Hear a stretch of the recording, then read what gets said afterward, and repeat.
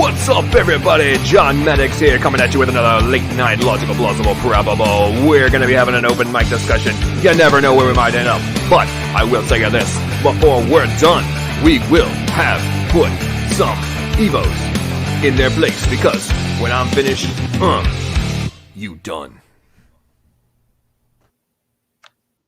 What's going on, everybody? Welcome to this rather impromptu little after show stream here.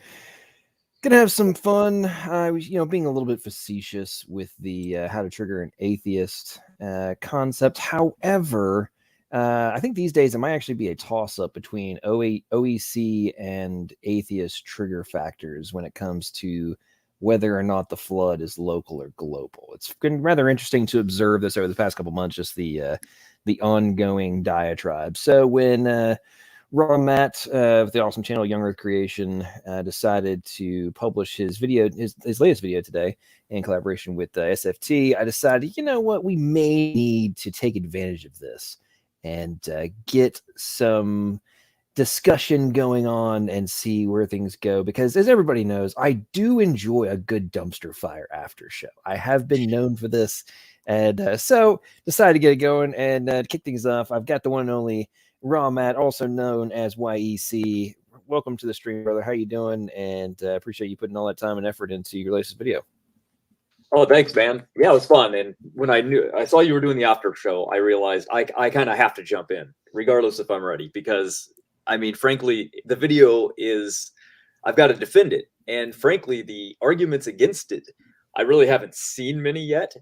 And I know that probably if they're going to have to attack it at all, it's going to be from the aspect of they're going to have to attack the Dead Sea Scrolls. But since I've already heard that Sentinel Apologetics, or Rob, agrees with the Dead Sea Scrolls even more so than he would with the modern day Bible, because he believes that they haven't been translated as much, so they wouldn't have as many errors.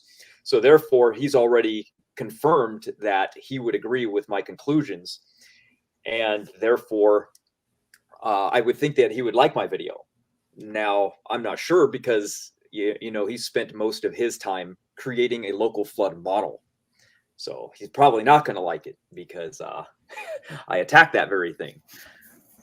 Well, that's interesting. Now, yeah, I have found the OEC, YEC, insert a few atheists here and there, interactions interesting, because everybody seems to have their own models, their own back and forth counterpoints, and I don't know how many times I have to defeat X, insert talking point, right?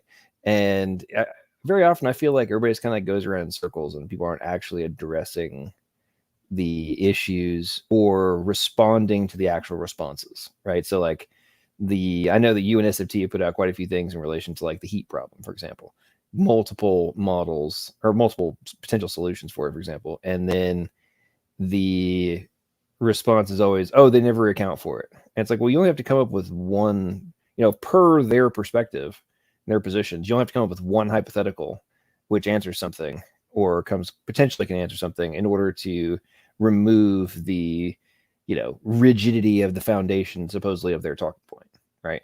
And I'm just using that as an example, but I think the same thing extrapolates out to your point you just made about the the Dead Sea Scrolls. Hey, I agree with this. Okay, I use it for my position. What do you think? What do you anticipate? Like something like you're just misinterpreting, or you don't understand Near East, whatever,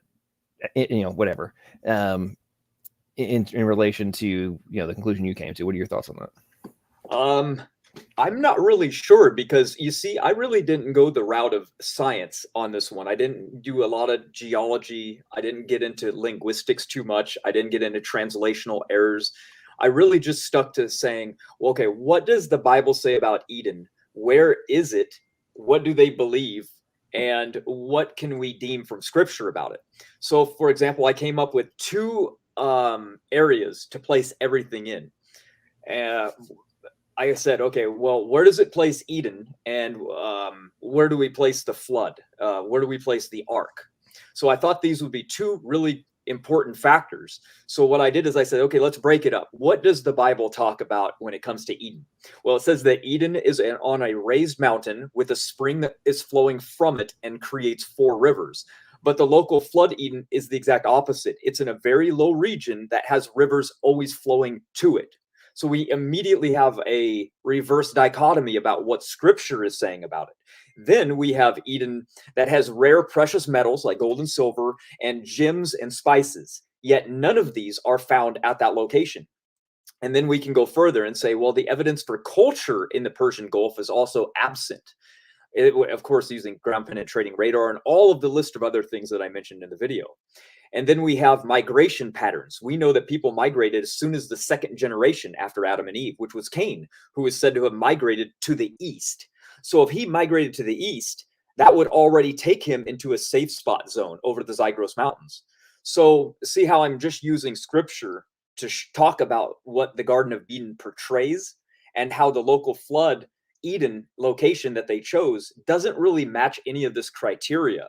So I didn't really want to get into a semantics argument. I really didn't want to get into like, well, it doesn't really mean that what it says there. It's like, okay, let's go with what we just do know then.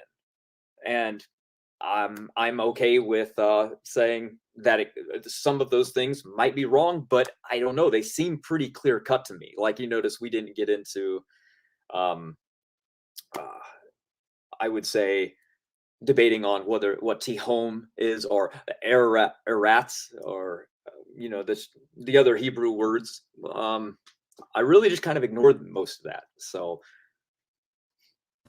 Well, I think sometimes it's better to just go with the surface evidence as well, right? Here, I'm going to state my case based on the prima facie of the evidence, right? And if, I could be wrong, there could be levels of inference that I'm incorrect on, things of that nature, or potential contradictions. However, would you say you're kind of taking the first rational conclusion in terms of the big picture of the evidence is put forth? Does that be your kind of position? Yeah, I'm trying to look at it objectively. I'm like, okay, first of all, I was looking at the oldest maps and I laid them down and I said, what can I see from these maps? Because they're saying that, no, we gather a flat earth that rests on pillars that doesn't move when we read scripture. So I go, okay, let's read all the different Bible verses and see what we can read, what actually is found.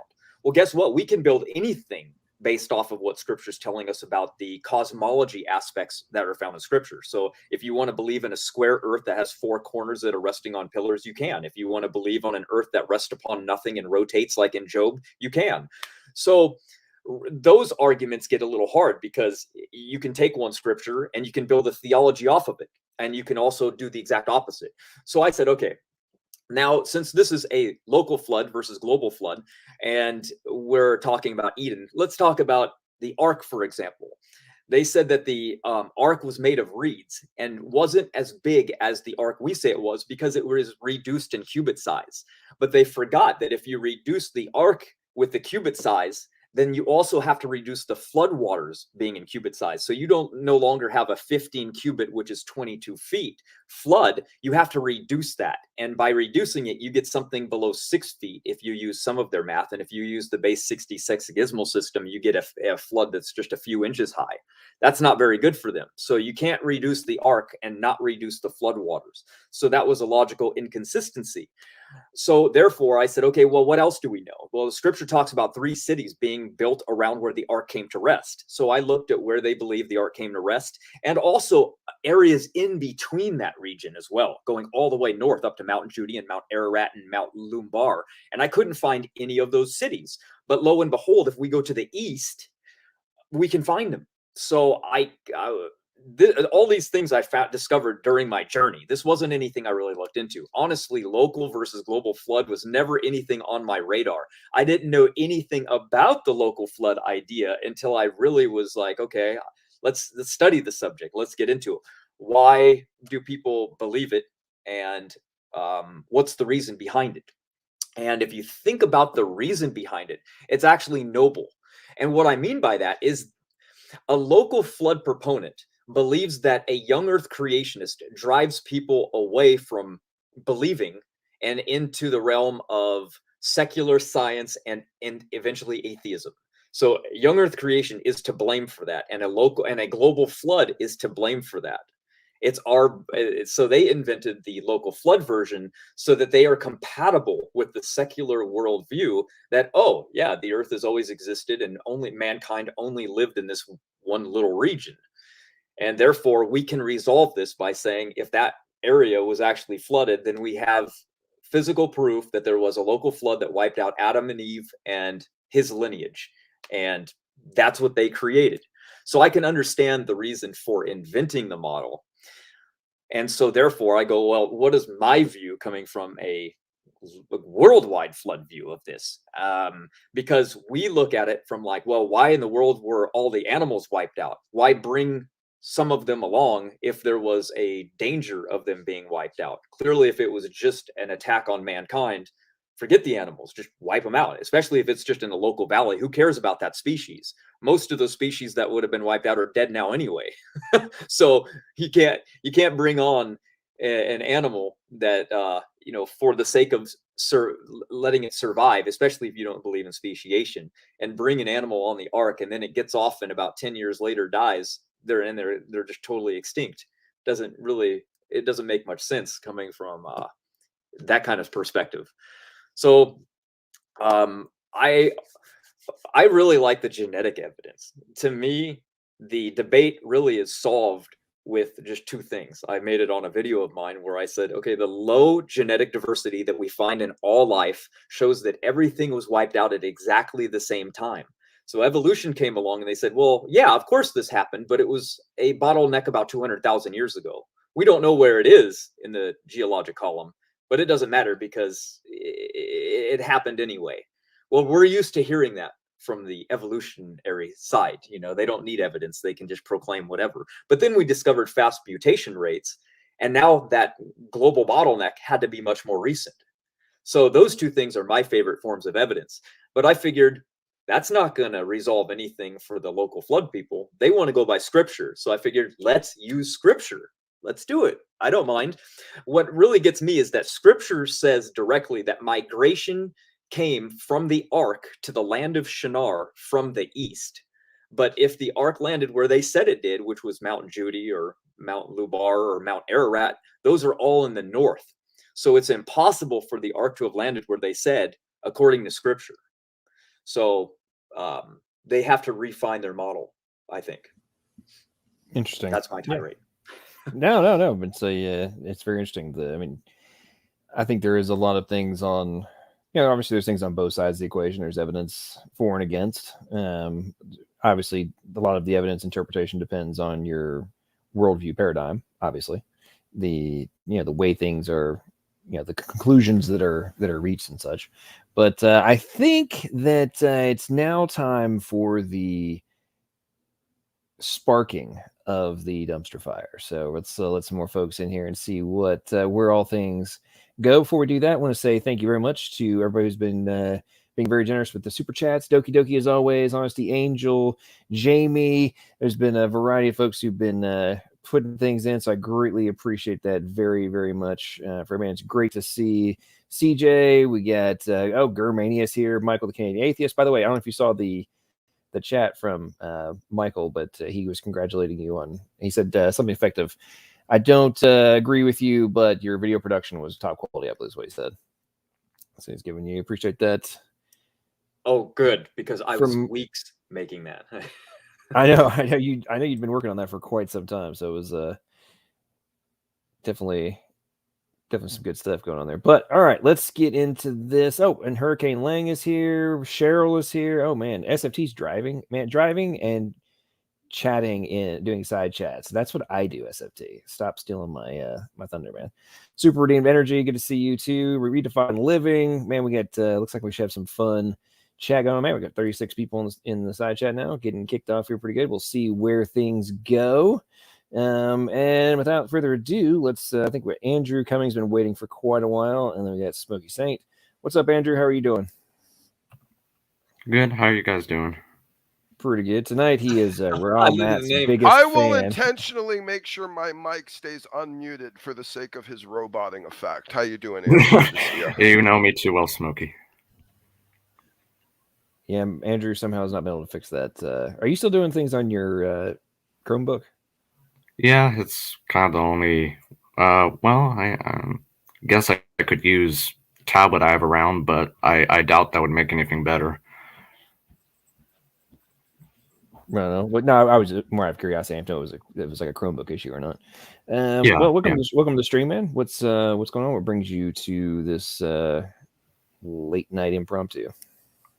I guess just seeing what's going on. Mostly kind of bored right now. So, well, Ramat mentioned some stuff about. I guess I'm not really into the whole local global flood thing. I'm just asking the question: was there a flood of any kind according to creation? I guess, and I guess trying to decipher some of the genetic arguments he was using. So yeah, I'm here to have fun and enjoy the dumpster fire. Well, Matt, do you want to address any of Andrew's maybe like one or two of his genetic questions, or what are your thoughts? Yeah, no problem. First of all, yeah, I would think that anybody that reads through the Bible will eventually get to the flood story, and you won't find a denomination that doesn't either know that the flood is in Scripture. Now, whether or not they want to believe that it actually happened is another thing, because you got to remember, Catholicism believes that most of the Old Testament is allegorical, so they just believe that the flood story was probably a myth. So Right. you still read about the flood, but whether or not it was actually true just depends on the denomination. Some think so, some think not. Some think it was local, some think global. You're going to find a lot of diversity when it comes to it. Right. Yeah, I no qualms with that. I would Yeah, add and real quick, I would, if I may, you will tend to find a global, like entire Earth flood being held to generally by young earthers, and a local flood, like as in local universal. So the whole world is destroyed, but it's the world of man at the time, whatever that was. So it doesn't necessarily have to be the entire world, unless, I mean, as in the entire globe. I have to be careful how I use this. The entire globe, unless we're, proposing the entire globe was populated. Now, So old earthers and young earthers actually, oddly enough, have this in a weird way kind of interconnected to their models, like as to whether the flood was local or global. Anyway, go ahead. right, yeah. I was just thinking of something like, not saying I hold to this position in any way. Oh, Sorry, that was me. I that was my bad. I messed up. Sorry, I broke my promise. Go ahead. Sorry. yeah. I guess I was just thinking, what if there were, according to creation, I guess many independent floods, but across wide swaths of the Earth's continents. Would that kind of be compromising according to your guys' position as well, or what are your thoughts on that? Well, I think Matt'll have to chime in on his side. I don't want to represent it for him, but I imagine, and I believe it's been that pretty much all the fossil, the entire fossil geological column that has, animals in it, was pretty much all laid down during the flood. Not to say there aren't other potential flood events post-flood that could have added maybe a bit to it in their model, but an old Earth would be, all of this was different catastrophic events at different time, and the Noahide flood, the flood of Noah, was just one of these catastrophic events. But unlike the others, this was an event of actual divine judgment, so there's a context issue to it. So Okay. but I don't want to represent. Matt maybe wants to chime in there if he wants to say anything to that on his side. oh no, people have been looking for the global flood for a while, but catastrophism hasn't been looked at since Charles Lyell took it away quite a while ago. So the global flood isn't an option for secular science. They're not submitting papers on it, they're not really doing much with it. So you don't get a lot of geologists going, yeah, there was a global flood.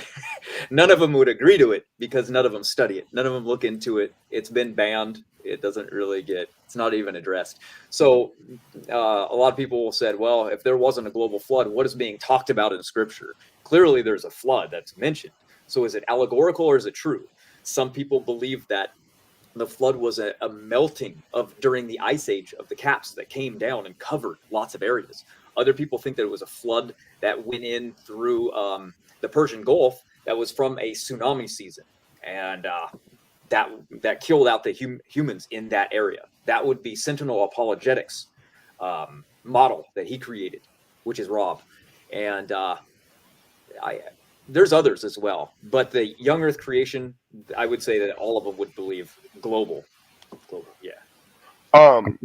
From the older model side, and also from biblical exegesis as well, I might add, we would glean from Scripture and also from natural history that there was a time that the Earth was basically nearly 100% covered, by water. But this is long time ago, beyond the geologic clock that young earthers allow. This is only in a old earth type of component that God is, or I don't know, maybe they fast forwarded, I shouldn't represent. Anyway, God is hovering above the waters, and it's painting the picture of, in the passage of the text, that this is basically a big water world at this particular point before he causes the dry land to appear. So that's in the text, and also in natural history, we do know that there seems to have been a period of time geologically where also the Earth was 100% covered with water. But this is pre-animal life, any of that stuff. You know what I'm saying? So we're not talking about necessarily the same thing. So I think just a mild, I guess, correction, I would say. I think scientists in general would allow for and do concede to the world being a water world, but just not in the context of a Noahide flood event. So just to clarify that. Well, it's interesting that you bring up the well, I guess indirectly the fossil record, because to me at least, when I'm thinking about a flood in general, the fossil record really seems to hit the nail, in my opinion, and to me at least, it shows that the biblical flood of that kind of proportion, or that kind of methodology, for lack of a better word, didn't happen, in my view. I'm sorry. So say that again. I just repeat that last part. Right. Yeah. I just think, because you mentioned the fossils and the way the fossil record is organized, right, seems to indicate that at least a global flood, I don't know necessarily a local flood, but a global flood of some kind probably didn't happen, because that's not what we expect of giant tsunami level floods, in my view. Interesting. Okay. Well, I'd yield that to Matt if he wants to. And I can go into more detail about that later on, but however the discussion goes. Yield that to Matt, because that's more their model. I don't want to argue for him or anything. So. All right. Yeah, I would say that I guess what would we expect to find if there was a fossil record in general that would be left down from a global flood? Well, you got to remember, if we go all the way back to the start, Earth was supposedly created not by God, but by meteor bombardment. Meteors kept slamming into the planet because of gravity, pulling in dust, and it formed a solid granite rock layer. And then meteors bombarded on it, and then eventually volcanoes formed. So if this were true, there would be a couple things that we would find. One, we would find lots of meteor impacts all throughout the geologic layers. Did you know in the deepest layers we only find about 29, and in the upper layers we found 120? That's it total. I think there's been a maximum, somebody counted 160 total. Now they included a couple Mars, which are underground volcanoes, as evidence, as they look like meteor impacts, but they actually underground volcanoes. So imagine finding only 190 impacts in the entire Earth geologic record that they've ever found worldwide. but yet our Earth was supposedly made out of these things. So when we look at how often these meteors actually hit the planet, it's not. It's pretty often. So we're finding a lot of, meteor impacts which are very low and very seldom in an Earth that was supposedly created by them and has existed for millions of years. So we can explain a lot of the meteor impacts just from chunks of rock that were thrown up during the flood, and then of course ones that actually did hit the planet. So then we still have granite. But did you know when granite melts, it doesn't come back as granite? It comes back as rhyolite, and it looks entirely different than granite. You don't get you don't get granite again. So why does the basement level rock that was created on Earth by God, all around the Earth, still granite? If it melted, or if it was formed melted, there would be no granite. So I think it's a good explanation of why God actually created the world and why we're the only planet with water, because it says that God created the Earth out of water within water. It's the only planet that is. Sorry, go ahead. If I may respond to some of that, are you familiar with the hypothesis of the late heavy bombardment? Yeah. Okay. Because I think that if that is what you're referring to, the reason we don't see many of these impact craters, as far as we can tell, seems to be well, if you imagine it, according to the secular model, the Earth billions of years ago, lots of the radioactive material in the core had yet to decay. And so there was a lot of it at the time. There was, of course, a lot of heat left over from the Earth's formation. And so a lot of heat meant that the Earth probably melted completely over. And of course, you have, well, besides that, that's one reason why you don't have impact craters from the earliest few 100 million years or so, because it was just too hot and too violent for anything to gain a foothold. The other factors seem to be the late heavy bombardment itself, in the fact that there were so many that it probably actually destroyed the impacts that were there. In fact, we can see impacts on the moon's surface, and that's how we know the late heavy bombardment occurred. And the final thing you have to keep in mind is rapid plate tectonics. Like I was saying earlier, the Earth was relatively hot.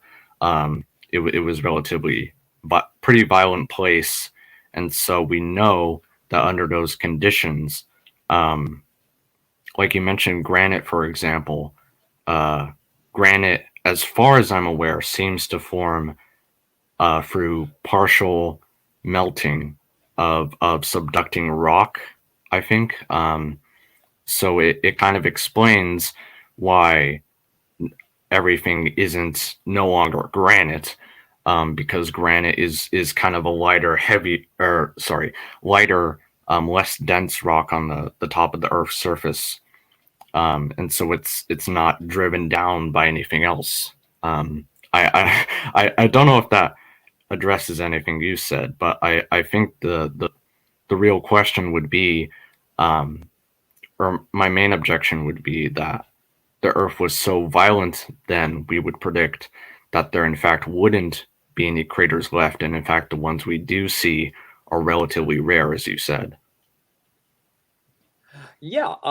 How I would answer that would be a couple ways. I would say it is very peculiar, don't you think, that the amount of meteor impacts that we do see and the amount of supernovas that are in the atmosphere all seem to be in correlation to what we predicted as young Earth creationists on what we should find. So yes, there are explanations on why we don't find them, but isn't it very peculiar that when we actually look at the mutation rates, how many mutations are in humans? Well, only 24 fixed substitutions. Well, how fast are they?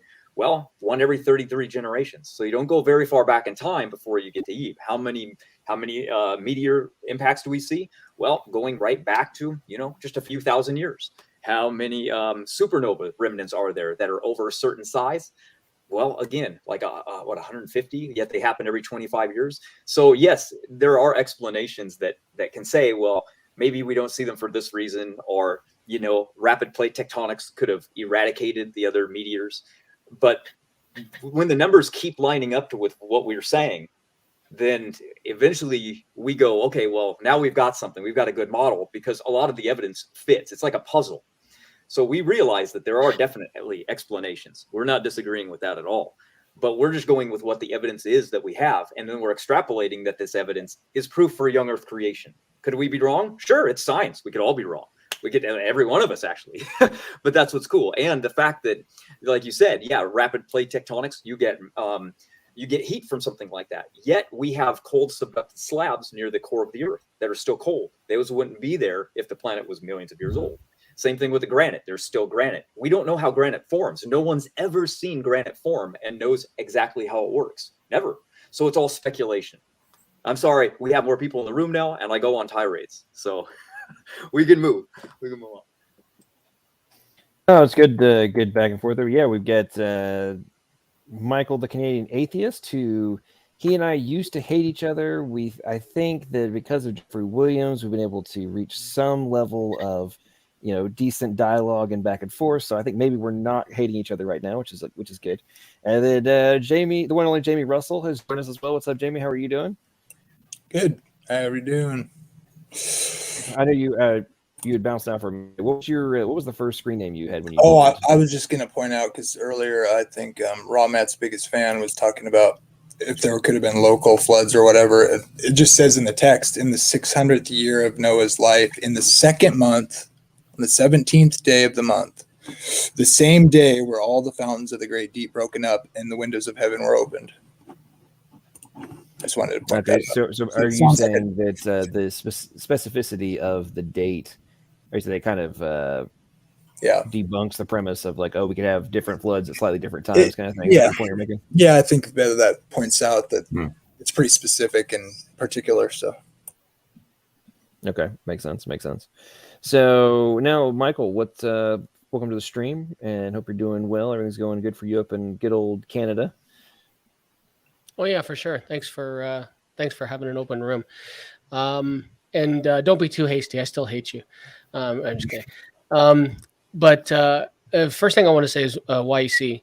I appreciate what you said a minute ago when you said you could be wrong. I appreciate that statement. And one of the things that I just came to listen to the sides of the argument. I find it interesting. And like I said in the side chat before, an open mind never killed anybody. One of the things that I find interesting is a lot of times when I talk to Christians and I ask them what their final authority is, they'll typically say the Bible, with the exception of Kenny Rhodes last week, who said God was his final authority. So threw me for a loop, actually. I never heard that before. Anyway, when I think about what Christians usually say, Bible being their final authority, and CJ Cox, who's in the side chat, and I have talked a lot, and actually we're talking again on Friday. But anyway, I appreciate his fundamentalism, and I think that if I were a believer, that I'd be a fundamentalist. And the Bible, from what I've read, and I've read it a lot, Genesis 7 is unambiguous. It says pretty clearly that, I think the wording is, all of the high hills on earth were covered. And so I'm really curious from the atheist perspective, and I mean, who's kidding who? I don't think it happened at all. But that aside, I'm curious as to how one side versus the other reconciles just what the Bible says if you're all Christians. That would be Smokey and Sky Out. That would probably want to touch on that first. Yay! What's up, LPP? Long time no see, man. I just want to come on the show and just address a few things that your homeboy was saying over there about words, the location of the ark, and it's in Mesopotamia, 3rd century. And when you actually look at Genesis, Scott, before you go off on a okay, Michael kind of just my bad. A point and was asking if you or Smokey wanted to address that kind of. I actually really wanted to hear what Skyot was going to say. Yeah. Well, I mean, if Sky wants to respond to what Michael was asking, then that's fine. Well, I Otherwise- just jumped in, man. I just jumped in. So I was like trying to get my mic and everything working. You know what I'm saying? So I was just going to address your friend there with the hat, his little goofy hat there. He was saying some things. It was kind of a funny hat, you know. It kind of reminds me of that one cartoon. I can't remember, the Care Bears. It was like the one. I don't know. I don't know. But yeah, man, I was going to address a few things unless you wanted to toss the mic to somebody else, or if it's cool, or. Well, Michael, cool. do you want to reiterate Okay. your initial question, and Scott, if you want to respond, or Smokey? Sure, yeah. Yeah, sure. I'll restate it. Okay, so in 10 seconds. Basically, the Bible is unambiguous. Genesis 7 says that all the hills, the hills of the whole earth were covered. And I'm curious as to how, Christians who will typically say, and I don't want to put words in your mouth. If the Bible isn't your final authority, then I guess say that. But to so many Christians I speak to, the Bible's their final authority. And how do you reconcile a local flood when the Bible clearly says different? Well, well, let me start. I'll tell you what. I'll start, Sky, and you can finish. And I'll just give the frame of reference argument to make sure we're clear on this. We would believe that the frame of reference of the narrative is Noah. Now, unless Noah A was being given advanced cosmological information, which I don't believe was necessary to what he was doing, or he was transported to space so that he could see the entire actual globe flooded, his reference and relation of what was going on around him from the narrative being his frame of reference would have been everything he saw was covered by water. So that would have been as far as he could see. So anything of a geological structure that was within his viewpoint would have been covered by water. And unless we want to propose that he had some miraculous supervision or was, 100 stories tall to be able to see in basically every direction and see on the other side of the earth, then maybe the frame of reference would make sense. But if we take the frame of reference of the narrative for what it is and the recounting of the tale, there's no reason to think that Noah's vision would have stretched beyond, the horizon or beyond what he could have seen. So that's the frame of reference argument for the narrative of the text. So Skyout might want to add something beyond that. For sure, man. Good looking out on that. Well, basically, when we read Genesis 7:20, the water prevailed 15 cubits higher and the mountains were covered. Okay, that's what we're talking about. In reality, what we see here, what Smokey was talking about in the narrative of Noah, the Hebrew word is ma'al, which is translated higher, which really means upward. So in essence, this text in Genesis 7:20 is saying that the flood was 15 cubits, which is 20 feet deep in total, not 15 cubits above the mountains. So in addition, like these Hebrew words, another Hebrew word is har, which really refers to hills rather than mountains. So this is how you know the flood is local and not global. And another thing in Genesis 8, just real quick, a global model that the Noachian flood hinges on the Mount Ararat being the landing place of the ark. Because if the ark had landed on this mountain, it would imply that that water level that you're talking about would have been at an elevation of at least 17,000 feet. Thus, that what the young Earth creationists would say would be right. It'd be a universal planet-wide flood. However, in Genesis 8:4, it does not specify Mount Ararat as the site. It just refers to like the highlands and province of Yataru, which is the ancient kingdom of Armenia. And so the tradition of Mount Ararat being the land inside the ark is a wrongful interpretation of the text, and that's how you know the flood is local and not global. Go ahead.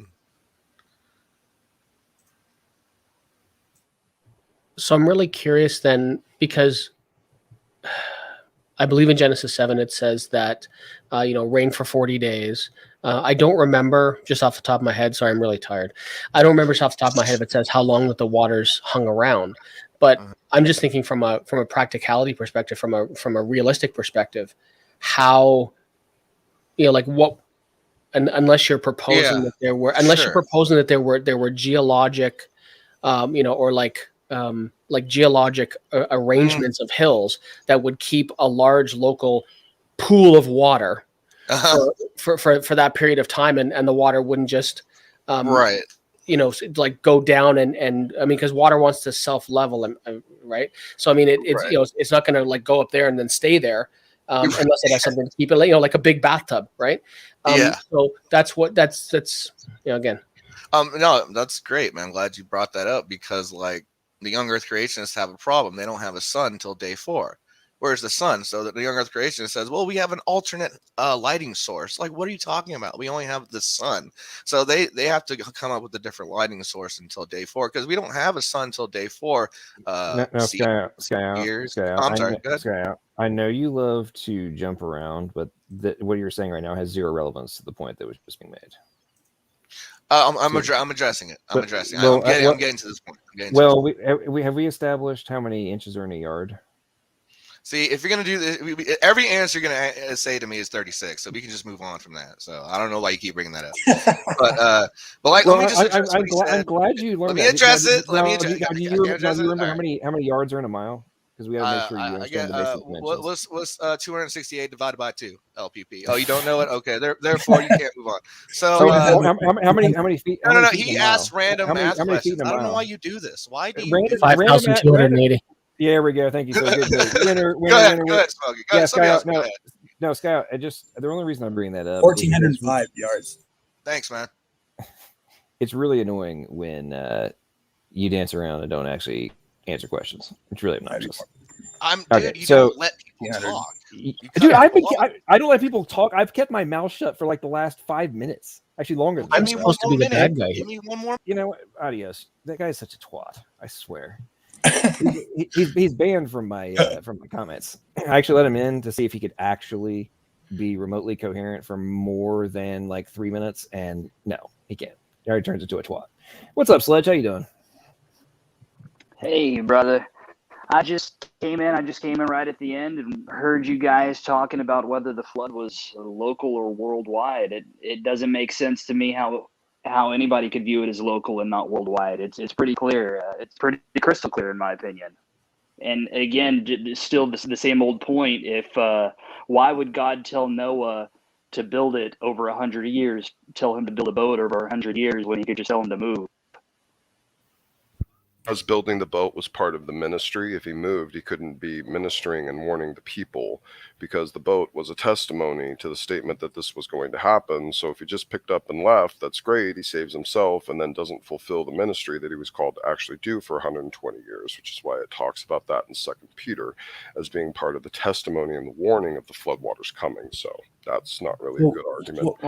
How many people listened due to his ministry and joined him on the ark? Absolutely none, but that's not the point. God in his righteousness would allow the offer to be put on hand, even though he knew people wouldn't accept it. He doesn't prejudge. What does he mean here? Because I know that people won't accept it, I'm therefore not going to offer it to them. That's not how God's character works. He offers them the opportunity still so that he stays in his stance of righteous judgment and judging them righteously, because they did in actuality choose to not abide by the warning. That's why the warning needed to be there. Okay, then let me follow up with another question then. If that's the case and it's just strictly for his ministry, then why didn't God cause all of the animals to move rather than cause the animals to go to the ark? Well, again, it would probably be part of the faith application. Noah had to follow through with a series of application-based tasks in terms of preserving the local ecosystem. Yes, God could have. God could have also written the Bible by his own hand without using people. In his good pleasure, he chose to use people as part of his active ministry, and also using Noah as an example. So you're just kind of asking me, why didn't God paint a different allegorical picture of a series of events? It's a nonsensical, useless question. I really don't think it's a useless question. I think it's actually a really good question. I'm sorry. I didn't mean to jump on you. Please finish. No, that's okay. Go ahead, Michael. No, what I was going to say is like another thing that kind of doesn't make sense to me from a local flood model is why not just save the local animals? Right. Well, that is what happened. So you don't think that any animals outside of like? Do I think there were penguins on the Ark and T-Rexes? No, Michael. I didn't say that. I was just asking about like other animals, right? Like and then another thing is like that what? I don't know. I'm not a biologist. I don't know what animals are local to the area and not. But then the other thing if the local population in this area would have been decimated, the ecosystem would have taken a massive hit. I mean, I think that's even basic, natural biological conclusions. Like, this saved the ecosystem of the area, which was the cradle of life, which was an area that would, house a lot of humanity for many generations. If you wiped out every creature from this region and then just dropped humans off in the middle of it, that's kind of be monstrous. I mean, the massive amount of resources came from animals in these early cultures. So are you saying God saved all the animals in the region then? I'm saying, but through Noah, he saved the essential ecosystem kinds, I guess, for lack of a better word. You'd still say 2 by 2 or whatever, right? Or something similar to that, or maybe. Yeah, he led the animals to the Ark. Yep, absolutely. And I'm wondering also why would the flood? Why if it was a local flood, and you don't have to worry about like local animals, then the Ark wouldn't have nearly. It seems to me that it wouldn't have had to be as big as it was. Or according to the story. Well, yeah, and that's part of how we look at it as well. And Matt had kind of that was a great argument against this. But the idea is that the ancient numeric system wasn't necessarily base 10.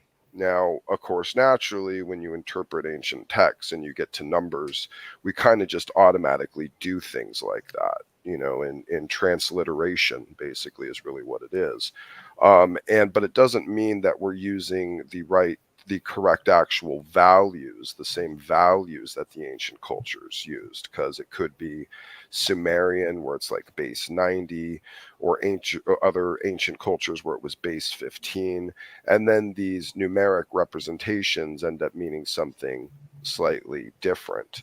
Now, what Matt had said, well, then that would make the Ark, super small, but the Ark was constructed at a completely different period of time in man's history. We're not talking about Noahide times. At this particular time had a base number system that was written and transcribed to Moses with an equivalency, and that wasn't even necessarily the same or equivalent in value to that which was used in terms of the construction of the Ark. There's kind of these presuppositions of consistency in language and numerics that comes from a young earth, interpretation. You kind of just have to presume that these different cultures really carried equivalent values in the same way. And that's where we would stand on that. So I'll yield with that. Yes, I mean, honestly, I'd be really. This is not, for me to dominate in any way, shape, or form. But like with everything that Smokey just said, I would love to hear like YEC or LPP like chime in on this, like from a young perspective, and hear and hear the other side. Like honestly, just want to hear the other side. Sure, John, you there? Yeah, I'm here. I'm playing. I'm attempting to play neutral moderator at the moment. Okay. Well, why'd you kick out Sky out then? Well, mostly because I think he's a douchebag. And okay, well, he might be, I also think he's a freaking moron. I mean, the dipshit didn't grasp the premise of, does the base of the numeric system have any relevance to the physical distance that's being measured in terms of like what you're using? And if you miss that dumpster fire, you would understand why. I don't know if a complete freaking moron. You would understand why I think he's a complete freaking moron. He is a fucking moron. And okay. I was being nice to let him in, and then he decided to be a twat. So, and I had him in backstage. I was gonna let him back in, and he decided to be a dipshit again. So that's why he's gone. Anyway. Okay. All right. Well, your channel. All right, John, would you screen share for me real quick? I have no access here. Okay, this is the local flood model right here. This is a basin that got filled up from the Persian Gulf, from the ocean. This is what you're seeing, and it flooded, and it's still like that today. Now, you got to remember, in the local flood model, it was a little bit more than that. This is just what we're seeing today, but this is a general kind of, this is the only video I could really find on it. Is that Rob's thing that he pulled up, by the way? No, I think this one's Rob's. I'm going to play that next. Oh, okay. All right, go ahead. This right here would be, it's kind of a mix. Sorry. Oh, I see. Okay. All right. Okay, so Eden's right here, and the ocean being down here. This is before it flooded, of course. And then the water comes in, saturates that entire area right there. So that's what we kind of see today. Probably not even as much. We can probably read. This is Rob's, right? This one? I believe IP, maybe? I've downloaded so many videos, I lose track. But yeah, this is essentially the local flood area. And guess what? It's still flooded today. So when you go, I don't understand, like the local flood, like what happened to the waters? Did they level out and not go, or did they recede or anything? No, it's still there. The Bible does talk about the waters receding, though. And remember, the biblical explanation in the flood scenario is that the fountains of the great deep broke forth, and that the waters receded from that area. But in the local flood, we see that it came in from here, the delta on the right, and then filled up north, and it's still there today. So it's kind of a different scenario based on that. And there's also, what else? I would agree that it is a bit confusing because Noah did take on birds, which would be kind of strange to take in a local area, especially insects. It says that he brought on the creepy things, the things that creep, which are probably insects as a reference. So kind of strange to take on worms and insects in a local area when volcanoes erupt, for example, and they destroy everything. After just 10 years, it's all back anyway. So you don't need Noah to save the animals there. And the interesting thing that I find as probably a problem with the local flood theory would that be a cubit size. Okay, let's reduce it. Okay, let's say that the cubit size now is much smaller. Well, that reduces the cubit size of the flood waters rising up the mountains. So you also now have a very small flood. But remember, their model that I just showed you has those flood waters going very high up those mountains. So what is it? Is the cubit actually larger? Because that water, matter of fact, let's see how deep the Persian Gulf is right there. Here, Persian Gulf water depth. I would just say if Noah brought insects on board the ark, we'd really be in trouble. How deep is the Persian Gulf? 295 feet. So that's not 15 cubits. That's a whole lot of cubits. So I get a little confused with the local flood model with the cubit things, because if they reduce it, they also have now just reduced their flood water. Well, just to make sure, Matt, we're not reducing what the cubit is. We're just saying the representative number of them is in a potential different value system, like as in like accounting, like we count to 10, we have a base 10 system. Like a different culture that has a different base system will count cubits differently. It's not so much in that idea that like the cubit itself doesn't mean like what a cubit means consistently in the narrative text. It's just the accounting of them is not necessarily the same system. Does that make sense? Okay, yeah, your explanation was better, because Skyout told me that the cubit size that's 18 inches needs to be reduced. Oh, yeah, I don't think... Yeah, if Skyout said that, I don't think that was a good way to present that, I don't think. Unless Skyout wants to provide me a reference, but that doesn't sound... That's not like what I've heard, so... Yeah, too bad Redefined Living... trust me, Smokey. That's exactly what he... Is that exactly what he said? Really? That's why I was calling him a freaking idiot and asking him, like, how many inches are in a yard versus how many feet are in a yard? Is it the same I distance see if you measure where all inches this or hoopla feet? was. Like, this Okay, is I what, think and I he see kept where it was doubling and going. tripling down on it. Okay. It was hilarious. All right. It's Okay. why it's like, dude, if that's your position and you don't grasp the point, I must have missed all then that. I it's mean, I like, had no, heard no, I'm people not talking about you. I'm talking about talk Sky Out. about. Like, it's like, No, dude, I know. what are we even arguing about? I had heard people talk about like what I hadn't gone back and watched it, but I had heard people talk about like Sky Out had some hoopla over here, and now I know kind of what the context was. So okay, I think I get it now. Yeah, Something about yards and feet and measurements. That's why I was making the joke earlier about, like, is there a difference between the number of yards or feet in a mile, or is it the same freaking distance? Like, dumbass, it doesn't matter which freaking metric you're using to measure it. The physical distance is always the same, right? Like, no, if you're arguing it from the different bases, I think you should go debate Sky Out. I think you should debate Sky Out. Dude, Sky Out is a moron. I can't. That's why it's like, if you dude, he does not know. He did not know, bro. He did not know He wants the to number of debate you on inches. SFT. He didn't know the number of inches in a yard or the number of feet. He doesn't know the number of feet in a mile. He claimed it had zero relevance. He did. I mean, it's like, I'm sorry, man. If you're a grown ass adult who went to college and you don't know those basics, I dismiss you. Sorry, that's just me.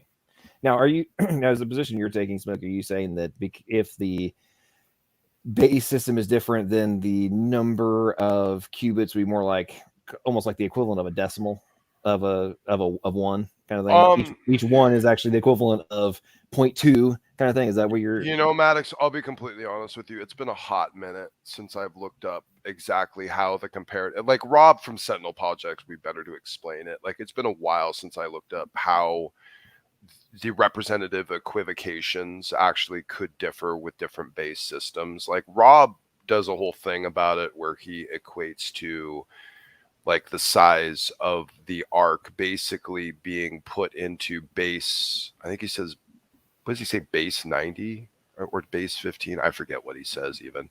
But he has an argument of how like the equivocation of the metrics of the, not the units themselves are constant, but the representation of the number of them or the value of them can not necessarily be culturally consistent.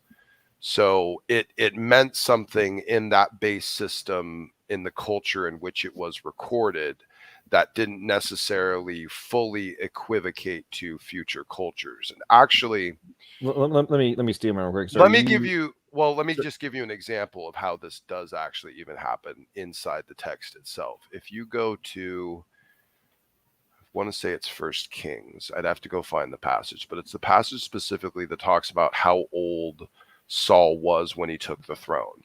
And if you go to that passage, you see a whole bunch of different versions and different interpretations of him, like anywhere from like a year old up to like, I think 40 or something.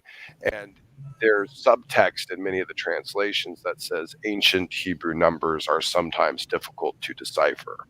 Isn't there a scribal potential scribal error that people quibble about on that one?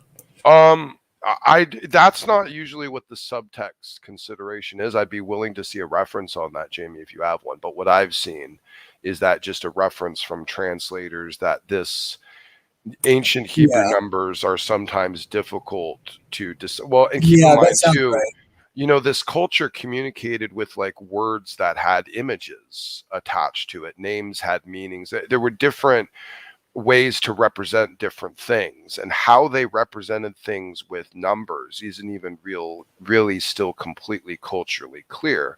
So we translate these numbers and we translate them into base 10 and we interpret them as base 10 because that's just what we can do through the interpretation. But did it necessarily mean the exact same thing in value to these ancient cultures who have maybe used a different base system? That's basically what it comes down to.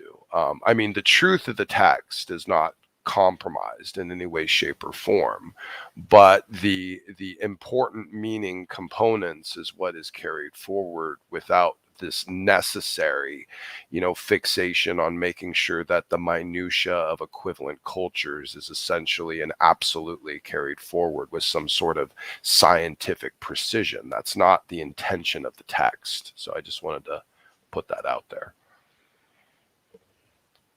Well, it seems to me that the detail of the dating in the text and the both the ending date of the flood, the amount of time given in the flood, the apparent size of this ship and its relevance to what would it be trying to accomplish for a worldwide flood seems to fit. Yeah, I'm fine with that. Calendars aren't counting systems. I mean, these are different situations. Calendars are calendars. Those are dates or times or settings, and we don't really have a lot of difference in opinion between you and me on like a date of the flood. It's more about its extent. It's really kind of what it comes down to. But what about the size? Like it fits for like potentially like the it does work for the the ratios are a really good design. The size would fit an appropriate amount of feasible kinds of animals, it seems like, and even actually fit people on it on top of that if they had repented. I don't know, that just seems like, I'm just saying overall it seems rather precise in fitting with the idea of a worldwide flood in that sense is what I mean. Like I thought the argument that Matt made about are we going to say willy-nilly certain things are accurate and other things aren't? I mean, it seems like how accurate? See, this is your problem though, Jay. Well, no, but it could be accurate to the closest decimal, to the closest inch, to the closest cubit. You see, like how accurate? You can't use that argument.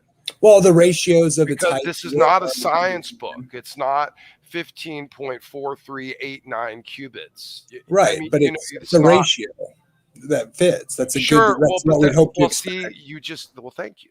You just made my point for me. That is what matters. The proportionate ratio of what is being presented. That is what matters. Yeah, like it's an actual thing. I just mean the accuracy overall and the detail given is usually a reason to think the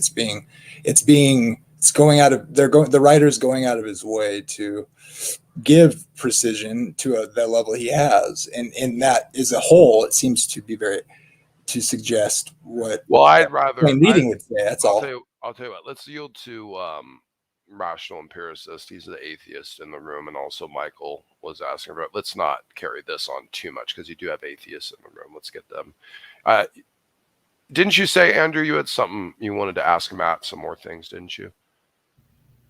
Oh, yeah, I just put that in the private chat, but only if it's okay with John here. Free Sky out from StreamYard prison. Yo, what's up, guys? Good show, good show. I'm just coming at John there. Hey. What's up, Praise? Hey, listen, man. You're just trying. Well, number one, you have no avatar. So what's going on? Is this like the blackout of Sky Out that you're trying to impersonate, or was that tape over your camera? My mic. I don't even have a camera on this thing. It's just completely blacked out. Yeah. That, or he's near the event horizon of a singularity. Listen, Praise. Since you have kind of made it your thing to always be the consoler of the people who get banned, I'll let on your next stream. I'll let him. I'm sure he'll come over there and he can talk much trash about me, and you guys can. You can help to console him. Sounds good, man. But just make sure that you ask him how many inches are in a yard, and if it's the same number of feet. Yeah, that's what she said. But I think Andrew's been being very quiet. I think he had a question for Matt. Are you still in, or have you stepped away? Just muted. Okay, I think Andrew had a question for you. All right. So I guess kind of going back to the fossil record, because that's part of, I guess, specialization, for lack of a better word. But like, it seems to me to be a bit contradictory between a global flood and the arrangement of fossils in the fossil record, by the fact that they seem to be arranged through taxonomy and not through environment or how they were laid down or factors such as that. So what would your initial response to that be? Well, what we're seeing is when we get down, what would we expect to find? We would find aquatic life like worms and trilobites and things that can't move and outrun a flood because they just can't do it whatsoever. And so when we look at something like that, of course, it would seem as though it's primitive life forms. So we see a jellyfish and we go, oh, our ancestor must be a jellyfish. And then we look down in the record and we find a worm even farther down. Worms have a tendency to burrow when they're dying, so they get deeper, and then all of a sudden our ancestor changes to a worm. So it's whatever they're finding down there, based on what was going on in the aquatic life. Because remember, the flood started on land and it wrapped around the earth, so it went through the ocean as well. And therefore it started flooding everything, starting with the oceans. So the first things covered would be things in the aquatic life.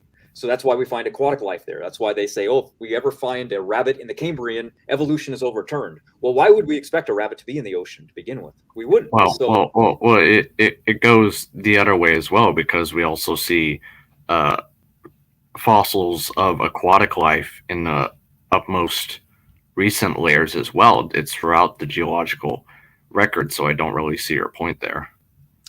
That's right, because what happens is when we believe anyway that what happened is tsunamis are taking place during the flood.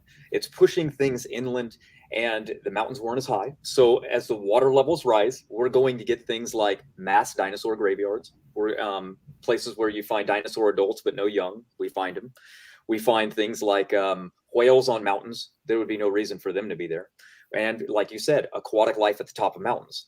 Now, of course, there's an explanation from that from the geological perspective of slow uniformitarianism, where uplift pushes those things there. But from a global flood model, why would there be aquatic life on mountains to begin with? Well, because as the flood level was rising, there would be aquatic life everywhere in every layer. So it's getting moved.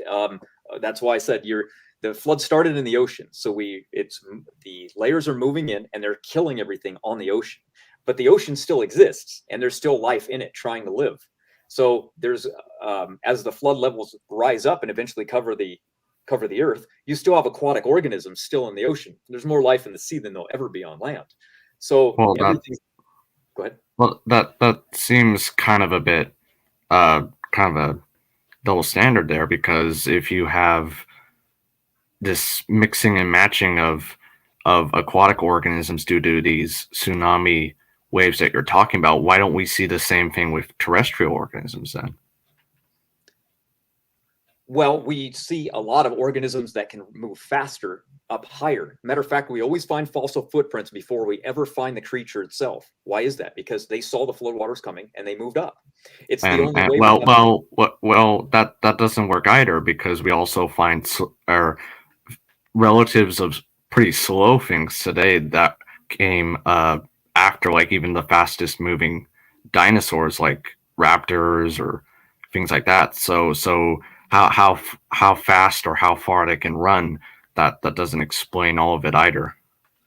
Oh no, I just explained some of it. It's why we always find fossil footprints like birds, for example. Birds weren't supposed to evolve in certain layers, but yet, or at certain time periods, but we find the layers with their footprints there. So clearly something was there to leave those footprints, but we don't find the fossils. Obviously, yes, I know fossils are rare, but did you ever notice that only 4% of fossils that are found are complete? And look at the dinosaurs. You ever notice that they're found in the death pose, which is always a drowning position? Why would that be the case if they didn't die from water? Clearly something had to drown a 60-foot Tyrannosaurus Rex with water. What could possibly do that? I don't see a local flood doing that. I don't see a meteor doing that.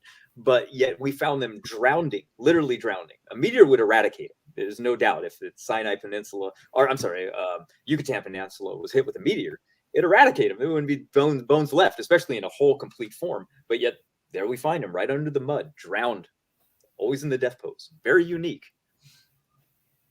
Well, right. Sorry. Oh, go ahead. No, it's fine. No, finish, please. Like, or even if some of the arrangement of terrestrial or fossils of terrestrial organisms, I should say, is explained or I guess what would you call that hypothesis? Not hydrologic sorting, but I guess the runner hypothesis, I guess, or what would you call it? Good question. I actually don't know. Geology is not really my thing. I look into it a lot, of course, because it's fascinating. But I don't know of all the different models that exist that are within it. But I would just imagine that there was massive chaos, and what we would find would be a mixture of all of these things at some point. Like you said, is there a place where we do find aquatic life with land life? And yeah, there's a lot. Matter of fact, one of the best places is the Ashley Phosphate Beds of South Carolina. Of course, it runs from all the way from Florida all the way to Canada.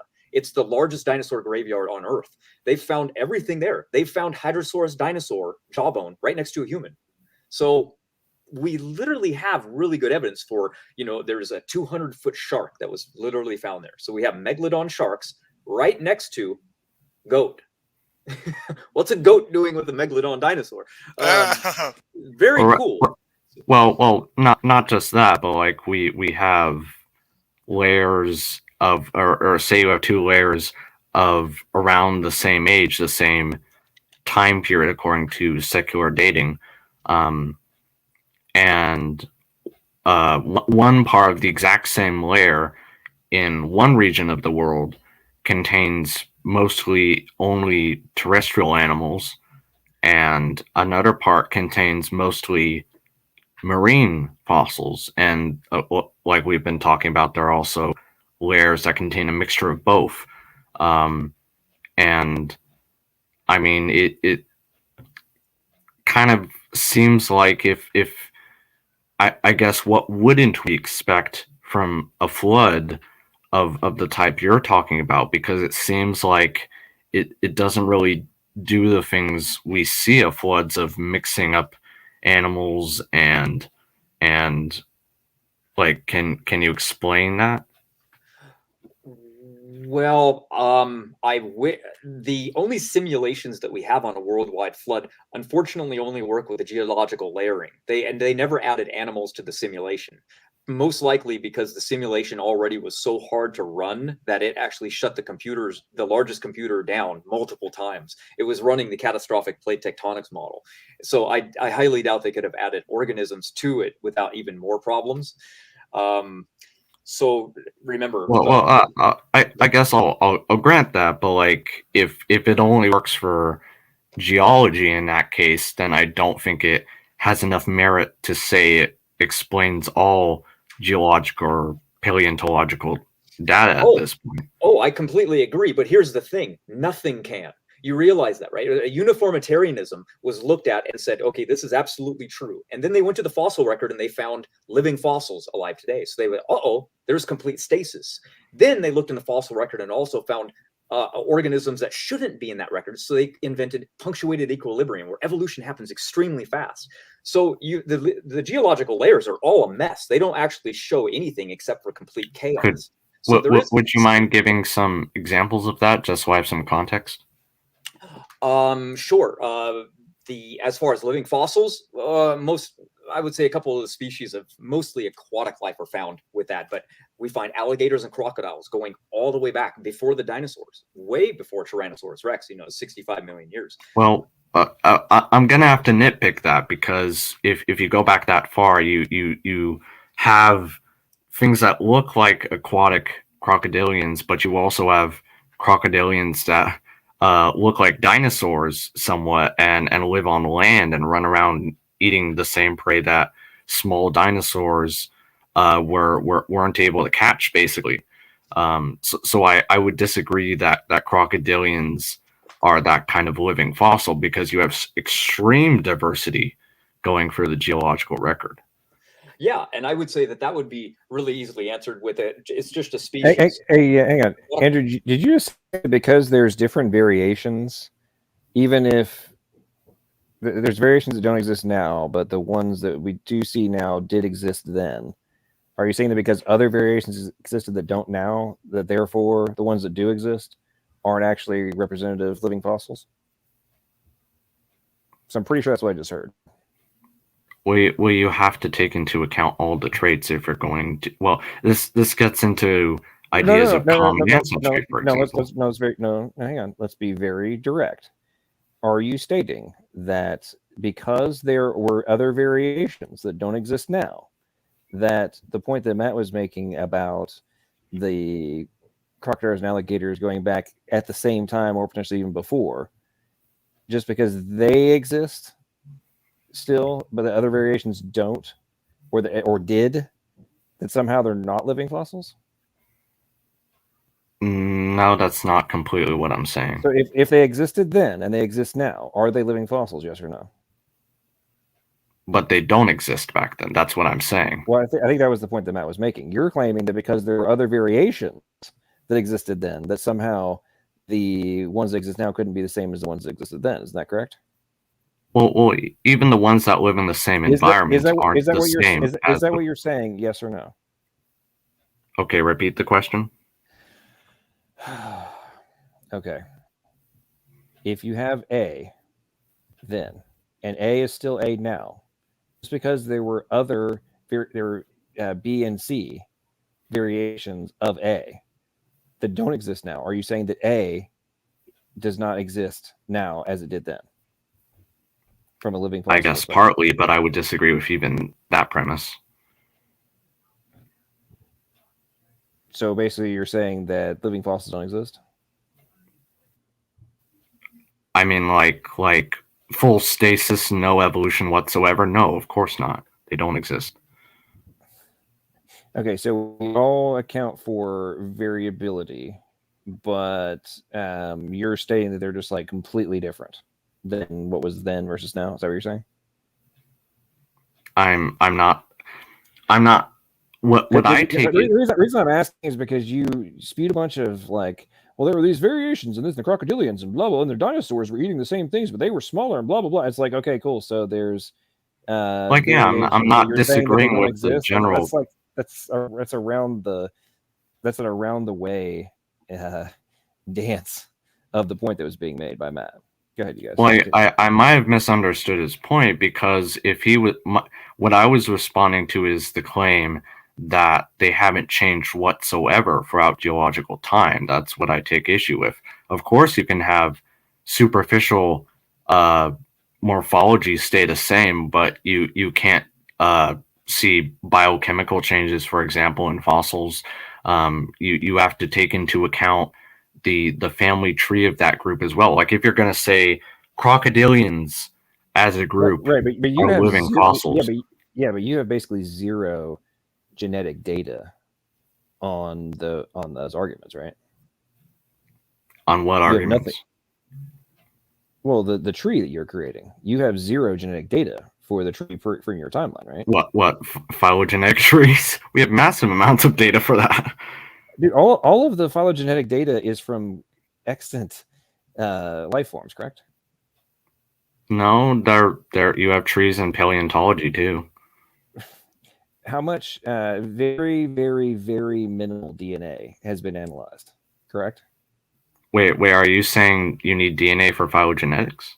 Oh god. If you're going to bring up the molecular data on this context versus the morphological inferences on this, on something that's supposed, are you claiming that you have genetic material from 200 million years ago? Is that your position? No. Okay, then that was my point.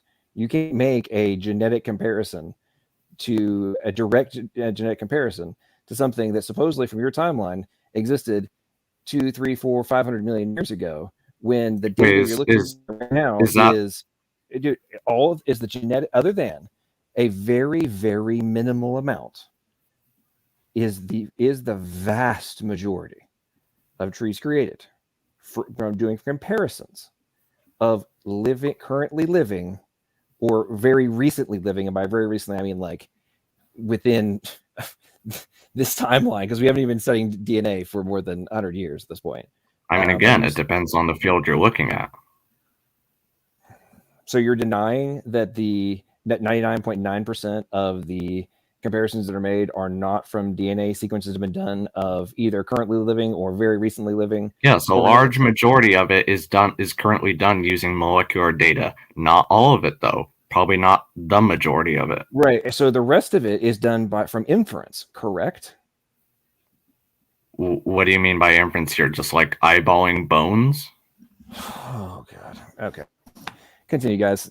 Andrew, this is why I know that you think in such a small window. It's amazing your level of brainwashing. Like you haven't explained your position right now. I'm generally trying to understand. I have what explained my you're trying to position, and you continue to not grasp it, or you're completely ignoring it, and because of the level of worship to which you give phylogenetics, it's kind of entertaining. What he was saying, Andrew, just to maybe clarify, is Sure. more if you're using only morphological references, then you are inferring. You're not using, like, say, a cross-platformed consideration using morphology and genetic data. If that helps a little bit, I think he's saying that if you're using morphological data, then you're just inferring it only from that one frame of reference, and that could be a flawed inference point. I think that's what Maddox is trying to point to. Oh, okay. So not independent lines of data to corroborate the morphology, right?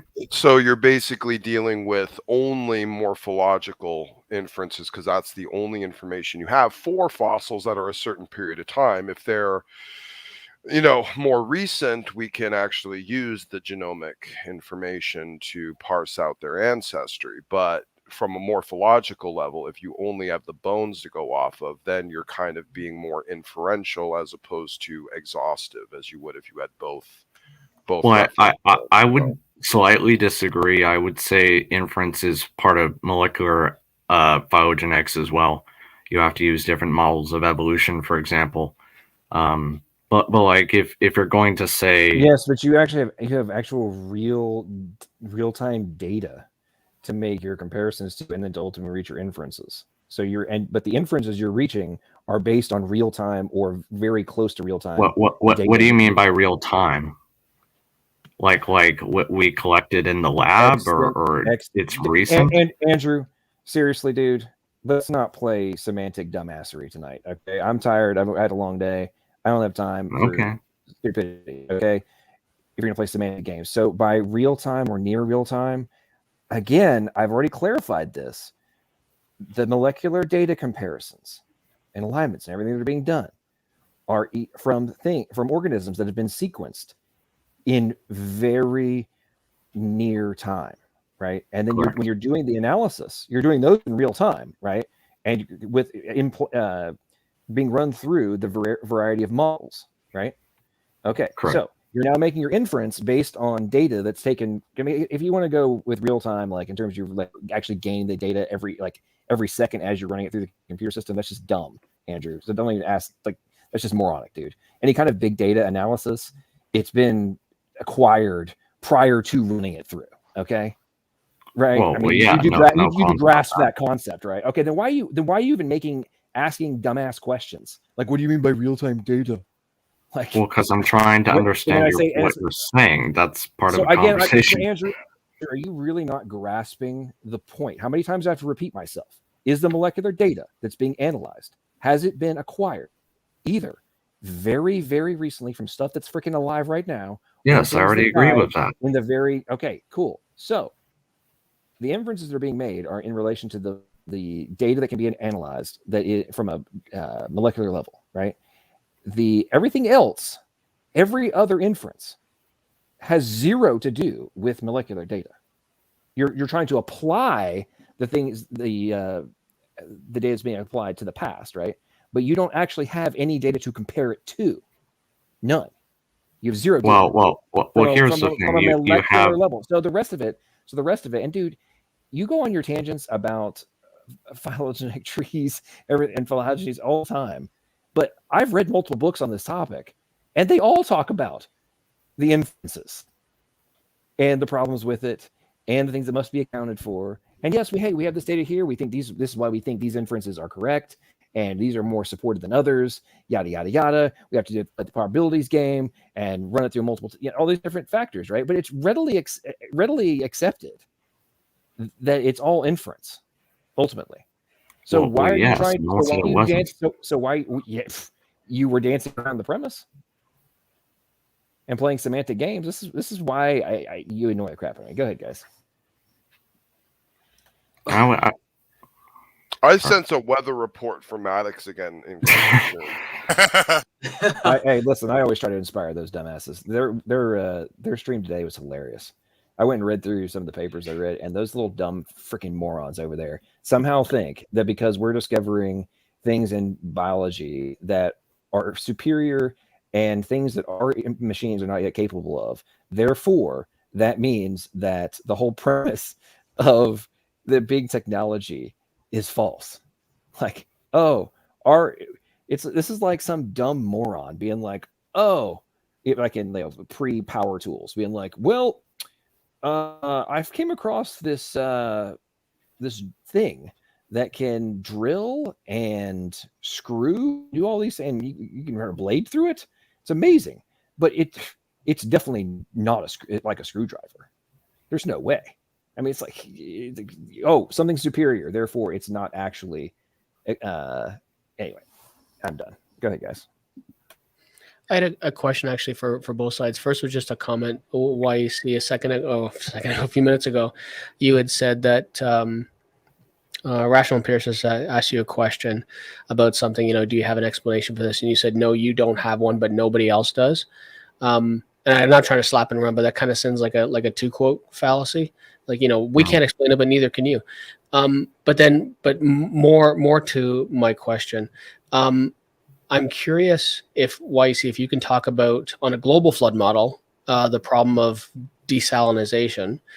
And then on the old Earth model, Smokey, if you could address maybe something that YC kind of alluded to earlier, in that all of the dinosaurs, or the dinosaur fossils that we found are found in, I think he said, a flooded, like a drowning position. Yeah, it's called the death pose. Yeah, and so, but on a local flood model, that wouldn't be the case.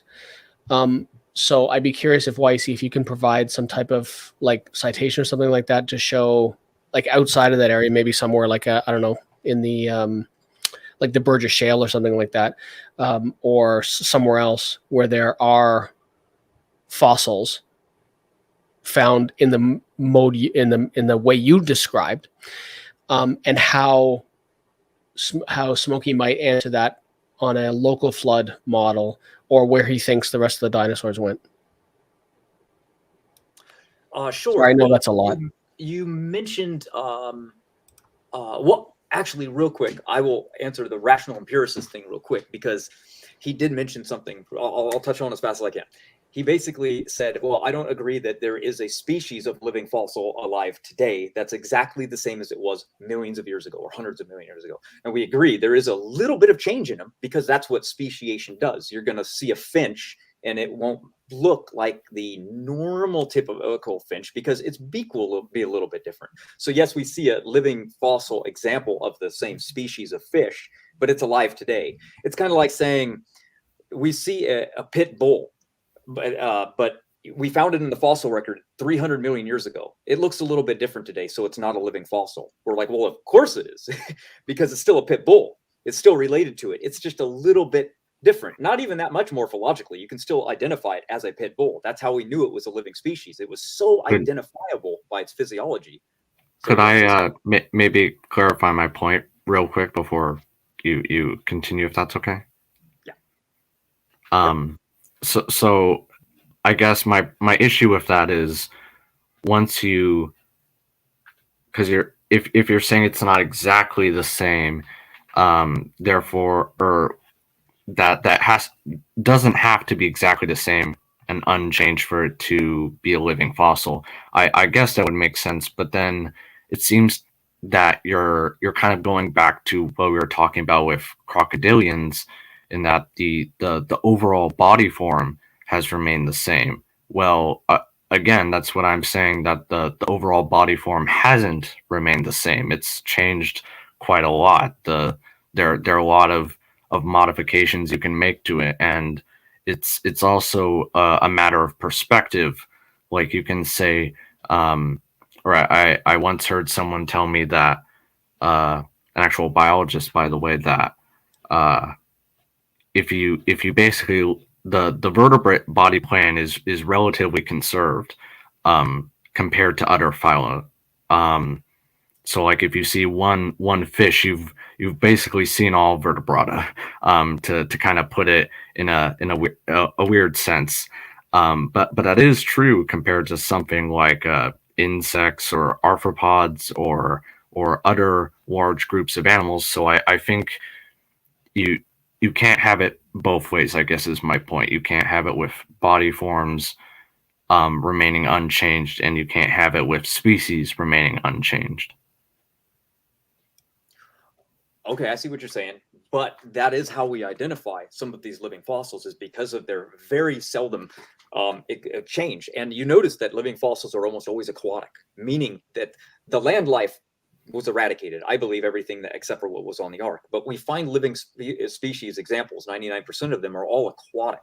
That's because the aquatic life had the best chance of surviving a flood, if it was possible. So therefore, that's why we see the least amount of morphological change in those types of species. Are they going to change? Sure, we're talking even a lot of time, even in young Earth creation, 5,000 years. But speciation seems to be a fast thing. So we see examples of the not changing very much because not a lot of time has passed. But if we're talking millions of years, think about these living fossils living 300 million years. Now imagine how many bottlenecks occurred between that time. Massive amounts of worldwide cataclysms destroying it, yet it remains very similar. So that really wouldn't be the case, because bottlenecks would change everything. I mean, look at how much life is changing with a slow rise of global temperatures today, yet bees are dying out. So you're going to get new species because of a change of just a few degrees. So imagine 300 million years with multiple bottlenecks. Species shouldn't look the same at all, but yet they do. Sorry, that was I just wanted to go back because I knew you had questions about that. And I got more questions. Now go ahead, and then we can go off on that later. Yeah. Michael, you said salinization. Explain it. So I'm guessing you mean the ocean's salt level content. I don't know. Yeah. So I'm just wondering, like, just from a global perspective, if you could just touch on how desalinization wouldn't have wiped out so many different fish species. Because to change an aquatic species to saltwater doesn't take that much effort, but to move it into fresh does. We find that what happened is when you take a horseshoe, I'm sorry, not a horseshoe crab. When you take a, the word's not coming to it. Aquaman used to ride in one on the comic. It's like a seahorse? Seahorse, that's right. So when you take a seahorse and you put it in the fresh water, which they found up in the mountains, I think 12,000 feet, they found it and it was still alive in fresh water, but it had to throw away tons of genes just to survive it. They almost look albino now. So they had to change their genetic structure by quite a lot. They had to toss out genes and turn lots of them off epigenetically, and they can survive still. So, but the transition from something from freshwater or to go to salt wasn't very much. And we have a lot of examples today of the old world being freshwater, oceans, for example, based on what we found with, again, dinosaur graveyards. For example, we found small megalodon teeth in freshwater basins. We found diverse sharks and rays of coastal lagoons that are all freshwater, like sharp-nosed sharks, hammerhead sharks, bullnose sharks, tiger sharks. All of those have been found in freshwater. So we think that the pre-flood world was freshwater and that the ocean became salty during the flood from salt domes. Now we have a guy that's a specialist on this, and he talks about how salt domes are how we find oil. You get near a salt dome, you will find oil around them. Well, remember, during the flood, oil was forming. So these new salt domes that would have been in the earth would now be exposed. The ocean would now be pulling the salt into it, making it saltier. So we get ocean now that has about 3% salt. So it stays about this with equilibrium because the rain distills the water, turns into rivers, and the rivers flow into the ocean. So we kind of keep an equilibrium. But going into the past, we believe that it was fresh water. Okay, can you address the dinosaur thing, and then Smokey, I'd like to hear your side on the dinosaur thing from a local. Sure. I'm sorry. What was the question again? Oh yes. So from the as far as the dinosaurs go, you had said that I don't want to misquote you, but I think you said all of the or majority of the dinosaur fossils that we have are found in what you called a drowning position. Yes, that's right. Okay, that's right. You also wanted pictures for that, John. Could you? I'll share my screen real quick then, because Oh no, not necessarily just pictures, but from something like counter to, because I'm not 100% sure because we haven't heard from Smokey in a while what position he would take. Because from a local perspective, we certainly know that all the dinosaurs weren't just in that one little area. Like I think in North America, there's just massive amounts of fossils. So we know that dinosaurs were all over the place in North America. How you like what happened so from Smokey's side on a local flood perspective, what happened to the other dinosaurs, and why didn't they just if it was a local flood, they would keep, or my thought would be they would keep dominating the earth. I don't think there were dinosaurs alive during the time of the flood. Why is this coming up? Well, I think there's another area of it's shocking. There's another area of I'm old Earth, so I think dinosaurs lived millions of years ago. Like they weren't around during Noah's. I don't think there were T-Rexes around during Noah's flood time. That's a young Earther thing. They gotta deal with that. Okay. Yeah, it's just don't confuse the models, because like for my model, like old Earth, like if I have a local flood, well, that's fine. I also have a whole bunch of stuff before mankind even came around that were catastrophic events, meteors, floods, tectonic shifts, all sorts of crazy nonsense happened, before man came on the scene that could have created, fossilization events. I'm not tied to, every fossil having to have had come from this one event. So if we find fossils on the other side of the world from the Persian Gulf, okay, great. Yeah, probably a different catastrophic event. That's fine for our model because, we don't have just one singular isolated catastrophic event, because that's not what we have in scientific natural history. So I guess I'll yield to that. But that would be counter to what the Bible says, though, right? No? Those are fighting words. Well, no, I mean, Michael, I think here's the thing. You, like many atheists, came from a fundamental. This isn't about my atheism. Oh, it is. Oh, it absolutely is. Because you, like many of these atheists that I come across online, came from a fundamentalist interpretive camp, like a Hovendesk or Southern Baptist or something like that. And you were taught that you're only one particular, I would say unsophisticated perspective of hermeneutics of scripture was the way to read it, that there was no adherence to cultural context or, ancient ideas or concepts, that you just got the Bible in English and you read it and it said what it said. Okay, that's not how many Christians operate. I know that's how you operated. And I'm not trying to be insulting, but that's clearly how you're interpreting the text, and you're demanding that I basically have to adhere to that same unsophisticated, dim-witted hermeneutic methodology. And I'm not. That's not it. So, okay. So the first thing I'll say is, you should ask me how I was raised, not just assume, because you assumed incorrectly. The second thing that I'll say is, you weren't raised Christian? I was raised Christian. I was not raised fundamentalist. So you didn't believe in a young Earth or a fundamentalist so what I would say is ask. I did not believe when I was a Christian in the super strict fundamentalist. You did. I didn't. Then why do you apply it to us all the time? I am simply looking at now as an unbeliever. So you didn't interpret it as a fundamentalist. Are you gonna let me finish? Did the middle of my sentence interrupt? But when you attack Christians, you do now.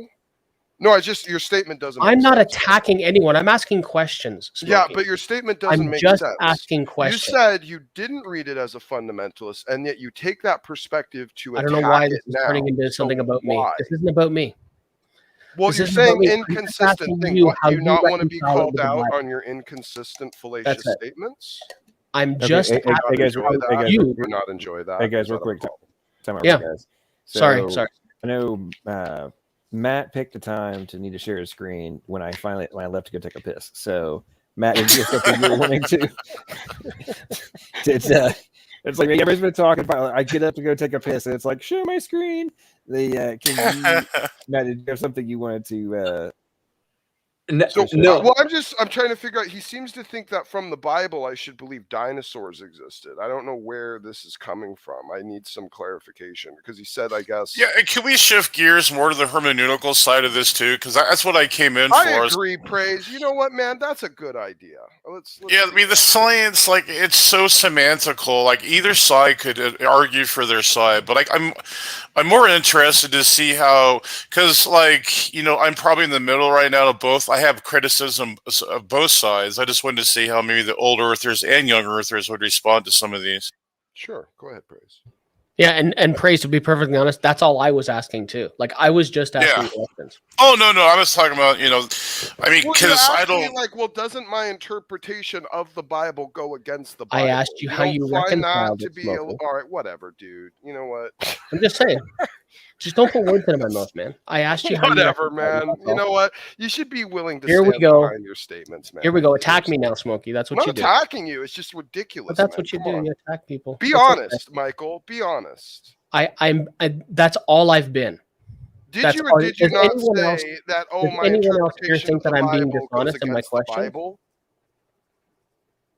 Didn't you ask me that? Does anyone else think I'm being dishonest? I'm asking questions, nothing more. Okay, whatever, man. Go ahead, Praise. Anyway, sorry. Yeah, Praise wanted to talk about something. Yeah, so like the universal language is really explicit in the flood accounts. The whole heavens under the whole heavens, all these total maximal type of language in the Pentateuch. But again, that could be through the oral traditions, because Moses wasn't there during the flood, so he's picking these up from traditions from the past. And I guess one of my questions, what I'm trying to figure out, maybe you guys could weigh in on this, is were some of these oral traditions hyperbolized over time, and the ancient people started to say, oh, it was just everywhere, this flood, and is it more of a scientific account? Is it more of an ancient cultural type of thing going on? And that's what I'm trying to figure out. But I guess there's other things too that kind of concern me about the local flood too, is we have whales that are fossils of huge whales that are found in deserts. How do you, to me, that doesn't make any sense. A local flood perspective, because then how the hell do they get there? Real quick. Sure it does, Praise. Because again, world geology was massively shifting over, if you're in an old Earth model, millions of years. There would have been tons of I guess you're different, catastrophic Earth altering events. The climate wasn't even really all that stable except in the last 90,000 years. Amazing how they escaped erosion from destroying them. I don't think. Well, I think erosion destroyed a lot. I think that's just a non sequitur. I don't think that does anything. So evidence of lack is not lack of evidence. So just because there could have been some that eroded and have been destroyed doesn't mean all of them would, and that's why we do have some. And I'm just saying that we do have in our historical record of natural history multiple catastrophic events. So if fossils happen to have happened during those events, they don't have to have happened during the flood. That's true. There could have been some type of colossal thing going on there back before, or different environments going on. Yeah, that's right. Well, so how would you take the universal language? It just seems to me all the animals, all the people, and I said that with kind of like the frame of reference argument. And it's the same thing when it says that the whole world came to visit Solomon. Okay, well, is that literally the whole world, or are we talking about that which was the known world to man? So don't discount the tendency of cultures to even communicate kind of naturally with a bit of hyperbolic connotation. And keep in mind, from Noah's point of view, everything was covered with water. Everything he could see was basically covered in terms of how the narrative is painting it. Now, maybe Rob might disagree on that mildly. I'm not entirely sure. But for me, I think it's easy to just solve that by saying the frame of reference of the narrative is Noah. He's the one saying, this is what I'm seeing, this is what's going on, this is what's happening around me. So when he talks about water everywhere, water covering everything, under the heavens everywhere, yeah, it's from his perspective. If it was from God's perspective in outer space saying that, well, then yeah, maybe you'd have a case for saying, okay, clearly That's a good point. Yeah. is talking about. You see what I'm saying? Right. And to me, it's just like, when they bring up the springs from the inside the earth, wouldn't that be like overkill at that point to go, wow, are you going to hyperbolize it that much? Like, why would they even bring up these, like, the inner springs of the earth exploding? Like, it would have to be bigger than, I would say, a local flood in like an our type of perspective. It'd probably be regional, the way I would see it, the very minimal, if they're going to bring up springs. Would you agree? Or Yeah, it would have, well, see, and that's the thing. Like, to me, it just needs to be essentially wherever Noah's ministry, where the people were at the time. Because, okay, so Noah's preaching for 120 years, building this boat. And that's from Peter telling us about that. So his ministry is 120 years. He's sitting there building this boat. And that's reasonable because he gave the Amalekites and the Canaanites 400 years or something to repent, something like that. So he gives them a period of time to turn from their nonsense. And if they don't, well, then judgment comes. And the only way these people were going to escape judgment was by joining Noah on his ark. So he was there in this region preaching to these people. I don't think he was preaching to people, thousands of miles away. I don't think his message he wouldn't be facilitating that's a good really point. his role. 120 years though. I mean, yeah. I guess he gave the Amalekites 400. Noah certainly lived longer than people do today, right? And dude, I just gotta say, like, as a genuine criticism, like, hopefully constructively, it just seems like if you can take that text, considering the earth was just created in the narrative, and we all believe it's the whole thing, the whole universe, and then take this very particular specific and detailed language, and then make it like kind of just, it doesn't mean that really. It's like, and then take issue with people having differences of doctrine or whatever, and here and there. It's like, if you can make that say, I mean, what is he supposed to say to make it a global flood? Like, from our perspective, like, what more could he have said? It would have been a frame of reference from God's perspective would have helped. Or it would have been something where Noah was joined by maybe other flood narratives of other people in different regions of the world where maybe his message wasn't reaching. And we have multiple Noahs with multiple references, maybe from multiple cultures. I mean, something like that, something that would give us a perspective that indeed the frame of reference from the narrative is a space where you could actually look at the entire world. Maybe Psalm 104 wouldn't be quite so clear with its verbiage that the water once covered the earth at the creation event and then never would again. I don't know. Lots of things, Jamie. Well, I think that was that context. He doesn't even say the whole earth under the whole heaven. It's just the earth. Oh, now it doesn't mean that. Well, I'm just playing the devil's advocate here. Right, but just not to be pedantic or anything, but didn't Genesis 6, I mean, I thought it was the Lord's reference from his frame of reference in Genesis 6. He goes, I will destroy all the animals and all this and that and all the humans and everything that lives. What's he doing? He's talking to Noah. This is what Noah is hearing from. I mean, if it was from God's frame of reference, we'd be hearing all the God thoughts about everything all the time. What you're hearing is God relating to Noah what he's seeing and what's going on, which is why you have the language with the open theists try to utilize on us. He repented that he had created man. That's not a God frame of reference statement. That's a man frame of reference. Yeah, that's an anthropomorphism. There you go. Exactly. Yeah. But it's still expressing something about God. That's true. But the point is that it's what's delivered to Noah. Noah is still the frame of reference. It doesn't change. God is relating to Noah. I'm judging the earth because yada, yada, yada. Well, what do you think about the animal's death and all that? Like I'm surprised you haven't brought up the idea, like, well, why would God have to wipe out all the animals on the whole earth? Seems like, not the whole Earth. I mean, well, Well, I mean, what- like what if are you're you doing saying? an internal critique of our view. I mean, Oh, I see what you're saying. Oh, I see. Yeah. Well, I have said that. I've said that not only for the amount of biomass, you guys need to account for the idea that there would have to be more land. And then that more land is just jam packed with like biomass, like just freaking deep as hell. And there's very little water on the earth. And it's mostly land and it's just packed full. And God's got to just basically wipe out the entire planet jam packed full of life because of a few, assholes in the Middle East. I've said things like that.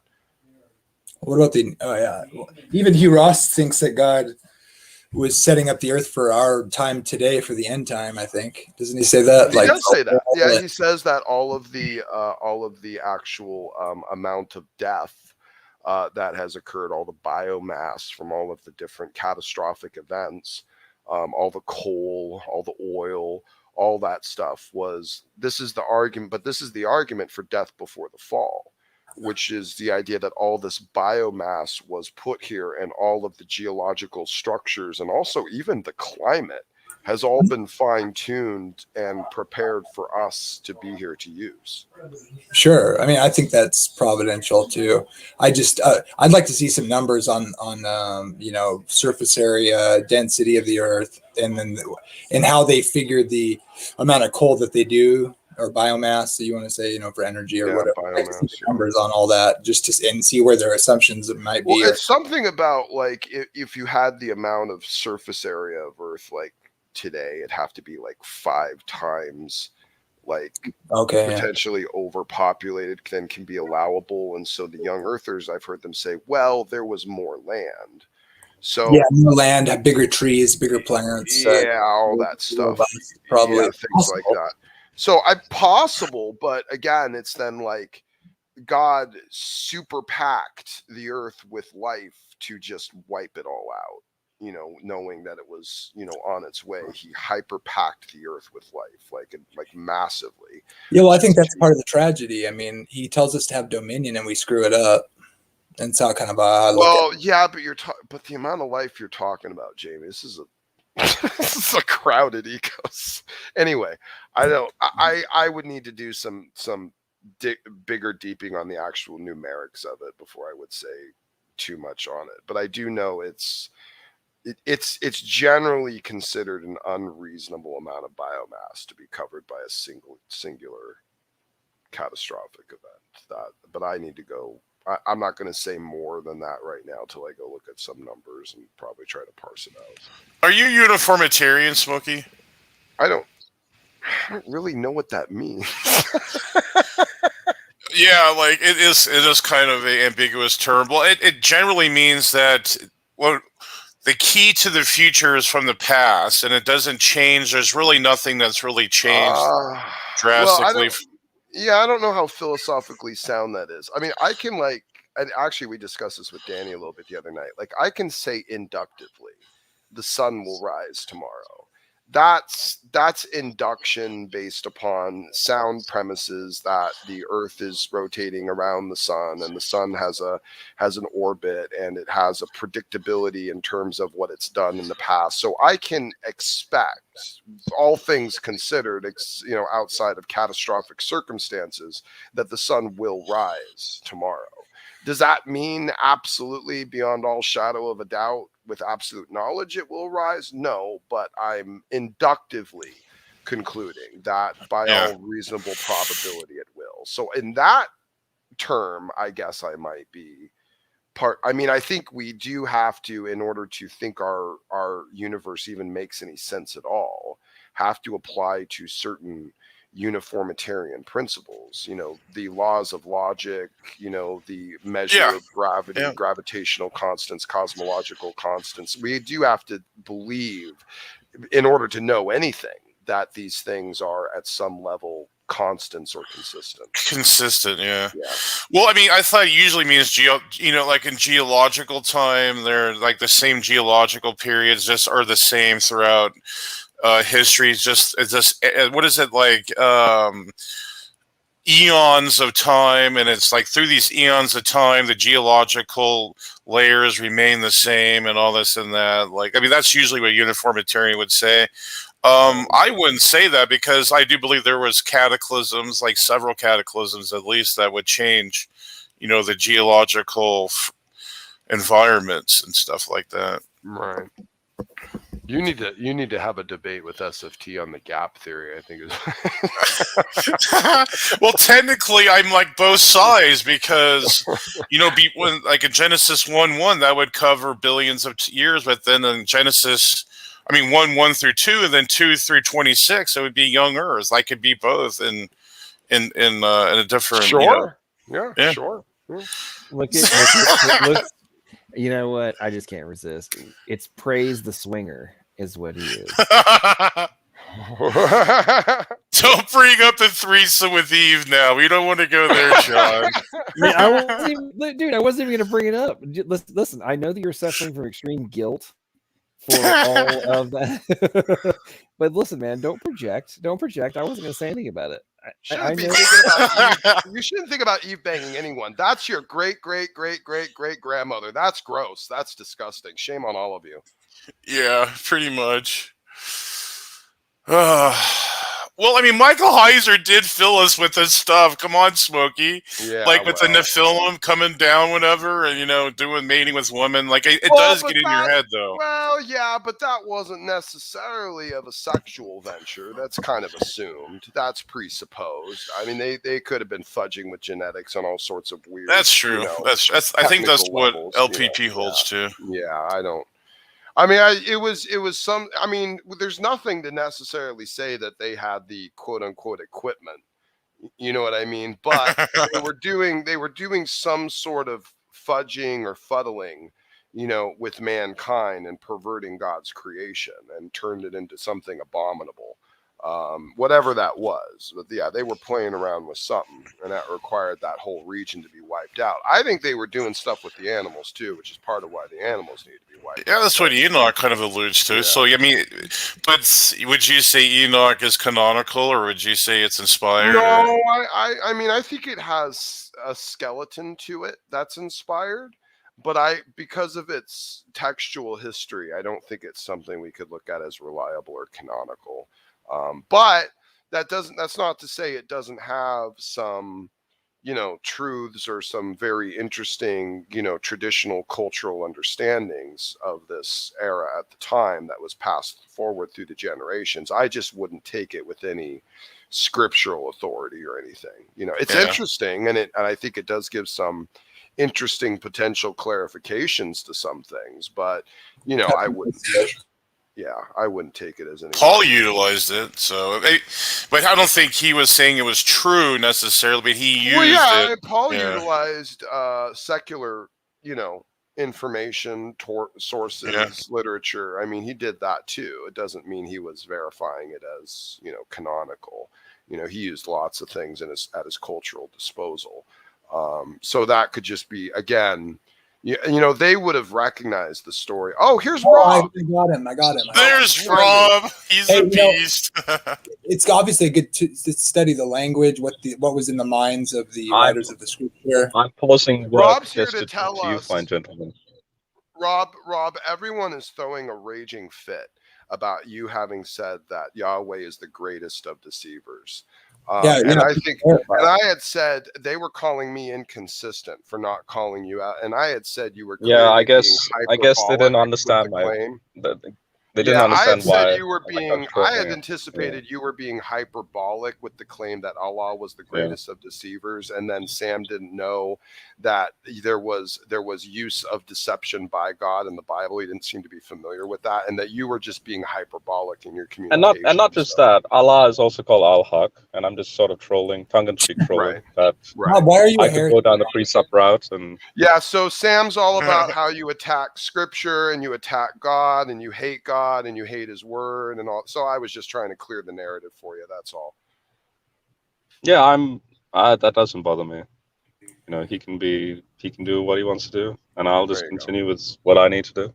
He's got a sinner, Rob. And why are you a heretic? It's not Bob, it's Rob. I'm just giving you, poking you a bit. Only Bob says God can sin. Do you take it as God being a liar? You don't, do you? I mean, it's just a matter of what is a lie, right? What is a lie? So what's going on with this flood stuff? Like, why is there a Yeah, discussion we're on about flood? they did a video on the flood. How I guess the model you presented with the reeds and all that stuff, that's all a whole big pile of hot garbage.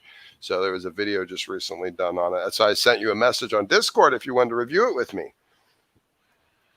Okay. No, I haven't. I've been pretty busy this week. I haven't really checked social media. Yeah. Okay. Yeah, we can do a review. I mean, what's wrong with the read stuff? So Like, are we gonna have a? Is it gonna be a Rawmat SFT versus Smokey and Rob? Well, SFT already kind of turned that down. We tried to set that up, and then SFT challenged me to a debate, and then when I accepted, then he dropped it. So I don't know what to do with it. Well, I think I mean, I'm not privy to that, so I'm gonna just say that I think a Rob and Smokey versus SFT and Rawmat would be an epic throwdown. Oh yeah, we said that. We want that. We want to do that. That would be awesome. Yeah, I'd like. Can Matt give the argument about the measurements to Rob and see what he says? Yeah, do go ahead, Jamie. Yeah, that's the measurement situation. We should go over that again. Sure. I noticed that I had heard it first from Skyout, and it was that we need to take the base 60 sexagismal system into account when we're looking at reducing the arc in its size, because it's what Noah would have known and what he would have done. So therefore, by reducing the size, Skyout's math was kind of crazy, so I don't want to use it for your sake. What happened is they take a cubit, and it no longer represents 22 feet, but you can reduce it, let's say, 6 inches. Okay, well, by doing so, you've just now reduced the floodwaters in that same story, in the same chapter, maybe even the same sentence, as now it can't even go up 22 feet on the mountain. So you're left with a flood water coming in only either inches tall, based on the sexagismal 60, or Skyout's math, which was under 6 feet. So either way, you can reduce the arc, but then you're stuck reducing the floodwater as well. I think, is that true? yeah, that's a problem when you switch and swap. What's it called? Like switch and swap. Yeah, I don't know. And you're not consistent with. So in other words, if you take the other numbers and they're very clean values, like 300 cubits in length, 30 cubits in height, 50 cubits wide, those are base 60 numbers, and 15 happens to be exactly half the height of the arc, and 15 cubits matches the ziggurat mounds in the region, like the Tower of Babel later on in the story will fit into that description. And so in other words, I don't take any values to be base 10 numbers. Like, in other words, when I take the 15 cubits, yes, it is 22.5 feet, but I'm not at the same time going to say that it is 22.5 feet. It could have been higher, it could have been lower. All I'm saying is there's a symmetry in the text. And like, for example, the 120 years in Genesis 6, that's base 60. The numbers of Genesis 5, that's base 60. Noah's age, like exactly 1 year and 1 month. He, from 600 years, he becomes 601. So I like to look at it from that ancient Near Eastern context. The Gilgamesh epic gives the cube. It's a perfectly symmetrical cube-like structure, but that is definitely base 60. And I don't know what Skyard was doing. I'm not arguing that the arc, that you get a smaller size. If you translate the base 60 into base 10, actually it goes the other way. If you convert base 60 to base 10, it becomes a big size. So what you have to do is you have to try and understand the symmetry of the text and why the numbers are represented. So if, when someone said that I'm wrong about the reeds, the construction of the ark made out of reeds. Well, these are the clues of the text as to understanding what it is. So gopher, in an Akkadian loan word for gopher, is literally the word for reed. And so you can't have, I mean, there's no such thing as a 300 cubit sized reed hut object in that Persian Gulf society. So, but you do have present day what's called the Mudhif Marsh Arab people. They build huts out of reeds and they float them on rivers, and they even put out farm animals on board. So I'm looking at this more from a symmetrical context. There's no symbology in the numbers. It's just an ancient Near Eastern polemic to say, hey, you have your Sumerian king list, but we also have a Sumerian king list. That's Genesis 5. You have your Gilgamesh epic with respect to the ziggurats and all that. Well, guess what? We also have the same, but it's Yahweh who does the stuff. And, Noah's counterpart is Utnapishtim. Utnapishtim is fully represented in the righteousness of Noah's character.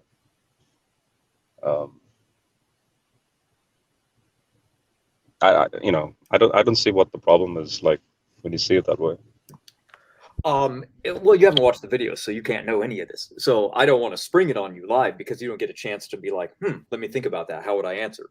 But essentially what I did is I said a reed boat would be, let's say reeds actually grew around the peninsula area, the Persian Gulf.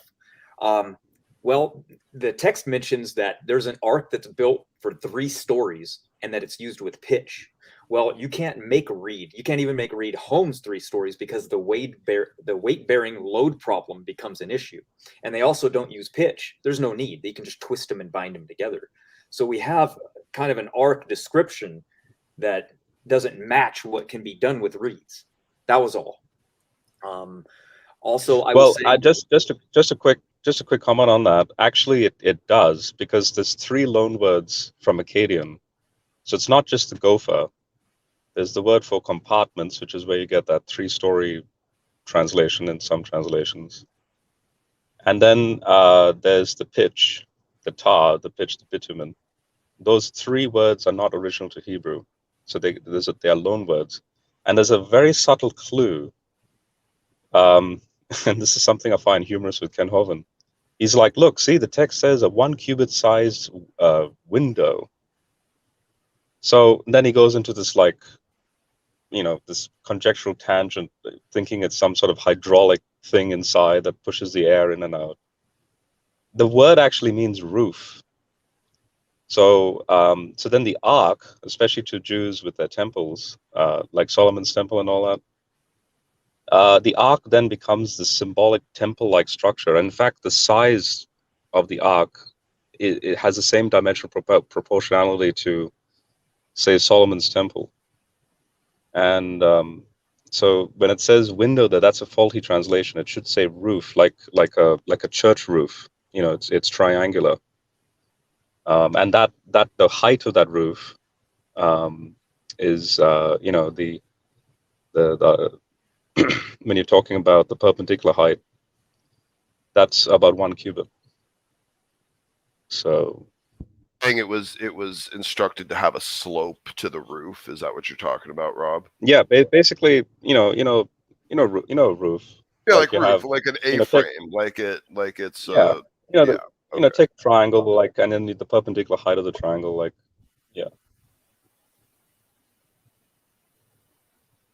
So this is this is how you know it's and this is why, even for example in 2014, you have some scholars who like to attack the Bible.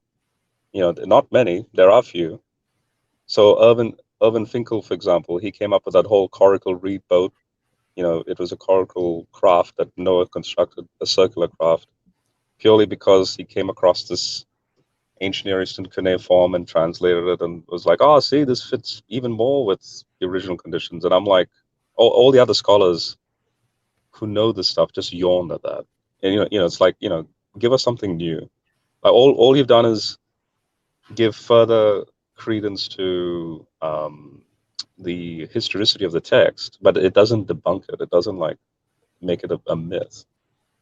But Irvin Finkel's findings help, actually. You know, it depends on your bias, I suppose. Like, I'm not saying I have a bias for the Bible. All I'm saying is there are those liberal scholars that they do have a bias, and so they try any means to attack it, but that failed. So Yeah, I know what you mean. I had a question then. In Genesis 6:14, I believe it is, it says that Noah pitched the ark with pitch. How would that be rendered otherwise? With what you said? How should that be worded? So that the word for that in verse 14, the word for gopher, the word for compartments, and the word for like King James, I think, has tar or pitch. Those words are only associated with the practice done with respect to building housing out of reeds. And when I Google the Mudhif marsh Arabs, there's plenty of that stuff in the vicinity in Arabia, and they use those exact means to construct these enclosures. And unfortunately, I mean, in fact, look through the mosaic, sort of like the artistic depiction of the ark right through. So, for example, the Egyptians, when Moses was put into a reed basket, right? Well, there you go. It's the ark. The same word for ark is used for Moses's reed basket, and the Egyptians practice the same thing.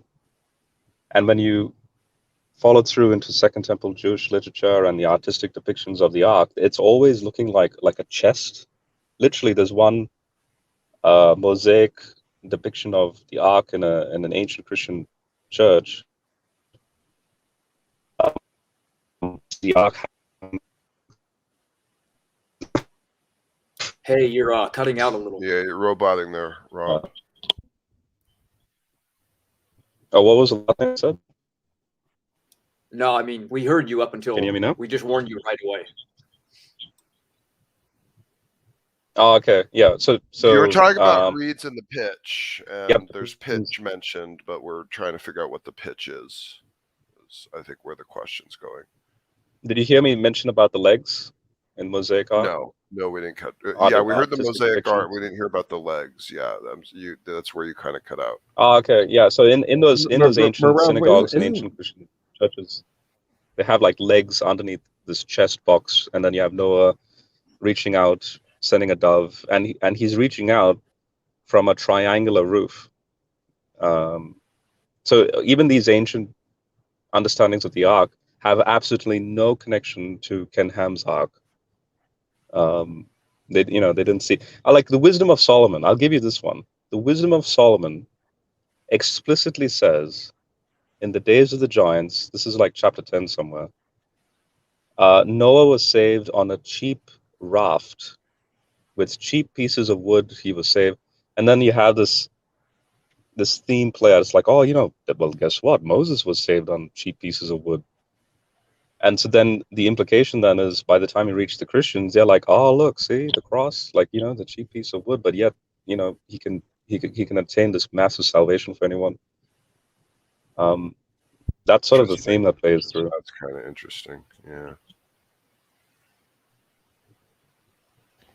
I'm not sure what I think about the whole aspect of the word being used. That's like saying that if you use the word boat, that the boat must equal X dimensions that are predetermined, just because you use the word boat. I mean, I don't think anybody in our context would ever argue that has any relevance. Like, okay, cool. So there was a rowboat and there was a big speedboat. Yeah, and then there was a catamaran that was boat and all those other kind of things. And it's like, it was a boat. There's gigantic boats and there's little boats. I mean, I'm really. And then couldn't you argue it was its own garbage island or something? I guess, maybe. Well, wouldn't that just be couldn't that just be evidence that it was actually written by Moses, who grew up in the context of Egypt? I mean, and so that we're going to see similar language being used as what's going on in the culture at the time he's writing. Maybe, I don't know. There's probably more to it than that. I literally almost picture Noah floating around on a trash barge at this point. Yeah, I wouldn't So- go that fast, maybe. Here's the other thing. I'm sitting here looking through chapter 6 right now, and is there anywhere I'm perusing through here, making sure I'm not missing this? I don't think there's anywhere it says that the roof has to be flat or triangular. I mean, so I'm not really sure why that would That's be. what the 1 cubit window thing, as he was saying. Like, Yeah, it's the not word for window. translated, window is roof. The word- So it. Yeah, go ahead, Rob. Yeah, sorry. literally the word window. The word window there. Can you still hear me, by the way? Because Yeah, we got you. Go ahead. Yeah, go ahead, Yeah. man. Gotcha. Yeah, like, for example, John Goldengay in his very latest, very excellent commentary, 2020 Baker Academic. All the scholars now sort of see the temple symbolism. In other words, the look of the ark is like it's like a floating sanctuary. It's a floating temple. And the word for window literally means roof, a pitched roof, and the perpendicular height is 1 cubit. The King James translator chose window, and that's caused a huge contention purely because of the Latinism in the Vulgate. That comparison. Okay, but I mean, either way, even if it's it means roof. I'm not really sure what the relevance it has to whether or not it was flat or pitched or angled or triangular. Like, what does that really have to do with anything? Wasn't it comparison to or some relationship to other cultural aspects that you were talking about or something? Seems to me these details are. Yeah, go ahead. I was saying a cubit. I mean, so it's 22 inches or 18, depending on which dimensions you're using. Tall. I mean, I'm not really sure what we're arguing over right now. 20.8, I think. The Egyptian cubit is 20. By the way, guys, I have to go, so I'll try and get back to you guys in a bit. Cool, man. Later, Rob, I'll I'll have to ask you a question later. I was wondering, like, why so many flood traditions around the world have this flood. Maybe Smokey could address that. One more time. Sorry, Praise. Why are there so many flood traditions around the world if it was a mere local flood? Yeah, because again, Rob would give a different answer because he's got, he's theistic evolutionist and he's got the whole out of Africa stuff and all that. I do believe that man was a special created creature and that the history that we have in the Bible is truly man's history. It doesn't become Jewish history until arguably you get to Abraham and his sons and lineage and stuff like that. Before that, it's just man's history. I love it.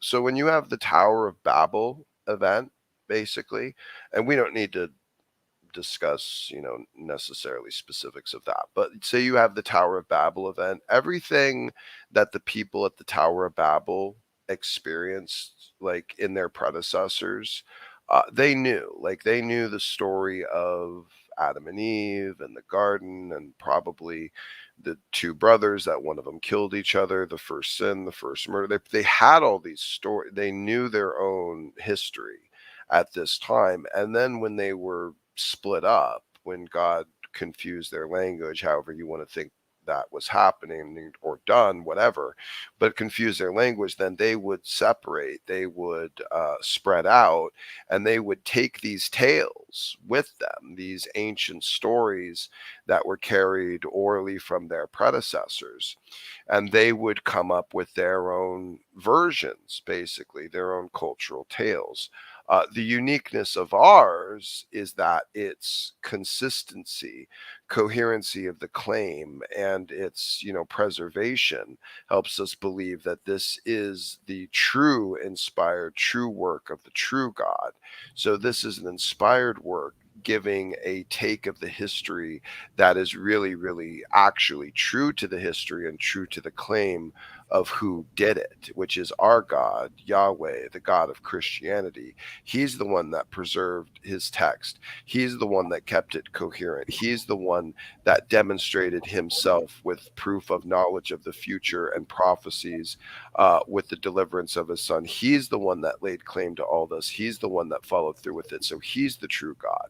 And what he related in his record of historicity, we can trust because we know he is the truth. So you do take the Good answer. timeline. I like it. You take the timeline then, totally straightforward. Then I guess man is 6,000 years old, and the flood happened after that, and then I don't People not have that? necessarily. I because there is issues of this is the one thing that CJ doesn't get right when he talks about his critique of this is that there was a tendency to telescope genealogies. Okay, but what about So- Chinese? The Chinese, they're actual ancient. Well, yeah, culture. again, It's they the have, narrative. well, yeah, but their culture, wrote down exactly like what the Jews did, wrote down stuff they got from ancient oral traditions. And yes, they have similarities as well, because again, they would have split off from their pretty culture, would have split off, and their people would have split off originally from that Babel event. That's what we all believe. Or Right, at right. least all Your of us in timeline this is room believe. biblical one though, right? So that would be a reason to think we should take the Bible timeline straightforward. If you're going to make those connections like you That's are, a which non sequitur. right. No, What do you that's mean? a non sequitur. It's support for the biblical narrative because their timeline fits the biblical timeline. We're not talking about calendars. I don't know why you keep trying to equivocate calendars into this. I'm saying the Chinese. This has nothing to do with their particular methodology of record keeping or calendar tracking or anything to do with that, Jamie. You can't connect these things. Please stop trying to. I don't know what you mean. I'm Frustrating saying I don't get what you're saying. What the I don't know why I make an argument of a tale existing in the record of human history, and you have to smuggle in specifics of dates that aren't even part of the argument and not even part of what I'm talking about. We're not discussing the specificity of the dates, the mechanisms of their record keeping, or again, the base number systems of the ancient cultures, which could draw a lot of changes to this. And also, again, Jamie, I already said this earlier, which maybe you weren't paying attention, but we're not even completely clear how the Jews or even the ancient proto-Israelites would have utilized as numericals in order to convey thoughts, much like they do with the imagery they have in their own words. And well, let me clarify what I was saying. You said you weren't sure how exactly to telescope things or how much timeline. That's fine. Telescope genealogies, yes. Right. They would not necessarily. Okay. Before you frustrate me further, do you know what I mean when I say telescope genealogy? Yes, I do know what you mean. What is it? Can you the explain timeline? it? You're saying there's space in between potentially, or that they're skipping generations, etc. Yeah, they're only naming main patriarchs, so they could be potentially skipping over people in between because it's not part of the patriarchal house that they're being considered. So you could be referencing dynasties. You could also be simply referencing certain lineages and the time frame of those lineages. So again, and if that were the case, you said we can't be sure, and you're not necessarily saying this one or the other. I'm just saying, fine. Great. But I think everybody else wants to know, okay, well, where can we go to see if we can have... Oh, you know what's a big surprise about the text, Jamie, is that the exact chronology isn't actually important to it. And not until you get into, not until you actually get to periods of time where God is proactively working with his people does chronology start getting important. Only at that point. Oh, yeah, Abraham on probably for sure, certainly. Yeah, anything where God is getting proactive with the promise of the salvation, that's where you find that. Before that, there's a lot of... Well, would you say it's... I mean, if you take the names in the patriarchs that would be pretty much at the beginning. Is a gospel message, right? What are you talking about? The patriarchs, the 10 patriarch names. Yeah, the names of the patriarchs that you put in the sentence, and it kind of ends up being the first gospel message. Yeah, I know what you're talking about. Or the seed of the woman. I'm saying that goes way back, but I mean, it doesn't mean the narrative intends for that to be. Well, and again, how were names chosen back then, Jamie? Even in the ancient Jewish culture, I've tried to educate you on this as well before, and you seem resistant to it. So, how were names used back then? Well, there's. I don't think people know for sure, but if you mean, really? And in Really? the patriarchs' Sure ages, about that? Are you sure about that? I would definitely think if So you're there gonna was go no genealogy, there's we no know about cultural patriarchs. realization from us about when God said and introduced himself to Moses and says, I am, that doesn't have a specific cultural connotation and meaning to Moses when he related it to him. You think that's literally God's name as God speaks it to God in the Trinity? Or is that what he related to Moses, which was in Moses's culture, a name represented a signification of an essence? So if you had someone who was born, what would happen if they signified an essence of something later in their life? Did they have a tendency to have their name changed? So like when you have an event in ancient history during one of the patriarchs, what is it, Peleg, and they came down, which is a reference to the period of time when the Watchers descended on Mount Hebron to do their stuff, and he left. Great, beautiful. I don't know why I'd even bother with him. See, this is what. I'm sure See, he they're not. doesn't listen. Hey, He doesn't listen on the outside, and then he Uh, can't listen on the inside because he's got some freaking goyish hick internet out in the middle of Timbuktu. This is why I get frustrated with Jamie. Well, you know, Idaho and the internet. There's a reason that the Democrats want to make broadband a human right. Okay, because they know people get triggered on YouTube when people in Idaho drop out. That's what happens. Real quick, God is now here. Thank you so much for the very generous super chat. He says limestone deposits would poison the earth with CO2 unless the fountains of the great deep brought up those minerals. And Jamie is back. Jamie, has your internet returned? Yeah, And heck, I got a storm going. I on. don't want to engage with him anymore, Maddox, frankly, because it's just going to get it. I'm going to get to It doesn't that have point to with be. it. I'm going to get to that point with it, frankly. So Well, I like, don't think you realize that. Yeah, I'll engage with literally anyone else in the room right now for the rest of this time that I'm here. I'll engage. I'll engage. I've got a question for the young earthers. If the flood was global, Egypt is not that far from Mesopotamia. How come there is zero Egyptian records of a global flood? I think the Egyptian flood involves god Ra, who slaughtered his daughter Skepmeth or whatever. Skepmeth. Yeah, that's right. Basically, Ra sent his daughter to destroy part of humanity by creating a global flood of blood. So it wasn't water; it was blood. But they have a flood myth. Whoops, sorry. No, I don't think they do. But anyway, here's my next question.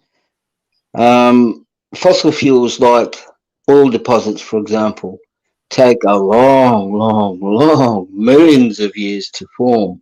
Now, if the flood was global, that would impede the formation of these fossil fuels.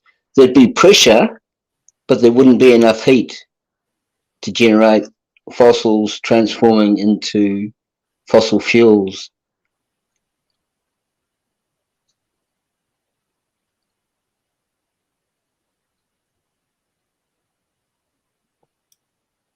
Was this to John? I'm sorry, what? so what was the question? I was looking at something else. Sorry. You were asking something about fossil fuels being formed. Fossil fuels like oil take a long time, millions of years to form. Naturally, I'm talking about. Now, if the flood was global, then a global flood would impede and interfere with the formation of fossil fuels like oil, because the flood would provide enough pressure for sure, but it wouldn't provide the heat needed to turn fossils into fuel like oil. Well, Gavin, I have to question your logic on that one, given the fact that one of the most argued points of why the global flood couldn't have happened would have been that there would have been excessive heat. So if there would had to have been excessive heat, how are you saying there wouldn't have been enough heat and pressure to potentially solve that problem? Well, it's quite simple. The water temperature of a global flood would have been cooling to the Earth's surface, right? So therefore, there wouldn't be the heat needed to turn fossils into fuel. There'd be enough pressure, I grant you that, but there wouldn't be anywhere near the amount of heat required. Well, if the churning of the things, if it's sedimentary and now the water is above the layers that have been put down, where the pressure would be going on, if we're assuming the heat is in play, I'm not really following your point there. If the heat is underneath, like why would there not be heat coming up if the Earth is cracked open? The water would be cooling. Water cools. Well, I understand that water cools, but I'm saying that are you suggesting that we can't have lava coming out from the bottom of the oceans right now that remains extraordinarily hot, even though it's literally under the ocean? I'm not saying no, from a I'm not suggesting that. Ultimately I'm not suggesting that. Well, Gavin, if the water is on top and the pressure and the heat and the formation of the fossil fuels would be underneath, right? Yes. The cooling would be happening above where the formation would be occurring, right? You're having a separation here. You have like different layers of sediment that's going on here. So even if the surface layers are cooling, do you think that we get oil from like 10 feet below the surface, or are we drilling like way down? No, we're drilling way down. Okay, so are you suggesting that as we speak right now, there's not heat and pressure the further down you go? Like when you get to the mantle, for example? Of course not. No, of course not. I wouldn't be suggesting that at all. What I'm saying is something that's very... Hold on. Let me finish. What I'm saying is really clear and really simple. The volume of water required to cover the entire planet would have been extremely cooling to the surface of the planet. Therefore, there wouldn't be enough heat to turn fossils into fossil fuel. Okay, if the fossils are not on... Okay, so are there... Okay. If it happened over millions of years and the fossils are way below the surface, would there have to have been heat and pressure below the surface for the fossils or for the fossil fuel to form? Yeah. Fossil fuels form through heat and pressure. I understand that. That's not what I asked you. I asked you is if it happened through your timeline, would it had to have happened deep down? Well, absolutely. That's why we drill for oil. Okay. Okay. So do we go to the Gulf of Mexico, for example, and drill for oil under the surface of the ocean? Yes, we do, okay, John. Was there water on the surface above where this pressure and heat would have been taking place, whether it was over a short period of time or a long period of time? Would there be water in a massive level above it? In the Gulf of Mexico? Or the coast of the Atlantic, or the natural gas reservoirs that are off the Great Barrier Reef of Australia and all over the planet. There's ridiculous amounts of oil under the surface of the ocean. So the reason I'm making this point is that water being above the area where the fossil fuels exist, whether they were formed in a very rapid period of time or in a long period of time, has no relevance. The water being there has no relevance because it's the heat and pressure are happening separate from where the water is. I have a source that shows that the oil forms fast. We know the oil forms fast. Oil forms under heat and pressure. Examples where it's...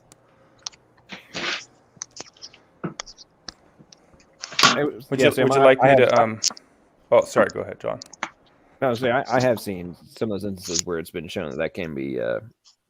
It can happen much faster than we expect. Robert Gentry.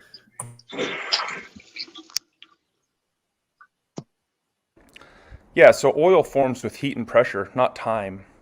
And the problem with the oil forming in time is that it's underneath in these layers of earth, but the oil is under pressure. And that pressure is causing that oil to be forced up to the surface. In fact, the oil does leak through into the surface, like in the ocean and in land, there's areas where that oil is getting forced to the surface. So the oil is actually now a problem for the old earth because there's no explanation of why that oil would be down there for so long. It would have been forced up to the top like a giant zit, just pop. Who says oil doesn't take a long time to form? Oil forms with heat and pressure. Yes, we know that. Yeah, so who's saying it doesn't take a long time to form? I can provide you a source. Naturally. Well, but Gavin, if we can duplicate oil formation in a lab, and we can say, okay, here, look, we know that it forms fast. Why should we accept those old time assumptions?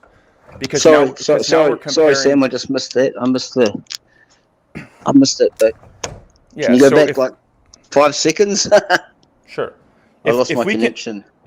If we can form oil fast in a lab, then why would we accept those assumptions that it takes a long time?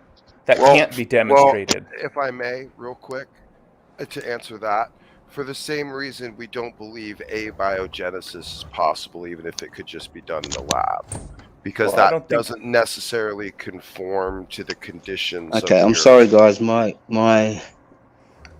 connection is not. So, like, we can make diamonds quickly. We can manufacture lots of things by jimmy rigging processes. It's not jimmy rigging processes though. It's adding heat. That's the dumbest thing I've ever heard. It's adding heat and pressure. And Sam, what was your statement about oil doesn't need time to form? Yeah, it's been a long held assumption that oil needs time, but we can make oil heat and pressure, just like diamonds, just like gold, just like rubies, and I've got a whole list of things that can form fast with heat and pressure. So where this process happens, unlike abiogenesis, where the intelligent agent is required, we're just saying we just need heat and pressure. That's it, no time. Hold on. Who's saying we just need heat and pressure? People that have done this in the lab. In the lab, with the intervention of intelligence? With heat and pressure, Gavin. With a simulated environment, right? Not a natural environment. So, Gavin, it can be duplicated. Sam.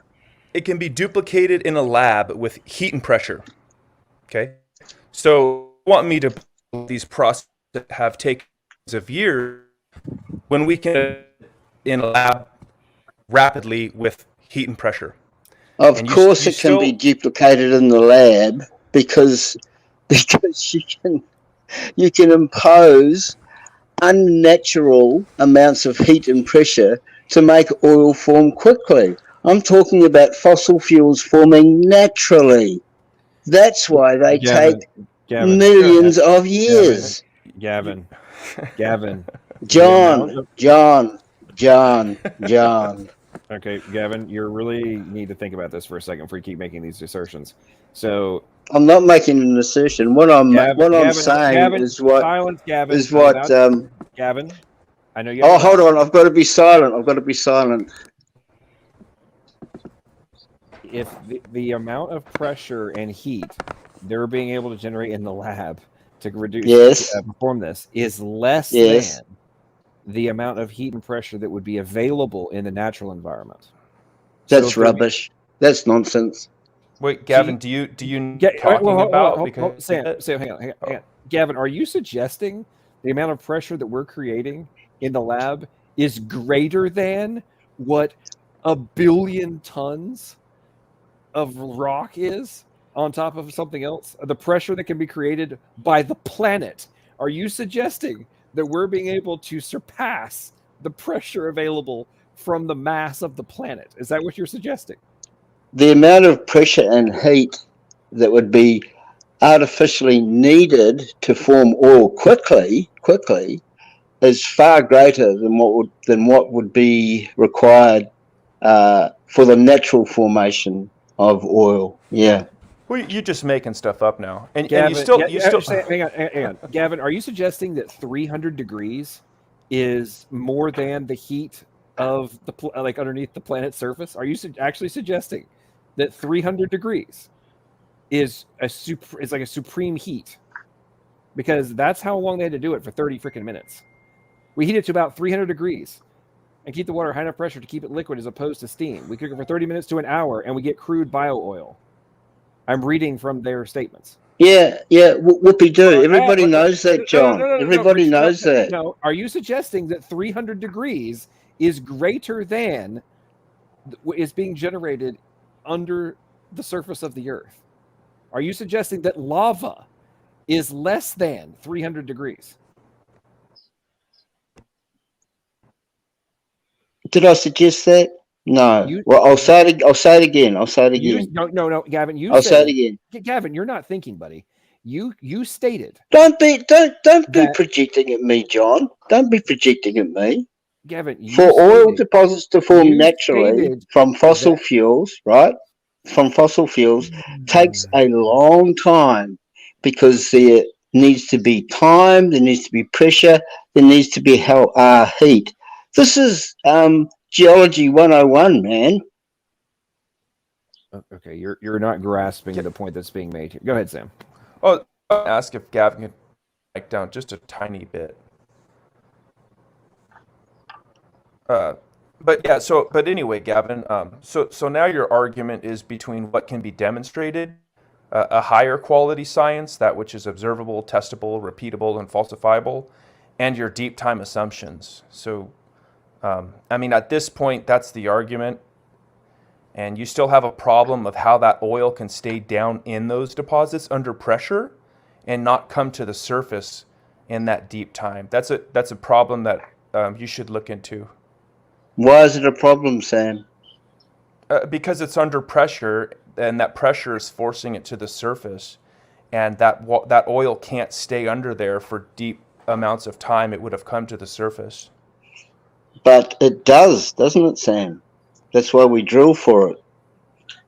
Well, the point is, if it had been down there for that long, wouldn't have to drill for it. It made it to the surface. No, that's not right. That's not right at all. Well, it sounds like all you need to do is get someone who knows far more about geology than me, someone like Orge, and he would affirm what I'm saying is correct.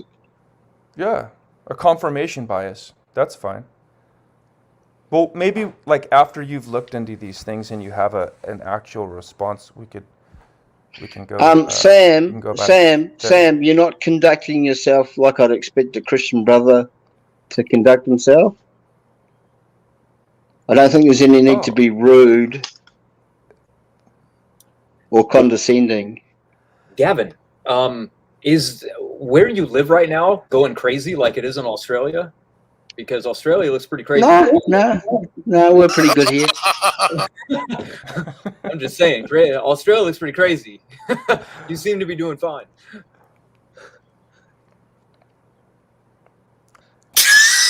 I don't know if that would, yeah.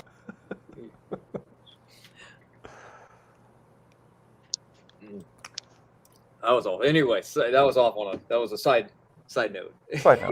By the way, has anybody been watching the madness of Australia this past? It's getting ridiculous. Today I watched a video. They tackled this dude for smoking a cigarette out. He had gone to get lunch. He was walking back with some friends, and he had his face mask off and was smoking a cigarette. And the cops came over, tackled him, arrested him, and I shit you not, like 7 or 8 cop cars get brought, a truck, and probably no less than 30 cops come. The guy's handcuffed for smoking a cigarette Like, Dang. this is ridiculous. And then they finally let him go. All these people, like, after giving all these citations, what he finally got cited for was swearing. He used cuss words, and that was the final thing. And the best part is on video while they're talking about the ticket they're giving him, the cop is cussing.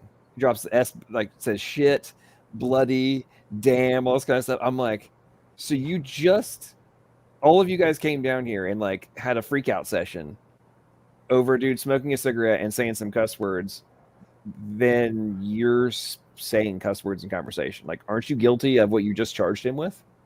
So it's like, it's nuts. Oh, and the best part, the crazy part is they kept insisting he was refusing to give his ID. This is like maybe 10 minutes into it. Earlier in the video, he gives them his ID. And then they claim that he didn't give them their ID, or he wouldn't provide his ID to them. So he's like, you hear the guy keep like, "You have it. I gave it to you. I gave you my ID. What are you talking about?" It's like, this stuff has gone completely out. It's gone insane. Hey, Smokey, I have a question for you. All right, go ahead. So you've often heard the argument from our camp, the genetic arguments based on the mitochondrial and the Y chromosome haplogroups, and how we can track all of these genetic groups back down to 3 families that come from the Fertile Crescent in the Middle East. And all humans on Earth that have been tested, and this is readily available at 21andMe. You could actually go and you can see how that all humans have a single mother, and then these 3 haplogroups. All humans on Earth flow from these 3 haplogroups, and so that would be a very beautiful, high quality evidence of a global flood that was survived by Noah's 3 sons and their wives. Why global? Why does that have to connect to global? Just seems like a non sequitur. I mean, I don't disagree with anything you said in the upcoming, but like, I'm not holding that position that mankind, like, spread out over the whole earth, and that Noah was somehow in this one region preaching consistently enough, or decently enough to reach people thousands of miles away. So, when would you put your local earth? When would you put your local flood? How far back? Would that be about 6,000 years? I don't. About 4,500 years? I'll be completely honest with you. I haven't really looked at the justifications of the arguments of an exact time frame. I've heard anywhere from 10,000 to 40,000. I'd have to do a little bit of independent research and looking into that to see. Well, because what type because of Rob, yeah, because Rob wouldn't be able to help you on this one, right? I don't know. Maybe. I mean, he might have a cleaner picture of chronology of it, or he's an evolutionist, right? He's a theistic evolutionist. Yeah. So but he wouldn't still believes in the flood story. But yeah, he would also believe probably that there might be other humans, maybe elsewhere, in other parts, because he has the out of Africa thing, I think. Yeah. So you don't have a model that would explain even the local flood within what we would say the biblical timeline. That's all of mankind that lived there. It's like, in fact, it's actually kind of part of a thematic problem of God, them disobeying God's command. He tells Adam and Eve, "Go forth, be fruitful, multiply, spread out across the whole earth." Well, they don't, because they collect in one region and they just start brutalizing each other, instead of spreading out and doing what God said. So he sends a judgment, and then he tells Noah, okay, head on out and be fruitful, multiply, spread out over the earth. Well, they don't. They stay in the same place again, and they build the big stupid tower and try to challenge God and all that nonsense. And so then God finally does it for them. Says, okay, enough is enough, and confuses them and basically forces them to spread out, sure, by befuddling their language. So, but you would say, based on your model, or whoever would, agree with you, would that be Kenny or whoever Probably you're. more Kenny. Kenny and I tend to be more on the same page than Okay. me and Rob when it comes to a lot of this, like origin of man. But you or would say origin that of would be life type about stuff. 10,000 years ago? I guess, and again, Sam, I haven't, I've been asked these questions in a hot minute. I would have to, probably go back and look at a few things before I'd give a solid Okay. answer on that. So according to your model, you had a local flood that did kill all the humans and all the animals that were in that region, right? Right. Sure. Yeah. Okay. So then, if that's true, if that's the case, then we should expect to find an individual layer that has the remnants of these things in it, and a layer that is unique to that region that's full of all of these fossils. For what was covered, yeah, and what was sedimentized, sure, yeah, I believe that would probably be a consistent prediction. Sure. Well, is there any geologist, someone that would be able to confirm that is in fact the case, that they layer within the boundaries exactly here's the thing, of where Sam. you're? Keep in mind, you are talking about the Middle East, and in fact, I think you even know about Mount Ararat, that Turkey has been a real bitch about even trying to let people go investigate the mountain. Even with flyovers with planes, you're talking about But this is a large area. This isn't just a mountain looking for the ark. That's that whole area, Sam. right? Hold as far as you can see. Hold on, Sam. This is important. I know you don't want me to finish it because it's important, but please let me finish. Yeah, go ahead. This is important, okay? These areas are generally controlled by Muslim caliphates, and the one thing they hate is anyone potentially looking for any evidence whatsoever, archaeological or paleontological or whatever it is otherwise, that might back up biblical based research, because they want to prove Quranic things and they do not want to give credit to Jewish history. Yeah, but they have oil in that area, and they dig for the oil. So they, so that's kind of a big deal. So I think it would be naive to suggest there's not geologists over there scouring that whole area for oil deposits. You may have just proved my point for me. There's a crap ton of oil over there. So they would have a unique layer. Biomass. So I don't know why you keep saying a unique layer. Hold on, you don't hold even on. believe that in your model. Hold on a minute, Smokey. So here's a problem though, okay? Because there is oil in that area, and you're saying oil needs biomass, but those would be under layers. And now these layers that you're appealing to are consistent with the deep time narrative that precedes this layer that you need, that has all of these fossils in it, right? So now you've kind of just shot yourself in the there foot, could have been. right? No, I haven't. There's, Well, sure, like I said before, there's plenty of catastrophic events that could have happened and affected life that happened to be in this region long before Noah even comes along. Yeah, Smokey. And there are multiple layers of different types of deposits in this region, as there is in many regions. So, Smokey, here's the thing: you can't have a local flood that is down in these layers where this oil is, that the seculars are dating for hundreds of thousands of years old, or however they are. Why not? That's not because necessarily now you have a problem, and now that's you not have necessarily all the flood, Sam. Then how'd the biomass get there? Isn't that what you were just appealing to? No, what I'm saying is that there could be a layer of biomass that is the oil, that is a completely different, disconnected thing of a catastrophic event. And then you're having biomass that is from the flood, that is something else entirely in the region. And there's nothing to necessarily even say, frankly, and I would say this too, I don't even necessarily hold that I think that particular local flood event necessarily even created fossils, if not even many of them. So how are fossils created then? Through catastrophic events. So you have these consistent layers. I don't believe in just one, Sam. Yeah, no, I understand. Well, here's the problem though, because you have to, if you're going to hold to this secular. Well, let me explain. Now you're not letting me talk. Can I finish?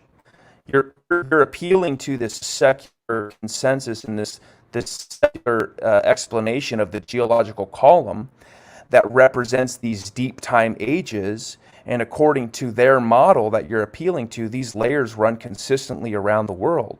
So now you have these and now you have these events, these global events that are killing. Oh, I'm almost done. I don't think a lot of I'm almost done. You're just I'm almost saying done. a lot of false things in a Smokey, row, though, and you I'm can having clean. a hard time I'm almost keeping done, track Smokey. of all of them. Okay, so I'll try to be brief. Okay, the secular consensus interprets these layers differently. I disagree with you on that, and now you're going to have to explain how all these fossils within these layers are laid down all over the world. So you have all of these much larger floods, but you're saying that, and all of those much larger floods represent the life all around the globe, I'm not right? saying any of this. This is so amazing, Sam. Like, you are the worst straw man person I have Well, ever did come your across local flood kill in all the my animals or entire not? conversational history. Yeah, did your local flood kill all the animals or not? In that region? Just in that region alone? So when the Well, Bible says would it- that it was all the birds under the heaven and all the animals that breathe the life of their lungs and all Did of the it say people on the all earth? birds under the heaven? Because you guys talk Yeah. about Oh, how you didn't know birds that? survived You didn't on know that? garb. Well, you guys need to get on the same page with. Oh, I'm asking you what the Bible says, Smokey. Well, I then don't care. Oh, well, If- okay, then you just tanked your model. Okay, thank you. Apparently, How did I the tank my model? garbage islands with the birds and various extra species surviving on them has now just been tanked in your view. Yeah, no, You know, there this there is would why have been. the young earthers No, need to get you're on the going same on. You don't know what you're talking about because I was asking you So a was it question all about the your model. birds, including the ones floating around So on garbage Smokey. islands? You need to talk about your speciation metrics now. Yeah, Is we can that do all that. But tanked in the are model? you flipping this because you know where I'm going and you can't answer, and now you're going to flip it on me? That's fine. My point. What do you want to know? Do you want to know how Darwin's speciation rates have been falsified and those birds, those finches, in fact, we know that they speciate much faster than what your deep time model would predict? But again, I asked you what the Bible said, and so you're. How many species are on the Galapagos then, Sam? All of these things have been answered. I can provide you with an answer. You want me to link you to a video where we've talked about that? Well, I'd just like it if you could maybe just answer a question for once. Well, I was trying to ask you a question, and then you flipped it around on me because you don't have answers. Yeah, because you're being inconsistent with your questions. They're loaded with a bunch of garbage. Did the flood kill everything or not, Smokey? What did it kill? In whatever was in that region. We're gonna have a. I don't understand why he has to take this in this absolute literalism. I freaking despise these KJV only as gutter trash people. It's fine. You don't have answers, Smokey, and you have to insult. Hey, both of you guys, we have other people who just joined. Just take a quick timeout. Rebecca, welcome to the stream. How are you doing? Hi, great. I love this discussion. Thank you so much, guys. And like I am totally a YECer. I totally believe that it was a global flood, but I want to stick up for Smokey Saint here for a minute and just say I do think we could be a little bit over literal in that I can see how it could be interpreted as what they thought the world was to them, like, okay, and all the birds in what they considered the world were killed off. So I can kind of see how Smokey and some others might be able to understand from the text, like they may believe the story but not make it not take it quite as literally as we are taking it. Yeah. Well, welcome to the gutter trash camp. Okay. According to Smokey. It's you, Sam. So we are gutter trash because of our literal reading of the Bible. And any of the people that try to pull these fraudulent approaches and lie about science while you claim it supports you. Just you, Sam. For anyone paying attention, Smokey can't answer what I'm asking, so he has to insult calling me gutter trash. But the problem is, Smokey, the Bible says that it was all of the birds. Loaded it with a bunch of things. In those layers, well, you can clarify. And then asked me a question with false. You can let me talk. Maybe you can. You're a very dishonest human being. Sure. We'll say all of those things. Keep talking. So you guys can all fact check me on what the Bible says, okay? In fact, I wish you would, so I won't be accused of being dishonest again. But those layers are full of dead birds all around the world. So if the local flood was also killed all of the birds at that time, then Smokey has to explain how these birds all around the world died and are buried in these layers. That just proves that the birds flew all over the world. That means that local flood can't be local because it's got to be global now.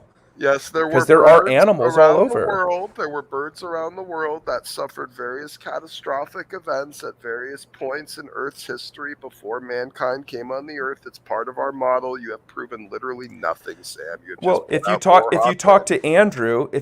to Andrew that you were appealing to earlier, he'll show I you was that's not wrong appealing because to because Andrew at all. you keep interrupting Andrew's an me because atheist, and there's you areas have we these disagree with. that's who you go to for your science, but we have these fossils of these birds that are all laid down and they're all from the same era, they would say, or from the same family, they would say. Sure, Right? So you have these birds that have branched out around the world. That means that your local flood has to be global to kill all the birds around the world. Not necessarily a flood. The same with There the were animals too. Well, then your logic doesn't check out. Okay, whatever, man. Maybe you should get Kenny or Rob back here. Catastrophic extinction events long before. Oh man, Rob is back. On Rob cue. here. We've got Rob Speaking back. of the accuser, here he is. Okay, Hey, Rob. now before we get into, you guys go back into dumpster fire mode. So this is what I was talking about. So check this out. So this dude has got a cigarette in his mouth, okay, and they are about to take his ass out. Watch.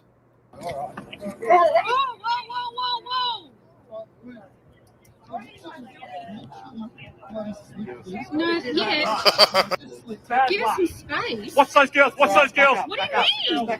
I'm not doing anything. Oh my goodness, those girls are like very dangerous. Look, the guy's got his knee on his nuts. Watch those girls. I literally am standing here eating like a dad. Oh, the burrito. She clearly has a dangerous weapon. I mean, that kebab used no telling what you could do. Dude, not all right.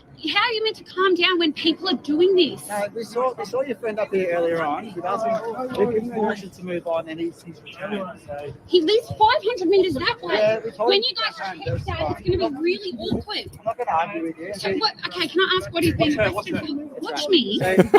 I mean, seriously, these people. Okay, let's just fast forward a little bit. Okay, so let's put this in context of all of the. Let's see.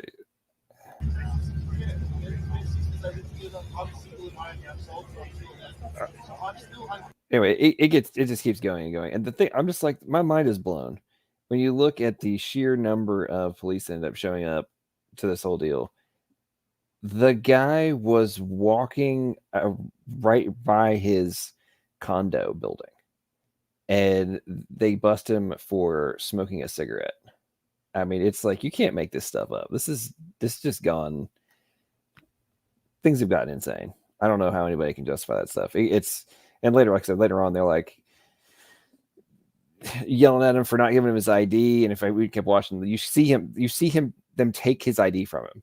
And then they're asking, like, where's your mask? He's like, I've got two in my pocket. Can I put one on? You got me handcuffed. It's like, man, this stuff is, anyway. All right. Enough of the timeout for the madness of Australia. Rob's back. We got multiple folks. I'll let you guys continue the dumpster fire. Go ahead. I just felt like showing the some of the insanity that's going on down under. I think some of these young earthers are worse than internet atheists. So, Rob, they just get excited when a young earther says nonsensical words. Yes, but as long Smokey, as let me ask you. Young earther's mouth, they're happy. It's really embarrassing. Let me ask you for clarification. Is the gutter trash the young earthers who just believe it and they're like dumb, or are the young earthers that are gutter trash the ones that actually look into it? Evangelize it, lie but about where's it, the dilemma? Oh, so if we defend what we believe, in your right? communication, well, you don't want an answer. Is that what so it I don't know is? why you're asking a question? If we defend it, then we're gutter trash. Because you were calling me gutter trash long before I ever interacted with you. You put it all in my mouth right? again, Sam. Well, I'm asking. How do you No, you're delineate not. You're between telling the me gutter what the trash? answer is while you're claiming to ask, because again, you are a dishonest swine of a man. Yes, And I'm this is how you dishonest. engage in the dishonest dialectic. You're actually doing it right now while These we are are the currently fruits of the engaged. Spirit, my friends. This is love. Calling out disgusting human beings that are Yes. lying for cultish doctrines, Yes. who use toxic, duplicitous dialectic, who Now, condemn folks, people in the same breath you validate. just to be clear, You say that this is a Rob called salvific Jesus the accuser. In deception. I have a timestamp. Okay, Rob called Jesus the deceiver. remotely true. The deceiver. Well, I have a I didn't say timestamp. accuser. Yeah, you I did. never said accuser. You did. Definitely. I have a timestamp. In fact, I can play it. Pull it up. Now, Smokey, Accuser. how do you Pull it feel up where it about says that? Accuser. Pull it up. How do you? I dare you. I challenge you right now to pull it up where he said accuser. Okay, let me try to find it. You are a liar, Sam. Oh, find it. You're a Hold on. fabricator and a liar. Hold on. Hold on. Calm down. But you're okay with it though, right? I Smokey? already commented on it earlier. Rob and I clarified. What did you say? In fact, I mentioned it. I said, Rob, you were clearly communicating in hyperbole based upon the context of the conversation being on Islam and al-Haq, right? Right? Rob, Well, did we clear that up? Or Sam maybe I will missed find the it. timestamp. And we'll Rob, try to find roboting. You're roboting, Rob. No one can hear you. Is Rob on his phone tonight? It sounds like he's talking I from don't know. somewhere He else. might be. Yeah, he might be. He Yeah, just he dropped, might be on so his probably. Is everybody here a young Earth creationist except for Smokey and for Rob when he was here? I'm technically not one, but I can be one. Though. I could... What does that mean? It means Well, that it accommodates both. Rebecca, Yeah. listen, Rebecca, this is not something that should be Hello? repeated in. There's What's up, Rob? Rob. We can hear you. What praise is does not need to be repeated in the presence of children, okay? Because he takes Swinger to like a whole nother level. He's like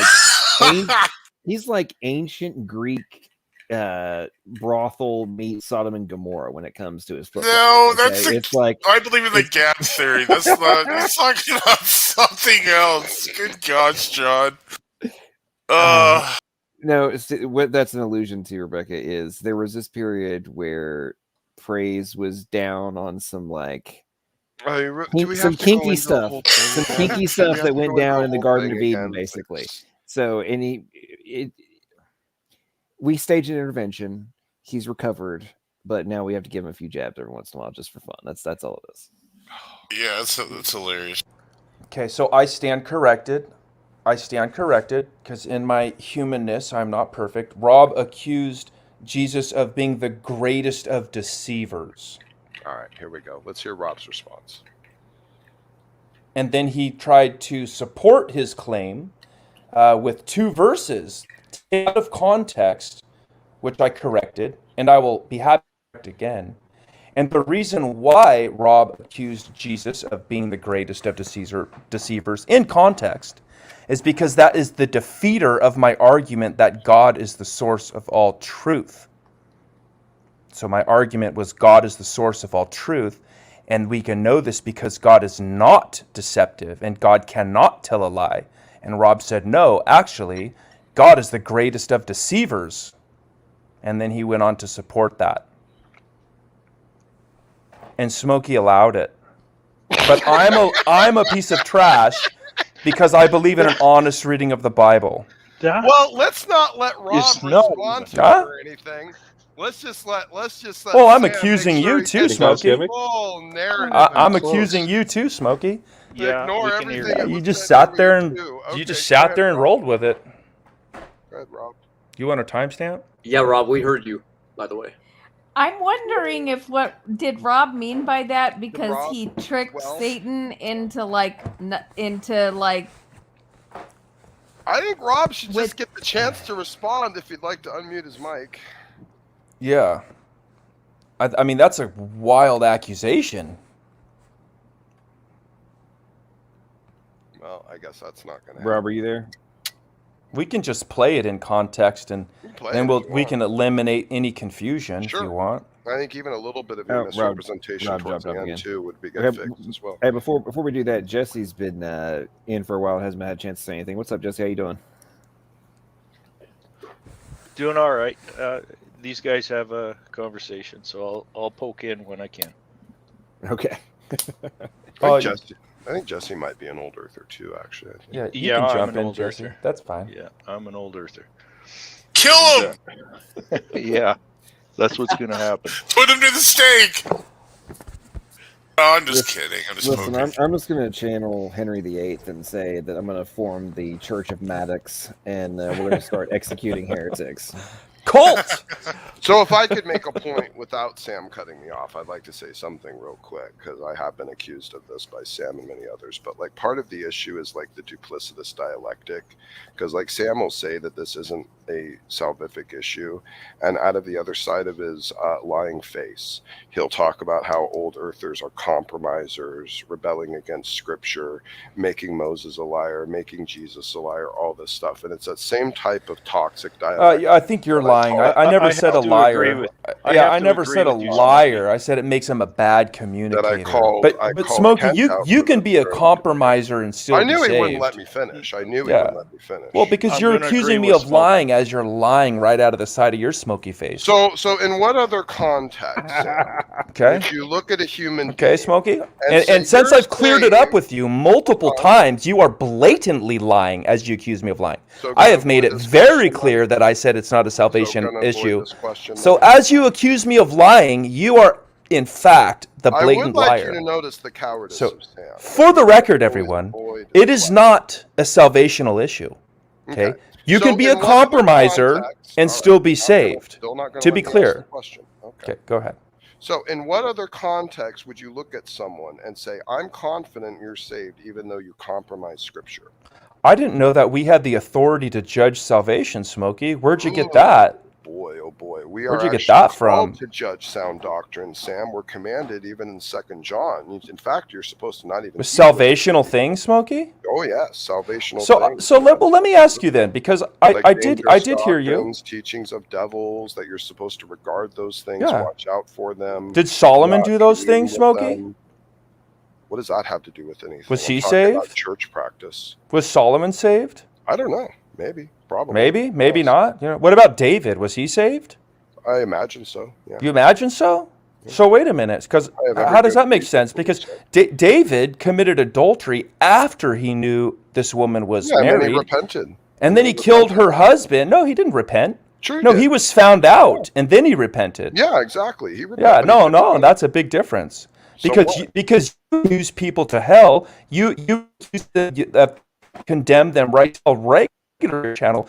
Just wondering, because if someone can lose their salvation, tell me, did David lose his salvation? I don't know. I don't think so. Oh, you don't know? Well, so I tell think me, he what was. what must I do to lose my salvation, Smokey? Since you're the expert, Reject the and faith. you are the accuser of the brethren. Reject Tell the me. faith. Reject the faith. Okay.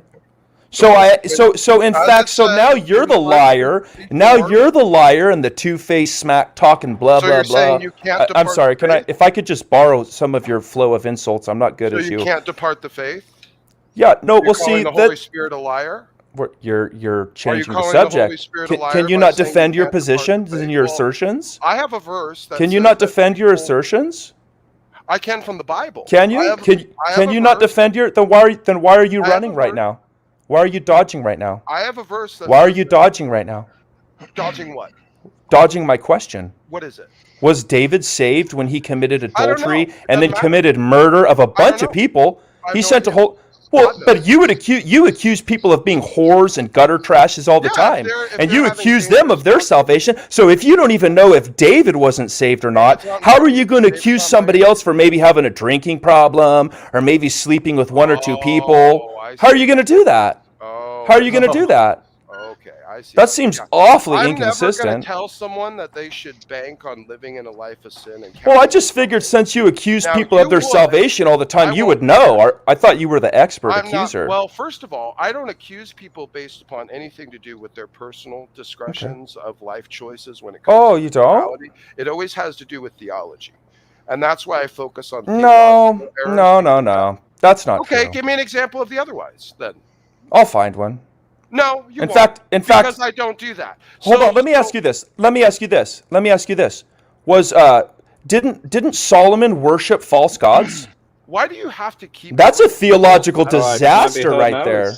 What about Rob? Hey, wait, Smokey. What about Rob? He's an evolutionist. So can Rob answer your false? Wait, what about Rob? He's an evolutionist. So no. Is his theology messed up too, Rob? I'm just looking for consistency, Smokey. And I'm just looking for you to demonstrate that when you accuse somebody to hell, you actually know what you're talking about. But so far, you've been exposed as the liar. The gospel, to be honest. I'm asking Smokey, not you, Rob. Okay, you keep looking to accuse Jesus while you're there. Stay busy. Apparently, I'm not accusing Jesus. Start answering, Smokey. Start answering, Smokey. I tried to. You said a lot of things. Start with Solomon. The one accusing His theology was a mess. Rob. And he repented at the end. What about before he repented? What about before he repented, Smokey? Well, I don't know. You don't know? I think. So if I was living in sin right now, maybe he was never saved. Maybe he was never saved before. Oh, the man after God's own heart. Oh, you mean David? Or David? Yeah, David. Yeah, David, the man after God's own heart. Sure. Was he saved? Probably. Yeah, probably. Okay. So when you say that the once saved, always saved position allows people to live like hell, and that's why it's horrible, right? But then you'll turn around and you'll say that, well, David didn't lose his salvation. He was a man after God's own heart. Where's the consistency? Why does it have to always be under the context to lose? Why isn't it under the context of reject? Where's the consistency? David never rejected God. Okay. If I don't reject God, cuts out, can I just clarify to everyone about what I was getting at with the deception stuff? Sure. Go ahead, Rob. If Sam will let you. All right. So okay, hang on. Hey, Rob, it was in the context of the presuppositional argument Sam was making, and all I did was in a tongue-in-cheek context with respect to Allah being called Al-Haq, so the truth. And in the Quran, Allah is described as the greatest of all deceivers. And so, in other words, the greatest of all deceivers is not saying that he's the ultimate, most vicious deceiver. It's just saying because he's an omni being, then when he does something, quote unquote, deceptive, that means he does it in an omni way, because Rob, it's to do with psychology. Rob, so since I you're you are flat lying because I already made a delineation between the Muslim God and Allah. Allah is not Jesus. No. I'm actually not doing that. And I said that already. Oh, okay. So Allah is Jesus?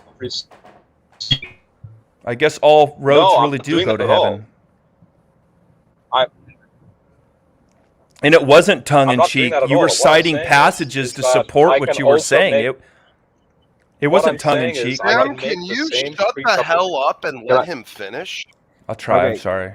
Gentlemen, everybody be quiet. We're going to go to 1 minute. God, dude, you are the worst man. I know. I failed there. Is my microphone off? What's going on here? No, it's good, John. We can hear you. Okay. So we're just trying to ignore you because we like the dumpster fire. It's warm. Okay, so we're going to go to 1 minute rounds. Everybody shut the hell up. Okay. And Rob, do you have anything else you want to say? Or do you wrap up your point? Well, I need to quickly finish my point there. I'll probably take like 30 seconds. So Okay. Clock starting now. Go ahead. All right. So it's ironic that, if Sam was a Muslim, he would say exactly the same words. Because guess what? You have the same terminologies in the Quran. You have Allah is described as Al-Haq, the truth. And one of the descriptions of Allah is that he's the greatest of all deceivers. Now, the Bible doesn't say Yahweh is the greatest of all deceivers. But you do see hints as to where the Muslims are getting it from the Bible, where God sends good angels to be deceptive lying spirits in the mouth of certain prophets, and even Jesus in John 7 being quite deceptive about, hey, I'm not going to the festival, but then a couple of verses later he does go to the festival, and then 2 Thessalonians says that God sends a strong delusion. So it was in the context of presuppositional epistemology, and I'm not a presuppositionalist. Time. That's time, Rob. That's time, Rob. Okay. Okay. Yep. So can I respond to that? Okay, so in context, Rob, you actually were accusing Jesus, and I know that you just said that you weren't, but when I clearly made a delineation between between Allah and Jesus, then you started attacking the Bible, which you're very good at. You cited First Kings, and I already explained to you that when that God or the Spirit said, "Who will go and persuade them?" And then in somebody's free will, they said, "I will go," and they decided to use deception in order to persuade. That doesn't mean that God was asked to do any tactics under their own. And then when it goes to going down to the party, so we can admit that there was a scribal error. So how are we going to correct that scribal error? Was something added or removed? Well, we have to see the nature of God, and God is true. So you would side with the scribes who decided to attack him, like you do, and I will agree with the correction. Time. It's not a lot of time. Can I want to respond? Can I respond to that? Yeah. Baby. All right. Yeah. Clock starts now. Good. All right. The scribe that did not put the word "yet," so to speak, that is, I mean, you have no clue about how textual criticism works, and you have no clue, especially about Johannine material. So there is no "yet" in the earliest manuscripts. And so a later scribe, feeling uncomfortable about that, goes and shoehorns in a reading to say, to soften it, basically. Originally, it wasn't the case, and even the church fathers sort of noticed this. And guess what? If you go with the "yet" reading, you have a contradiction in Scripture, because Mark's gospel is all about the messianic secret motif, which became a big thing in biblical scholarship in the 1900s. And that fits beautifully with John 7 without that scribal editorial gloss. That scribal editorial gloss That's time, Rob. That's time, Rob. Okay. All right. So I'm going to respond to that. Okay, so Rob fails another. I'm going to read the comment that I left. So Rob fails another attack against God. Here is why. We will both agree that there was a scribal error. Either a word was left out by error, or a word was added by error. So we will agree that there was an error one way or another. Now we must decide what is the proper consistent solution.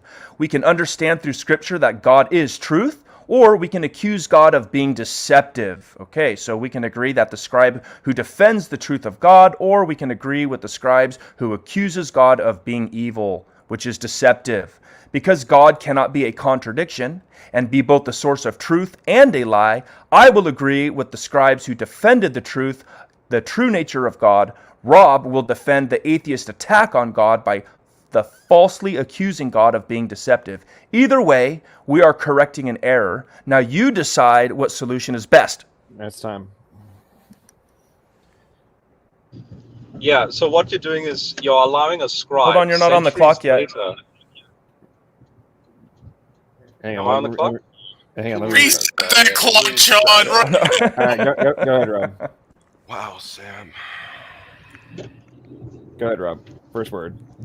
Yeah, you're allowing a scribe centuries later. Like go and look into the so for example, Bruce Metzger's New Testament commentary, textual New Testament commentary. A scribe centuries later to assimilate a reading that's not original to the text is not a Johannine. It's not. It wouldn't fit the pen or the hand of John the Apostle himself, and would contradict the synoptics, because the synoptics is all about the secrecy motif, where Jesus, he actually is deceptive. He causes one big deception to one particular being, and that's Satan himself, because he didn't know the plan. If he knew the plan, he wouldn't have killed Jesus. So you're allowing some guy centuries later who didn't know better, because he felt a bit uncomfortable, to shoe on in that reading, and then the whole thing just blows up in your face if you do allow for that reading. All right. I'll go one more time. That's time. Okay, let me hang on. All right, on first word, go ahead. Okay, God cannot be both good and bad. He cannot be the source of truth and the source of deception. So again, we will agree that there was an error one way or another. You said that God deceived Satan by not giving him information. That is false.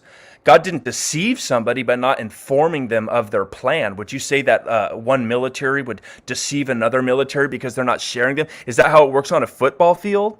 I think that fails, Rob. That's another failed attack. So it's a logical contradiction against the laws of logic to suggest that God can be both the source of truth and also the source of deception. That title has been set apart for the actual deceiver, and that's who you're accusing God of being right now. You're the one who's been deceived, Rob. Good. That's good. Yeah, one quick 2-second comment. Paul in 1 Corinthians 2 verse 8 actually agrees with me on what I'm getting at.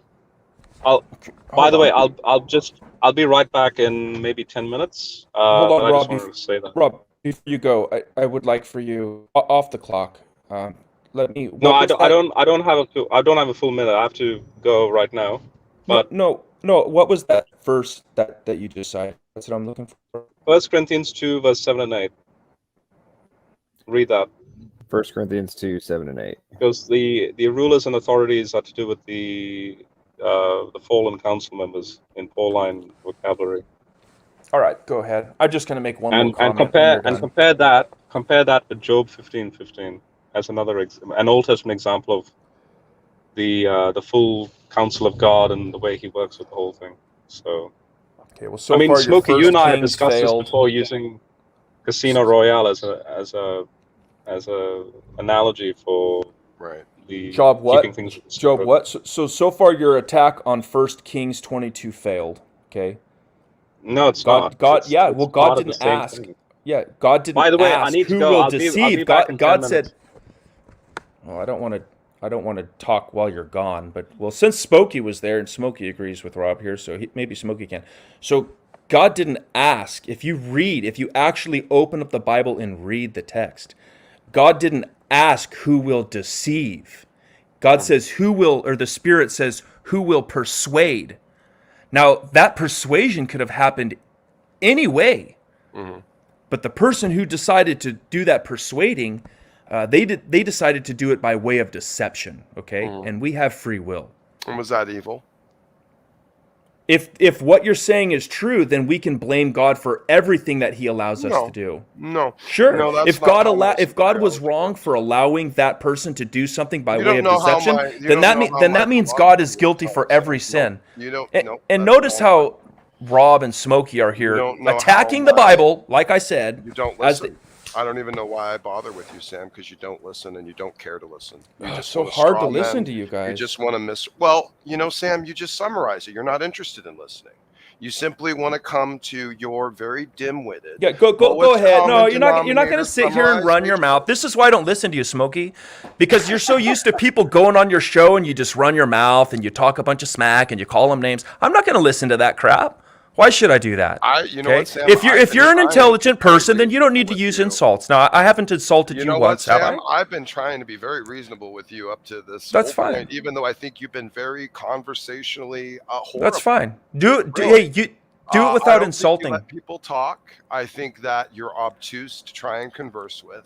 I think I enjoy doing this because I think you do display the typical character of a young earther. And I Yeah, do see, think there you that go, that's dude. You're just enjoyable. bumping your mouth again. You're in the wrong room for Well, that, that's fine. Smokey. Okay, whatever. Okay. So let's move on to the point at hand. I guess what are we discussing exactly, Sam? What do you want to go into?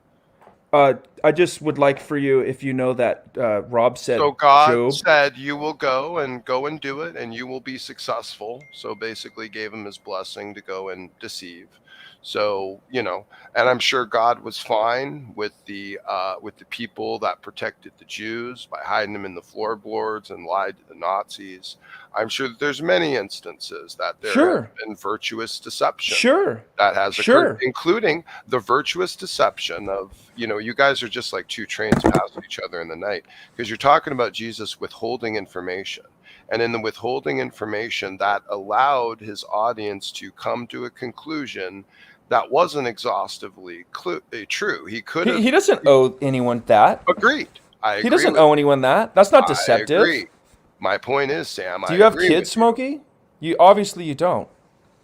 My point is that I was agreeing with you on that actually, in fact, he could be withholding information and allowing them to come to a false conclusion than what is actually going to actualize in reality. No, Now, let me, okay, hold on. I'm just plugging my computer. Let me explain why that comment that you just made doesn't work, okay? Okay. Because again, if God is all knowledgeable, if God already has all knowledge, then we can simply say that God is guilty for all sins because he knows and he doesn't reveal these things to us. So that doesn't work. No, he knows what the reaction would be based upon how much information he releases. Yeah, so God should he tell you everything, releases- Smokey? No, no, that's Okay. my point. Yeah, then is it's that- not deception. Well, my point is that Jesus sent them forward with the belief at that moment that he was not going to go down to the festival. Now, actually, let me say this, because the word yet doesn't really matter to me whether it's there or not, because he does clarify, and he says, my hour has not yet come. Now, the disciples just took that as, okay, well, he's not going down to the feast, whatever, let's go. But really, in his communication, he could have just been communicating honestly, my hour has not yet come, and just didn't exhaustively say, my hour is in a few hours when I end up following you down there. Coulda, shoulda, He woulda. kept that information out. People come to their conclusion that you're not going to be able to blame. So we Well, can he blame kept God. that We can blame information. God every time somebody comes to a conclusion on something. We can blame God. God knows everything, but he didn't tell me. It's God's fault. God's evil. God's a deceiver. He allowed God, you them- guys are horrible, dude. Well, hold on. He allowed the disciples to come to a conclusion that he was not going to go down there, so that he could go down there in secret and he could observe them being amongst the people, not knowing or not, necessarily being aware that Jesus was there in their presence watching. Smokey, do you believe in the laws of logic? Sure. Can God be the source of all truth and also lie? Why are we going to precept now all of a sudden? No, that's a freaking rational question. Do you believe in the law of non-contradiction or not? Because when we're talking about God, we're talking about a maximally great, like a foundational being. God is truth. So okay, God so can if do there was an anything? error, you guys are putting the error there. So okay? God can wait, what? If God is the source of truth, he cannot lie. He cannot be deceptive. Okay? You guys are screwing it up. You're messing it up. You're coming to the wrong conclusion or understanding. Well, we haven't heard you explain the verse. Can I read Okay, something? the law of logic. Can I read something from a scholar that talks about- logic? What are you talking about? You well, cannot be both A and not A at the same time, right? So God says he is true. So God can- therefore these passages He cannot be don't belong in the deceptive. Bible? No, your understanding of them. I mean, clearly, you've already taken them out of context. I already explained that. There was a scribal error. Which one are you going to choose? In First Kings, But there's other plenty understandings. Like Jesus could have been talking in a way that I'm not going to come down with you, because if you guys read upon this, there's different commentaries on this. It doesn't imply any type of deception at all. I'm just saying. Can I read something from a scholar real quick? A short statement. Yeah, go ahead. I'd like to hear what Sam thinks of this, because I was asking, is deception necessarily a lie, as in like breaking a commandment? God's character is defined by that. We have texts that say God cannot lie. God does not lie. Here's what Michael Heiser has to say, and I know a lot of you don't like Michael Heiser, but here we go. He says, this has been on my list of things I really want to dive into, having taught ethics for a number of years.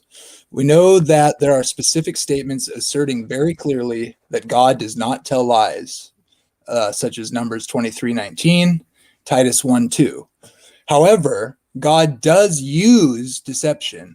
Some of you, no doubt, will want to define lying so that it includes deception. But that is not only unwise, it puts you and God in a theological pickle. Here's the passage, 1 Samuel 16:1-3. I always used in ethics class to get us into the subject. Now I can read that if you want. hold on, I'm going to write it down. What was it? First It Samuel was what? 1 Samuel 16:1-13, and the ones where it just very clearly states. God does not tell lies is Numbers 23:19 and Titus 1:2. Those are where it says God does not lie. But the passage he's talking about is in 1 Samuel 16, 1 through 13. I don't know if somebody wants to read it or something, but I think there's more people in this chat that are actually right than wrong. But John, could we hear from Jesse Camping? He's been waiting patiently. I'm sure he's got something to add. No. The intended verse in that Samuel passage is, and Samuel said, "How can I go? If Saul hears it, he will kill me." And the Lord said, "Take a heifer with you and say, I have come to sacrifice to the Lord." So he's not giving out all the information when he's going to pick David. Perfect point. Perfect point. He's showing up. He's being honest with what he's communicating, but he's not being exhaustive with the information he's revealing, and therefore ends up deceiving the people there of his real intention for being there. So right. That's exactly right. So, Jesse, I've just done a fact check, and there is no record in Egypt of a global flood. Now, Egypt is fairly close to ancient Mesopotamia. Can I hear your thoughts on why there's no Egyptian record of a global worldwide flood, given the proximity of the country to Mesopotamia? Yeah, there isn't a flood, but I guess they use the I forget now. Is it Seth that comes down? He makes a facsimile of himself, and he comes down, and they kill everybody, and he walks in the blood. They call that the flood. So I don't think it matches the myth of the flood. No. All right, I'm back. Yay! Matt, are you still with us? Do you have any? Do you want to respond to that if you're still with us? I know you've been dealing with the kids. Matt must have stepped away. No, I'm here. That's okay. Oh, yeah. Okay. Did you hear what Jesse was saying? Well, he was replying to Gavin, right? Not to me. Yeah, well, the point about the flood, the Egyptian flood not being global, only being local. Oh, well, yeah. I mean, you can pull up a list of what the people have around the world. As far as floods go, some of them are local, some of them are global, some of them have 8 people survive, some have 2. You're going to get a lot of mistakes throughout generations. It's kind of like the game telephone. Not everybody had written language, but the fact that they do talk about a flood in general wiping out all of humanity, that's pretty much a common theme. So it seems to me that the only way that could be possible is if there was a flood that wiped out humanity at some point in time. And pretty much everybody here would agree, local, global, doesn't really matter. It's a flood happened, and that's why we do see it in multiple cultures everywhere we look. So that's my tangent. And I got some great verses, by the way, on the Quran. There's one that I really want to read out. Check this out. This is crazy. The most powerful of all is Hadith 873, verse 223. It says, the most awful name in Allah's sight on the day of resurrection will be that of a man calling himself Malik Alamik, which means King of Kings. I love that. That is pretty crazy. Anyway, good. Malik al-Malik. The Malik means king. King, the king. The king. Yeah, pretty crazy that Allah is saying that the most awful name to him on the day of resurrection is King of Kings. Well, actually, there's one even better than that. It's both in the Quran and also in the Hadith, where in Zechariah 11, like you have that, Zechariah is full of eschatology, and when it speaks about the wayward shepherd, or the shepherd that is basically it's Antichrist imagery, and in Zechariah it says that the shepherd is wounded in one eye. Well, the the soon-to-be hero, the so-called Messiah figure in Islam, is actually described as having one eye in the Hadith. And so in other words, you have a, if I was going to be charitable, it's like, hey, do you guys realize that Zechariah is talking about the Antichrist, not the Messiah? And you see this all throughout Islamic literature. They seem to confuse a lot of things that happen in the biblical text. Like, for example, in Surah 3 and also Surah 4, Moses' father, Amran, is called Imran, and Moses' sister Miriam is, I mean, there's no difference between Miriam and Mary. And in Surah 3 it says, and this sister of Moses, the daughter of Amran, gave birth to Jesus. So Moses' sister in the Exodus somehow gave birth to, is the Mary of the New Testament. And then you have the tafsir and the hadith, trying to solve this, like, hang on, that's a huge anachronism. And then I kid you not, there's a throwaway line that says, oh, no,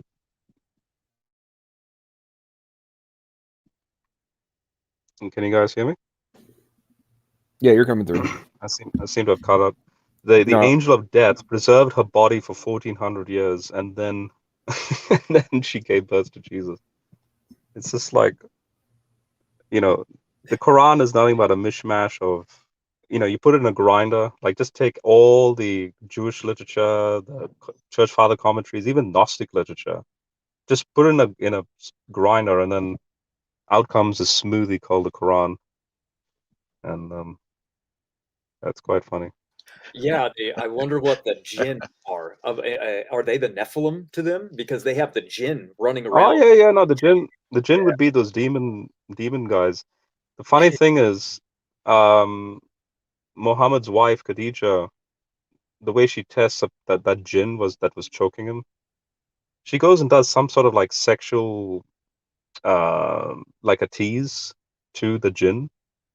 The one thing that really kind of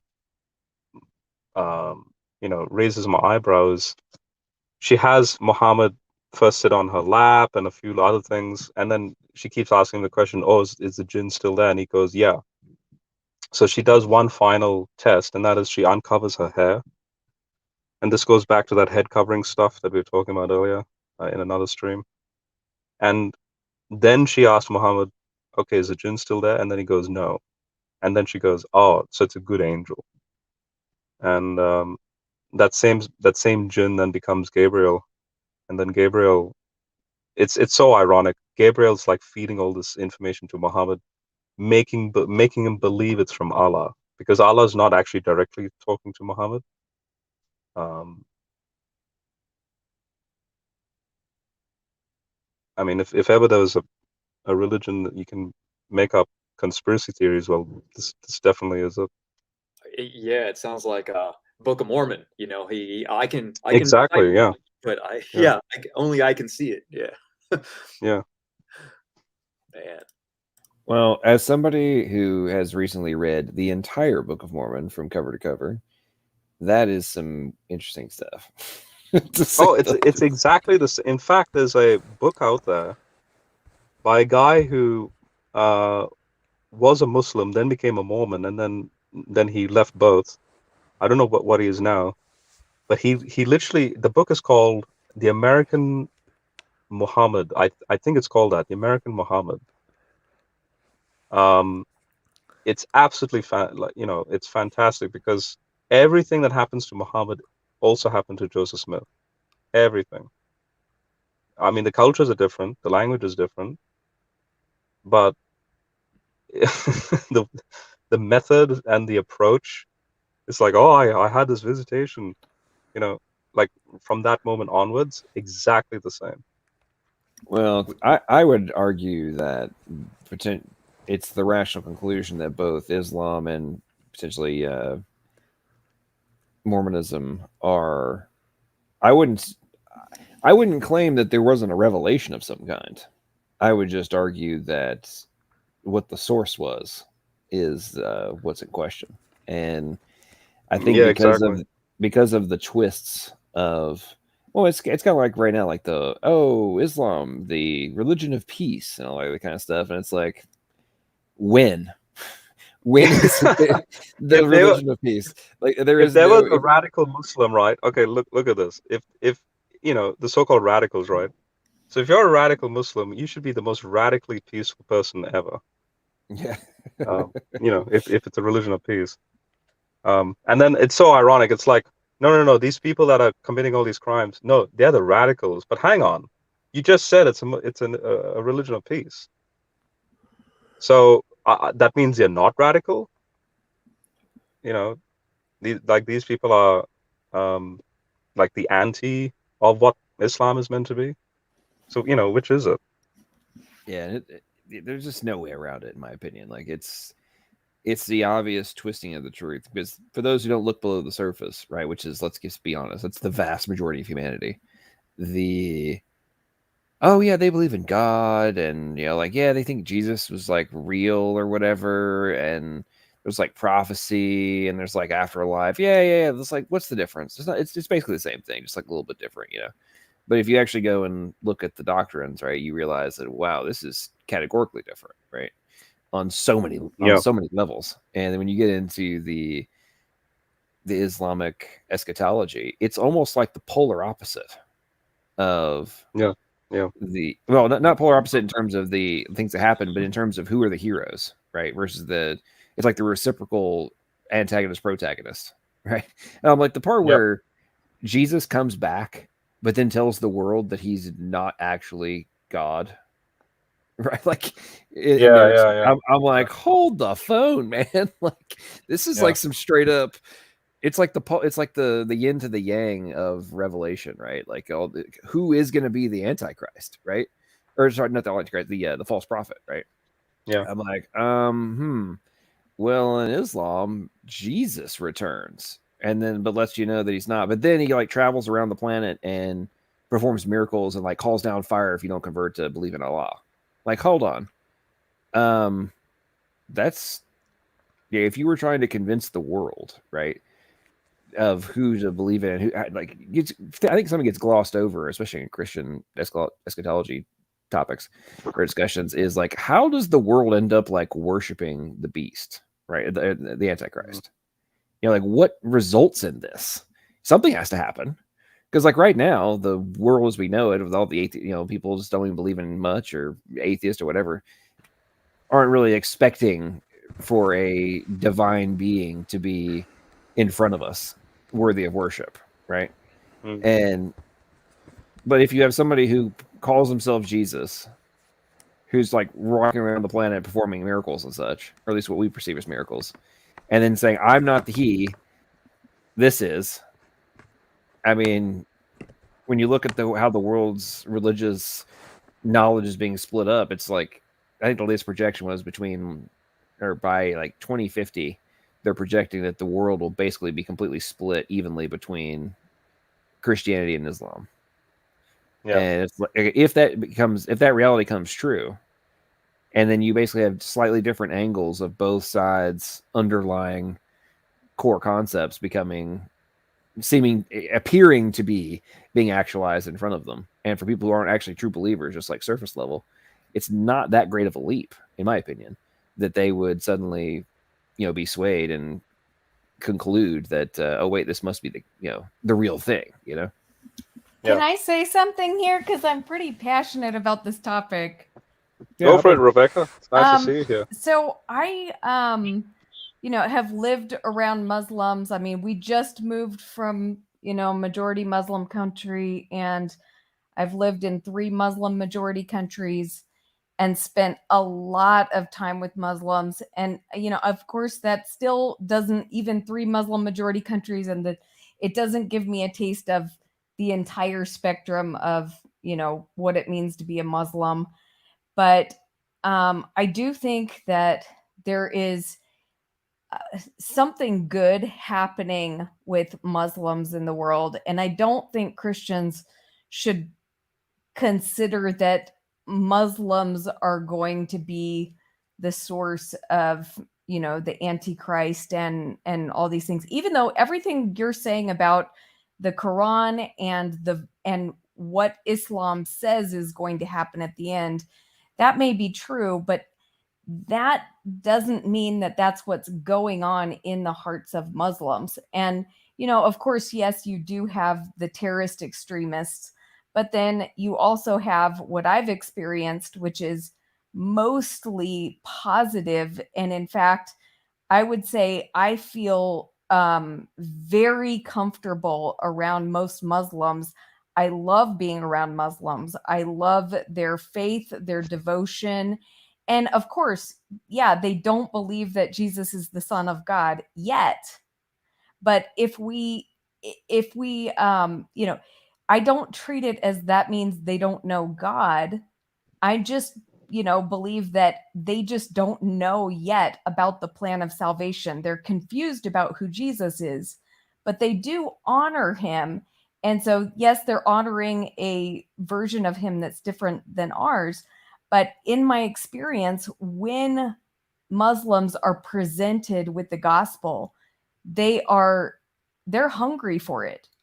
And I've seen many, many Muslims come to know Jesus, and especially in certain countries.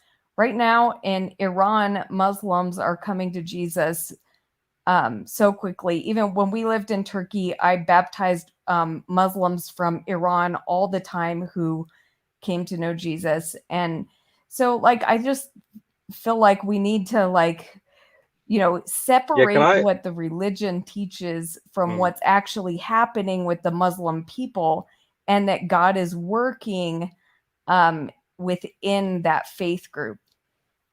Yeah, can I, LPP, can I just give a few comments on that? Yeah, good. Yeah, Rebecca, I don't disagree with you at all. I'm glad that you gave that, the other side of the coin sort of perspective, because I think that's important. There are Muslims, as you know, we call them so-called radical, right? But those that are more quote unquote cultured, that are also in the political, they have political means. They have a way to engage the Western culture politically, and then they will then say things like, "Oh, see, the Fox News narrative," and that doesn't help one bit or another, right? Because they're accusing non-Muslims as being part of the quote unquote Fox News narrative, and then there are those who may not be using the Fox News narrative but are attacking the culture at large, thinking that the whole culture is taking the Quran black and white. But so that being said, the reason why I'm reacting the way I'm reacting in a very casual way, by the way, I'm not, it's not that I hate Muslims.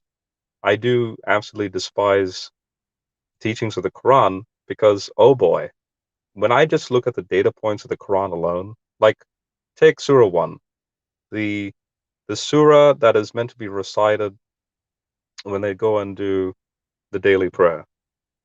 Think about it psychologically. What's going through your mind as you read those 6 ayahs? Like, yes, the first 5 ayahs are reasonably good in the sense, like even ayah 5 is like, show us the straight way. But then there's a caveat, and it's the last verse in the chapter where it says, "But not the way of those whom your judgment is for," and that is the Christians and the Jews. Like imagine every day, potentially 5 times a day. I mean, it's kind of like when you go to church and you recite the Lord's Prayer. It's the same thing, where you have flowing in your mind Allah's judgment against a particular group of people. Well, actually, in this case, 2, the Christian and the Jew. The Christian could be anyone because there's no racial distinction in Christianity, whereas there's a specific word for Jew. And then as you go through the whole Quran, and I've read through it, it was part of my journey, in discovering my faith. And I'm just looking at this thinking, this is just one heck of a, like someone took the style of Proverbs and made it into this drunken mishmash of practically all the ancient texts into the most grotesque. Like I can show you in Surah 4, a man, if he touches a woman and he doesn't find water to do his ablutions before he does the prayer, then all he has left to do is to find clean dirt and then rub his face in that clean dirt, and then he's declared ceremonially clean to do his prayer. So in other words, women are dirtier than dirt. Like when I see this stuff, I'm thinking, I despise the data points of the Quran and the Hadith. I don't despise the people, but when I see radicals like the Taliban and so on, when I see them behave a certain way and believe a certain, it's like I'm not surprised by that, because that's exactly what the Quran says that they should behave. So that's where I'm coming from. I just wanted to clarify that. Well, that's definitely understandable. I think something I'd like to interject here in terms of Rebecca's point and yours as well, Rob. I think you're both correct, right? And I think that the teachings of Islam don't necessarily mean that the people that we call Muslims or that live in Muslim-dominated countries aren't also searching for the truth.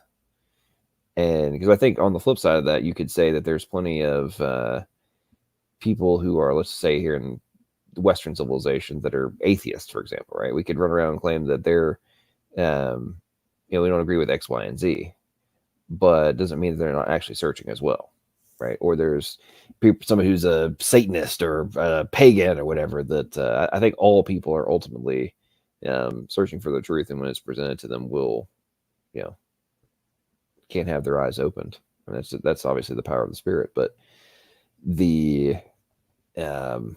so I agree with you, Rebecca, that we don't need to brand everybody in that context, because and the other aspect of it too, and this goes to Rob's point, is the radicals. I think they really are. They've proven beyond doubt that they are the fulfillment of what the Hadiths and the Quran actually preach, right, and what it actually says. But there's plenty of people here in the States, as an example, that call themselves Christians but couldn't tell you the basics of doctrine, or they don't even know how many books in the Bible there are, right? And like the basics. But at the same time, they're a quote unquote Christian, right? And we're in a Christian nation, all that kind of stuff, right? So I obviously have to keep it in context on all sides of the equation. That's not to say that the concerns of what has been coming out for the last 20 years in terms of the acceleration and the propaganda that's been pushed on a variety of fronts. Let's be real. I am not living in a fantasy land where I think that the different, halls of power around the globe have not taken advantage of terrorist groups, whether it be Islamic or otherwise. I mean, they've used them to their own ends on many, many occasions for centuries. I mean, let's get real. Like, this goes back to Aristotle, right? Like and Machiavelli. Yeah, that's true. They're used as pawns in the giant game of global chess that's ongoing right now. I mean, anybody who says otherwise is just naive, in my opinion. I think there's a whole nother level of puppeteers, if you will, that are enabling them to fulfill what they think is the will of Allah, and in reality is being used to unstabilize or destabilize the geopolitical climate to gain power. But that's just me. Yeah, and like Rebecca, I'm not disagreeing with you on that. I want you to be silent again for another 30 minutes. We do allow women to speak here, unlike in certain places. I just wanted to I guess, and I'm agreeing with a lot of what you're saying. I just when I start hearing Christians talk about Islam and Muslims being how the Antichrist is going to arise and stuff like that, I feel like it kind of promotes an us versus them mentality with Christians and Muslims. And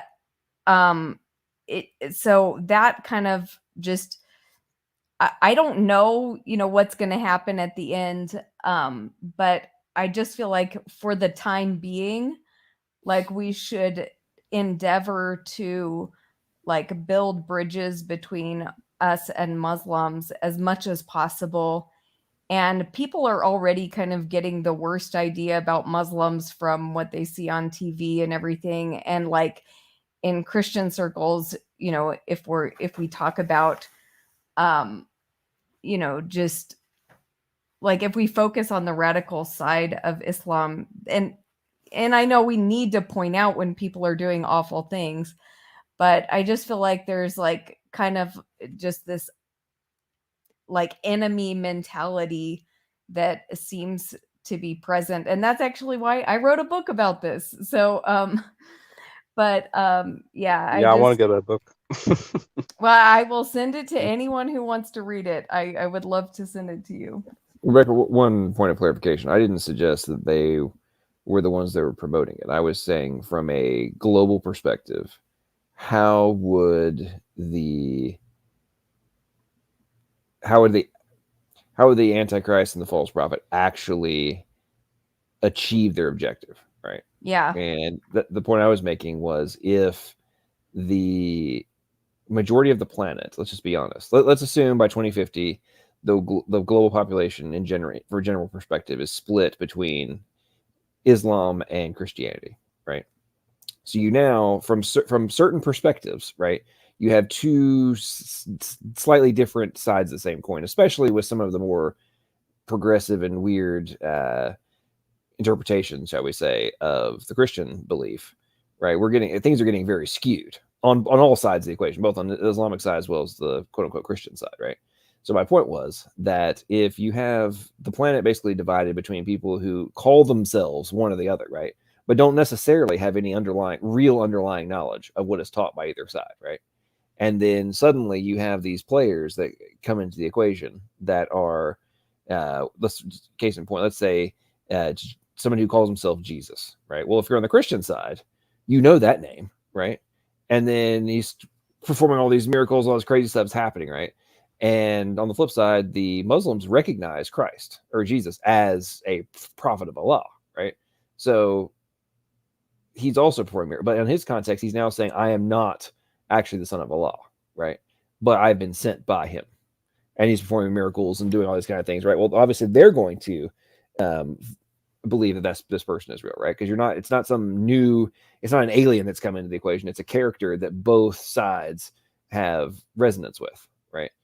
And then now he says, it's not me, it's this guy, right? Obviously in this context, the Antichrist. This is not a gigantic leap for both sides of the equation. Suddenly both of them come together, right? Instead of being divided, the Christians and the Muslims, again, assuming the world is divided between the two, can now come together and no longer be at odds in this context. And I say this from a macro view of how could this actually be pulled off? And I'm like, to me anyway, that doesn't seem like a giant leap. It's actually a rather easy leap when you consider the vast majority of the planet even people who consider themselves, either side, have extraordinarily limited knowledge of the underlying principles of the religion, the respective religion that they espouse. Does that make sense? I can see it going down that way, but I can also see it going down where 1 billion Muslims turn to Jesus very soon. So that's my hope, is that actually we're going to have a very different scenario than the one you're describing, because I do believe that Muslims have the exact right foundation that somebody needs to have to hear the gospel. And that's why, like, I have so much appreciation. And I do think that, we could have, what you're describing is a plausible scenario. It's just not the one I want to happen, because I think and I feel like there's a huge harvest of Muslims. Like right now, if we had people to share the gospel with, every Muslim on the planet, I do believe that people would turn to Jesus right now. Because we tend to think that, they know what Christians believe, but I can tell you in Turkey, anytime I went out, like I would have my cross necklace or, and if I just went out, if I was like talking to a shopkeeper or something, I would be like, do you know what this cross means? And they didn't know. They really don't know. They know it's a Christian symbol, but they don't know. And Yeah, that's true. Yeah. so it's But Rebecca, just to clarify, mhm. those who are informed, again, are not the Muslims of the culture that you've been in, but I'm talking about grown men who know better, who are also young and fit. They they can speak Arabic, then they know the scriptures. Like, I'll shout out some names like Adnan Rashid, for example, and his clique of Muslims online on YouTube and all that. I actually had him come to my university and debate Samuel Green, who's a friend of mine, because he evangelizes to Muslims on the topic of how does a cross make logical sense in the grand scheme of things, and theologically, and you can cut the tension with a knife, in the sense that it's not the Christians that were causing the tension. So that aspect of love that you're talking about, like the attitude that Christians should have, which is what you had to these people, that's what Samuel Green was showing on stage. That's what, in fact, practically all the Christians were doing. And ironically enough, a lot of the Christians in the room who were basically ignorant of the Quran. In other words, they didn't come into the debate with, for example, since I was in the room and I know what the Quran says, obviously there's this inner disgust I have for it. So I also have to keep cognizant of the fact that that can be a type of bias when I then approached Adnan and spoke with him. But a lot of the Christians are there kind of like in an innocent state, with smiles on their faces. It's like, oh, here's another culture, a different religion. Let's see how Jesus works with that. And then it's like, when that happens, they get spat on. They get, like all the Muslims there were so aggressive. Like, oh, you believe God was crucified? How could you believe that? What nonsense! So in other words, those who are going out of their way to be aggressive and the attackers are the Muslims themselves in that room. And this is meant to be, this is the University of Western Australia. So this is one of the most prestigious universities in Australia. And they hosted this thing, and it's meant to be one of those cordial, academic sort of discussions. And Adnan didn't approach it that way. All the Muslims basically imitated Adnan's attitude and decorum, and then all the Christians that are I hate to say this, but a lot of the Christian men are like beta males. I just hate to say that, but they just come across as effeminate, and they just cower out, and then they just walk out. And guess what sex is left defending Christianity when you have Muslim men still hanging around in that same room? All the women, Christian women, happily engaging about the topic. All the Christian guys are like, they just felt too intimidated, so just walked out. And it's like, oh, I have other things to do, and that in itself really disappointed me when I saw that that take place. Well, in your so point there, Rob, is yeah, good go for in the context. I mean, it also goes back to, I think it's twofold. Number one, obviously, there's been a massive feminization of male culture, or males in Western culture. That's just a fact. But beyond that, actually in conjunction with that, the reduction in the alpha male, confrontation willingness, I guess, in Western culture is the antithesis of what it's like in the Muslim dominated cultures, right? Of if you're not being aggressive, then you're not going to take you seriously, right? And that's just exactly fact, right. Exactly. And that's my point. Yeah. And then we wonder why people don't want to take anything seriously that's being said. It's like, well, I understand where you're coming from, but I think you just need to look into this a little bit more, right? Like, yeah, yeah. Like That's literally how the men spoke to those other Muslim men. And I was actually watching, I was more interested in the body language, like the body reactions, the faces of these Muslim men as they're looking at, it sounded like they were gay. These Christian guys talking back in that the exact same way, the way you imitated it. And you should see the look on the Muslim men's faces. They're like looking at each other, going, "Hang on, are we talking to like women here or something?" It's just, yeah, it's you know. it's crazy. Like Nashville, where I live, is like has more Egyptians and like Lebanese, like more Egyptians live in Nashville than anywhere else in the world outside of Egypt. It's kind of crazy. But we also have pretty sizable like Lebanese culture and stuff, and it's the.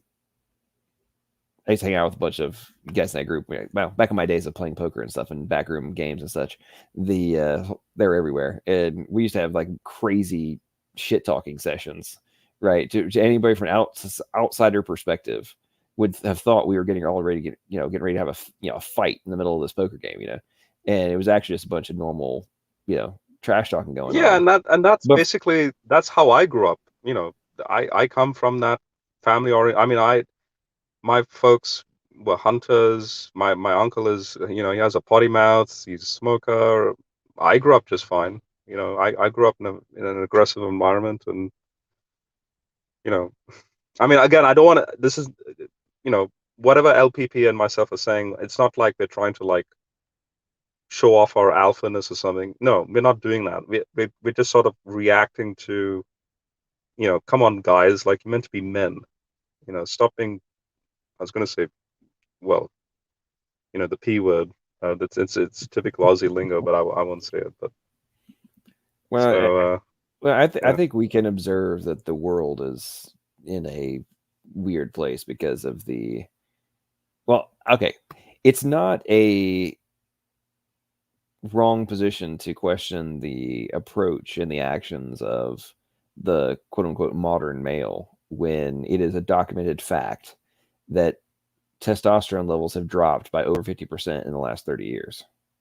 So this is documented evidence, like medical evidence. So there's only one rational conclusion you can come to. If testosterone levels have dropped 50%, there's a gigantic percentage of people who are not acting in the same manner as how men interact with each other not that long ago. And it was the norm, right? Versus the outlier, which is unfortunately what's happening now. But it also explains why so many people are being able to be led around like sheep, because they're not willing to challenge the status quo or challenge what they're being told or even question it. And that's just an unfortunate fact of reality these days. And what's can I ask Rebecca? Okay, yeah, go ahead. I just want to ask Rebecca a question. I think you read Arabic, right? And you must have read the Quran, and which chapter or verse would you go to immediately connect the gospel to the Muslim? Because what I have, my two verses are the verse about the crucifixion itself, when it says, "It appeared that he died, but he didn't die, yet Allah took him." And the reason why I'd go there is because there's a subtle hint of the incarnation, in the sense that the verse is ambiguous. It doesn't say that the body appeared to have died. It just says he. So in other words, in the gospel, we do know as Christians that it's not that the Logos died, it's the body that died. And then Jesus says, "Father, into your hands I give my spirit." So there's a little subtle hint in the ayah where it's like, it appeared that he died, but Allah took him. Well, it's like, hang on, then you're proving the incarnation of the Logos, the God-man Christ. And the other one is in Surah 61, when you have on the lips of Jesus the declaration that he will send someone after him called Ahmed, and Muslims say, "Oh, see, this is the praised one. This is Muhammad." And so then you ask them, well, when did Jesus say this, or where did Jesus say this, that he will send someone called Ahmed? And they'll immediately point to John 14, the Parakletos, the Comforter. And Parakletos If you change the certain vowels into perikletos, it becomes the Arabic form of Ahmed. The problem is there's no rendering of perikletos in any Johannine manuscript. It's always parakletos.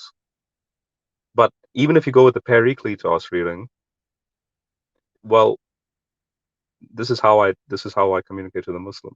Okay, Allah will send Ahmed, and Jesus is giving like a prophecy in Surah 61 about that.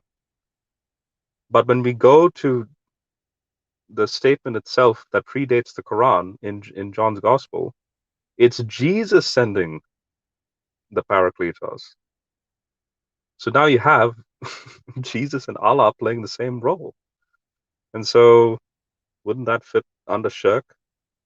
And you see that's how I've engaged Muslims in sort of like those intellectual points. I personally don't go down the, I could, but I don't go down the like the filthy verses, like, oh, look at this and look at that. But I'm just interested to hear how you would engage. Well, first of all, Rob, I do want to clarify. I functionally speak Arabic, but my main language that I speak is Persian. So I don't go around reading in Arabic, but I have read the Quran in English. But Okay. it's been a while since I've read it, and I honestly never use the Quran to talk to Muslims about Jesus. So I just start with like what we have in common, which is God and Jesus. I sometimes just share the simple gospel with them. Sometimes I invite them to read the Bible. And so I find it just much more effective to just introduce them to Jesus in the Bible. And I mean, I could do all of that stuff that you're doing, but for me, that's like complicating the issue, especially for, a lot of times people, it's not like they have a deep knowledge of the Quran. I mean, many Muslims do, I'm sure, but a lot of the people that I've been around they have more of, Islam by tradition than like deep reading of the Quran. So yeah, I just, I usually just stick with simply sharing the gospel and inviting people to read the Bible. Yeah, that's fair enough. Yeah. But would you? I mean, did you react in any way with respect to the eyebrow raising verses in the Quran? Like, did you? Yeah, I mean, I definitely, what's really fascinating about the Quran is just how much Jesus is in there. Oh, And no, I agree like with you on that. how Yeah, much yeah, yeah. honor is given to Jesus in the Quran. But at the same time, Even more so than Muhammad. Yep. One of the main themes of the Quran, though, is that Jesus is not the Son of God. Allah has no partner. It's like, it's almost as if it was written just to like, inoculate people to, I mean, to like get them just to keep away from that one idea about Jesus being the Son of God. Sure. But I totally agree with your characterization of it earlier, where you were like, it's like, a mishmash of everything, like a smoothie. And it is true, when you're reading the Quran, it's like, okay, what I see here is that Muhammad encountered some Christians, and it's almost like he's like putting down what he could remember of what he learned from them, because it's like the stories have some elements that are in the Bible, but like always without the detail. Exactly. Yeah. So it's kind of like somebody's foggy memory that just was like, oh yeah, and that guy, I think he did this, Another one that's really funny. This is more so in the Hadith. And by the way, this is Sahih. So this is like authentic. It's not some low grade. It's what's under what's called a grading scheme. So this is like a high grade accepted reading. Moses and the Rock. LPP. Do you know about this? Sorry, what are we talking about? Moses and the rock in the hadith, or in a particular hadith? Because Oh Rebecca no, was talking no, about. I'm not familiar with that Like, one.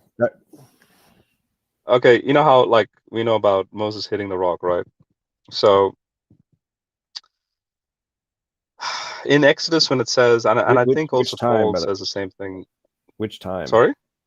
Which issue? We're talking about speaking to the rock or striking the rock? Striking the rock. This the second time. So in other words, Rebecca was saying that when you so I'm giving another example of the ones I find really funny. When Rebecca was saying, yeah, it's like a mishmash, you know, they don't give it as much detail. They just sort of say it like as if you expect to know it. But even when they say it, it's kind of like, hang on, did you just goof up a little bit? The hadith sort of fleshes it out a little bit more, but when it does, yeah, it's like you're on LSD or something. But you have the story, like as we know, like Moses strikes the rock and then God judges Moses. Wait, did I say Noah? I meant Moses. And in the Exodus account, and I think in Paul's writings, it says that the rock followed them through the wilderness, and that rock was Christ. I'm pretty sure Paul says that. So in the Hadith, you have Moses taking a bath one day, and he puts his clothes on this rock, and then the rock starts running away with his clothes. But for there is a reason why. So you know how Moses has just come down the mountain and he needs a veil to cover his face, and then apparently there's a rumor that he had some form of like skin or facial deformation or something. So God, through the rock, so Allah through the rock wanted to clarify to everyone that he is the most beautiful man in existence. So he's obviously nude, taking a bath, and then he puts his clothes on the rock, and then the rock just starts running off, and then he's chasing the rock, hitting it. He's like, "Come back with my clothes!" And then behold, he then approaches this cliff where the Israelite camp is. Like the Israelite camp can like look up and see, basically they're seeing Moses in all his glory on top of this cliff. And then there's like a declaration like, see, there's nothing wrong with him, like, as far as like his look goes, like his bodily form, and it's just like, hang on. So you've taken Moses striking the rock because of frustration with respect to the water, blah blah, and you made it into this fancy apocryphal sort of like weird Dumb and Dumber sexual thing, and it's Sahih. That's what blows my mind. It's like it's accepted. It's like, yeah, the chain of narration. This is authentically what Muhammad thought. The Sahih Bukhari or whatever hadith. Is Yeah. that Yeah. Guys, Now is that like, mixed up a story? Is that mixed up with something else, like a known story, or you think it's totally fabricated? No, it's I'm sort of just expanding on what Rebecca was saying, like, if this actually goes back to Muhammad, this is Muhammad's tales about what happened in the past. So like another one would be, where does the sun set? Oh, it sets into this like muddy spring. No, because they believe the earth was flat, and like this is nothing but Muhammad's like bedtime stories. It's like, so tell me about this Moses guy. Why did he strike the rock? And then bang, he goes into this tangent like, well, let me tell you the story. They kind of like a Morpheus meme, right? Like, what if I told you?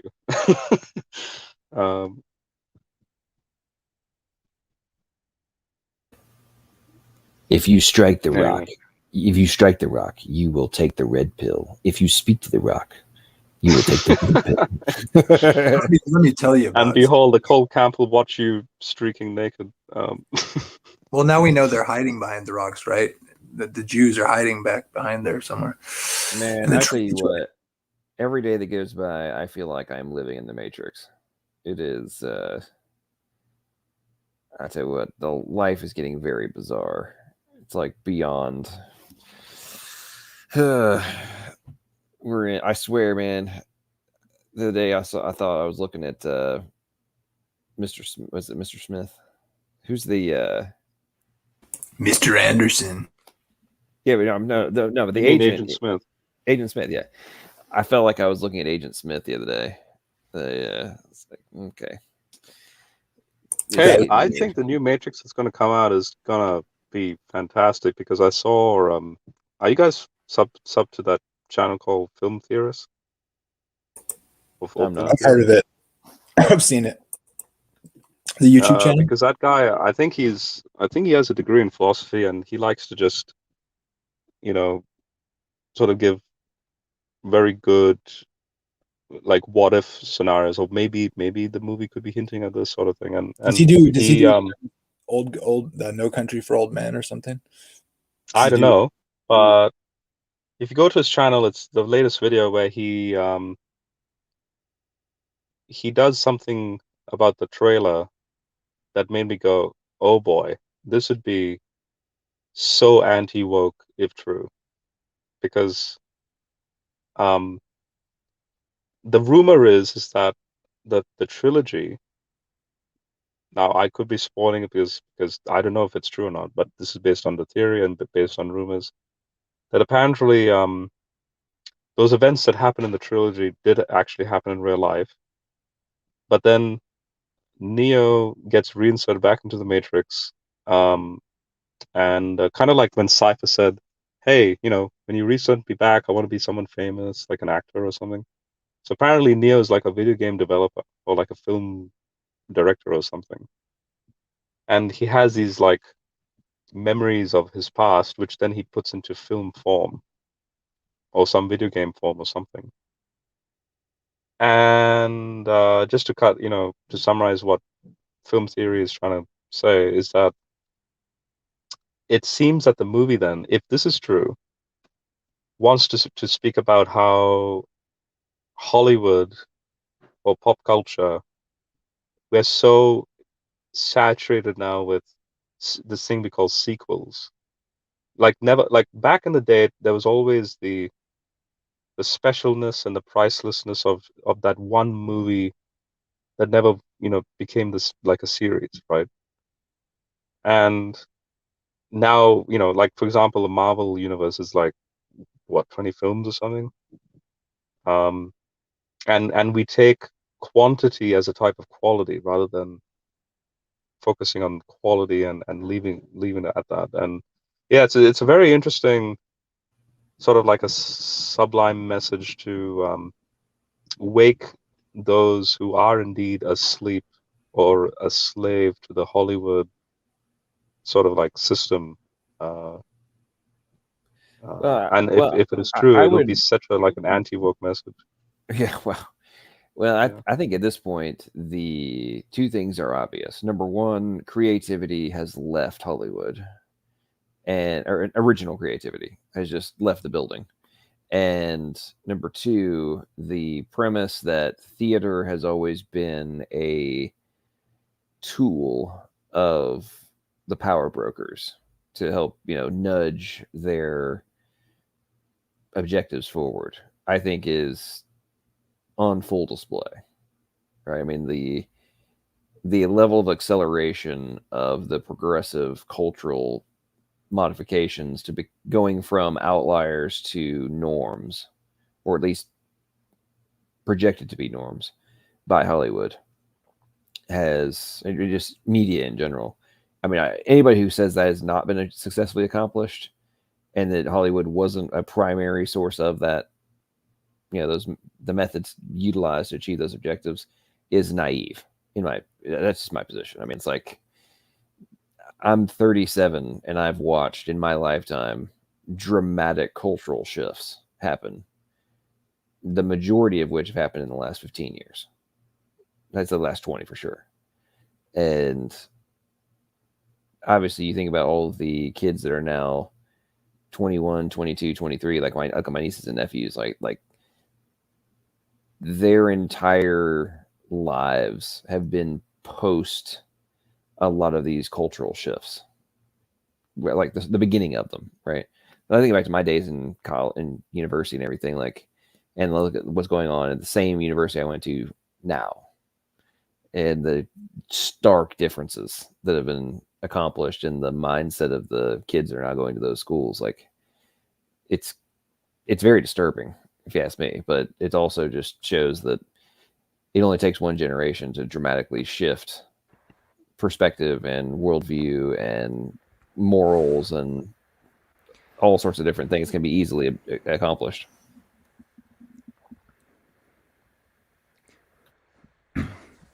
LPP, Yeah, that's very true.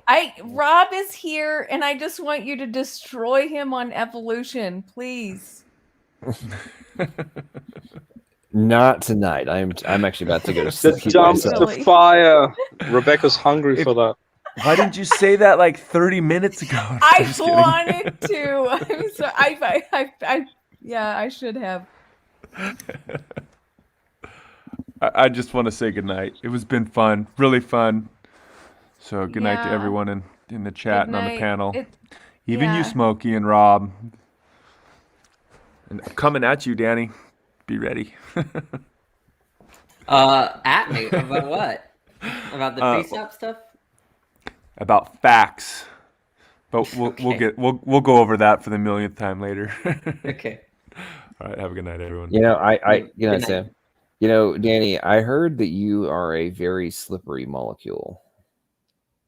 I guess I can be. What are you saying? Danny is helium? No, the who was it? Somebody dubbed you the slippery molecule. Really? I want to know who that was. I think that was Nephilim Free. Oh, well, then that makes Oh sense. Yeah. gosh. I can't remember. I think it might have been one of your recent back and forths with Sam, and Neff kept interrupting. I think he called you a slippery molecule.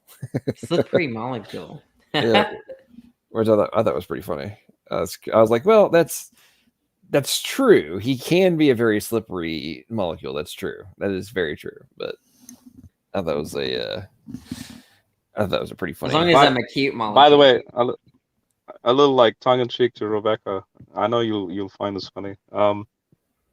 In the Quran, there is evolution, but not the evolution that even LPP would be like, hang on, but that's not evolution.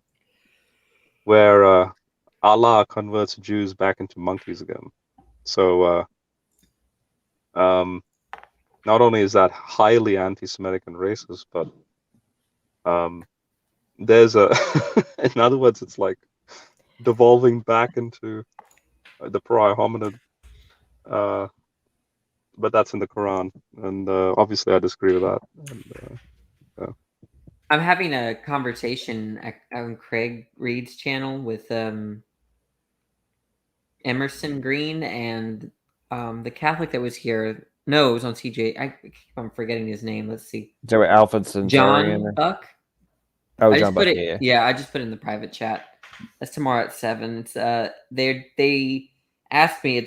We're just going to be talking about anti-physicalism theories of consciousness, I guess. Okay. What time? 7 p.m. Oh, so Danny, did you Central. did you end up reading Bertrand or Bernardo? How do you pronounce his last name? Castro. No, I don't have time to read anything but my grad stuff right now. I was going to read Castrop stuff in December. Okay, so Yeah. I finally finished all of the video stuff. Well, I went through that. No, I did that a while back. No, I finally finished Why Materialism is It was Baloney. baloney, yeah. And okay, so I don't know if you remember this, but when I told you I'd started reading it, that so far he was convinced, while I was following his logic on idealism and destruction of materialism, he was actually giving me more foundation to dualism. So I finally finished the book, and I'll just say that earlier position still stands.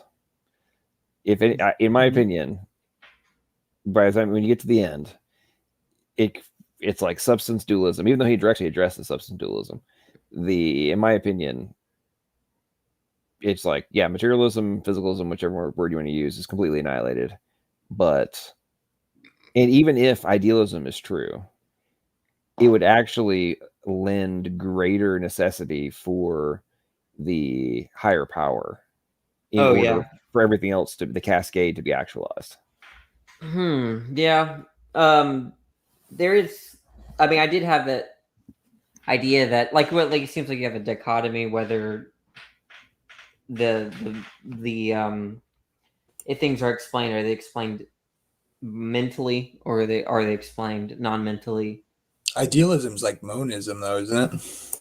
Yeah, a lot of forms of idealism or monism. And I read some stuff this morning too from that old one from Inwagen, and then I forget the other one. I'll put them in the chat. They're pretty interesting too. We're dealing with some of the problems of and arguments for and against. Anyway, sorry, Danny. The only kind of monist I would be was probably some kind of neutral monist, where like then there's like aspects of things. So like there's like a physical aspect and a mental aspect. That's something called dual aspect theory. But I'm just quite skeptical of monism in general, whether it be physicalism or idealism, because the thesis that everything is one kind of ontology, or at least necessitated by that kind of ontology, seems to render that ontology as like vacuous, like you're yeah, you know. It's interesting that, at least like in this, I guess it's just the context of this from where this is. I don't know if it has to do with where it's published or whatever, or it just, he doesn't make a distinction. He's dealing with the theological thing, and it just calls it materialism. But he even at the end states, well, I'm not denying angels and God and stuff. So, but yet it's just called just materialism and dualism, Athens versus Jerusalem. But he ends up kind of simping for dualism, it kind of seems like. But simping for dualism, I love it. Yeah, it's kind of what he, like in the end, he's like recognize, like I don't know what they call it. Is it called the continuity problem or something of consciousness? I don't know. Where, the issues with material, if you're a physicalist and a materialist, and you don't, the problems with positing the idea that you like go out of existence, right? When you die. So, you deal with the things about if like the problems with like if you're say a teleportation device is used and it actually doesn't reassemble the same molecules you're made of out at the other end, those kind of issues. And so how is it, or like if you change particulate, all the the atoms in your body over time, like the thing that must keep continuity of who you are is the fact that you only are exchanging small parts over time slowly. But like if God was to if materialism is true and God resurrects you when you were 10 years old, that version of you, seemingly he could do that, and then he could also recreate the version of you at the moment of your death. And seemingly if he could do both at the same time, then like both of them are you, then neither of them are you. And so that's a problem. Like there's interesting issues there. Yeah, and with physicalism, and not just with respect to mind, but just like naturalism in general, I really don't see how they could say anything is the same. Like I just don't think there could be something as like concrete identity, where like I'm looking at two Coke cans, for instance. Are they the same Coke can? Well, no. So what are, not technically, right? One is to the left of me, one is to the right of me, so there's a distinction. But when we say that they're the same Coke can, we're appealing to a property or universal that's instantiated in both Coke cans. So like redness, right? There's like the universal or property of redness that's being instantiated in both of the Coke cans, so I can say that they're the same color. But I feel like physicalism doesn't have the license to say that, because they have to reject properties and universals, right, as an abstract entity. Sorry, yeah, go ahead. No, go ahead.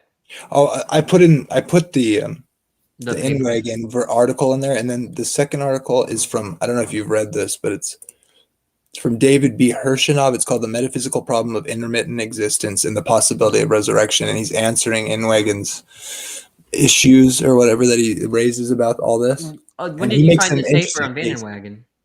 Huh? When did you find this paper on Van Inwagen? And in fact, I think there was another article that sounded even more interesting that somebody who has access to the paid sites sent me to, which is going to be interesting because it relates to these two. But I found it. Where did I find it, or what is it, or would you? I'm just saying. Yeah. Quick interjection. So I don't know if you guys picked up on it, but Danny sounded very hurt. Like, how did you get this paper before me? How did you know about this? Go ahead. Well, I did tell him to read Van Inwagen, and so I didn't know if that was if him finding this paper was inspired. Yeah, well, that did spark my renewal. I mean, I knew he was a physicalist, probably from that, like, I like to watch that Closer to Truth channel, with I guess seeing that's a great channel on YouTube, but he interviews a lot of people and he deals with theology, but and philosophy and science and stuff. It's you should check it out, Closer to Truth, the channel. It's Larry Coons, I think his name is. Very good stuff. And but yeah, that had reminded me. I've been meaning to try to get what I can on it, and so I just was looking on Google Scholar, I think, or somewhere it came up, and I dealing with the topic. It's it's in the private chat here, but I'll have to tell you about the third one that Chris sent me. Yeah, because he was able to get one for me, so I didn't have to buy it or whatever. So, and it's I think a newer article from. Is your fellow physicalist or soul sleep buddy helping you out with some Yeah, papers? dude, I was stoked. Oh, dude, you're the best. It was like $25. I mean, I could have bought it, I guess, but I talked to Van Inwagen. Really? Oh, you did? Briefly, yeah. Oh, I didn't know like a few months ago, like maybe. Interesting. Oh man, how did I miss that? That would have been interesting. But but not on Discord. I talked to him on Discord, but I asked him two questions. One about free will, because he does a lot of work on free will, and then one about he does a lot of. Van Inwagen is really good at like ontology. That's one of his specialties. It's not just philosophy of religion and that like free will stuff. Because I think where Van Inwagen is mostly cited in like professional philosophy is free will. He's like very famous for free will. Okay. Because he takes such a strange view. He takes a Mysterian view technically, but I just heard about. You were telling me about that right on my channel. That came up briefly, and we didn't really go over it because I got cut off or whatever. But yeah, go ahead. Yeah, he thinks that there's a problem. So the way that he understands it is that either your action is determined or indetermined, right? Not determined. And he thinks that both your action being determined and your action being undetermined undermines our intuitive sense of a free choice. So the idea is that, like, with determinism, well, that's usually straightforward. Most people understand why that people might have that view that determinism undermines free will. But with indeterminism, he thinks that if your choices are not explained, they're sort of random. Sort of like, if you flip a coin and, whatever, there's not going to be, if it's a truly random outcome, there's no reason for why you landed on heads rather than tails. So there's not going to be a reason for why you chose A over B. And Sounds so, like fate. Sounds like fate, or like trying to throw away the classic conundrum.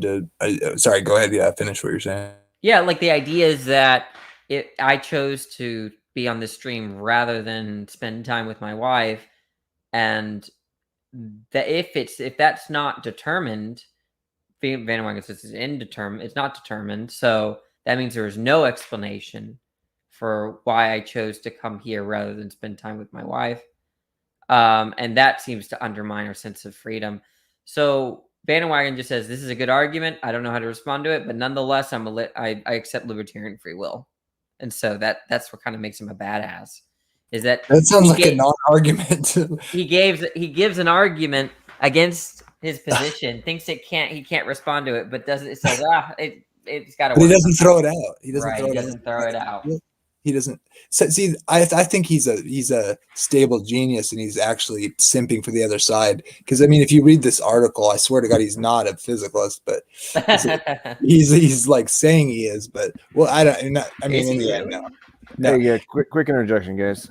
So you guys can keep talking. I've got to go to sleep. I want to say thank you to everybody for joining. For it being we only got up to level 7 dumpster fires. What the vote was earlier. I'm very sad about this. But I'm glad. Thanks everybody for coming. Thank you very much, Doki, for Doki is like the supreme super sticker slinger on YouTube. Yeah, talk about a friendo. I know. Bro. Thank you very much for your generosity and humor, Doki, and everybody else who was slinging super chats. I appreciate that very much, and I hope everybody has a good night. I'm gonna go to sleep. Everybody stay safe, have fun. Don't go to dumpster fire after I'm gone, because I'll be very sad if that happens when I'm not around. All right. God bless you all, PP. Thank you. And I guess so much. I guess if I was the host, I would make it a very boring stream because I'm not one for dumpsters. So I got triggered, so I had to fun, everybody. Well, you're not one for starting them, but you'd certainly jump in them. Yeah. How'd you come back, Rob? Hmm? Did you come back? You came back. You came back. I came back for you, Jamie. Oh my God. And Danny. And Rebecca. And Smokey. And the dead Smokey. He's probably asleep. Is it still live? No, I stepped away for a sec. I had some food delivered. Sorry. It's still live.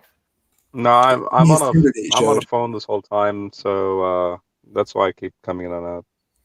But if I do drop out, that's it, because none of you can bring me back in. So yeah, I think that Bandwagon is a physicalist about the mind. He's not a naturalist, though, and he rejects souls. So he explicitly says that in his book Metaphysics. At least immaterial souls, right? Right. Yeah. Because he is a Christian. I mean, it seems to me, right? Yeah.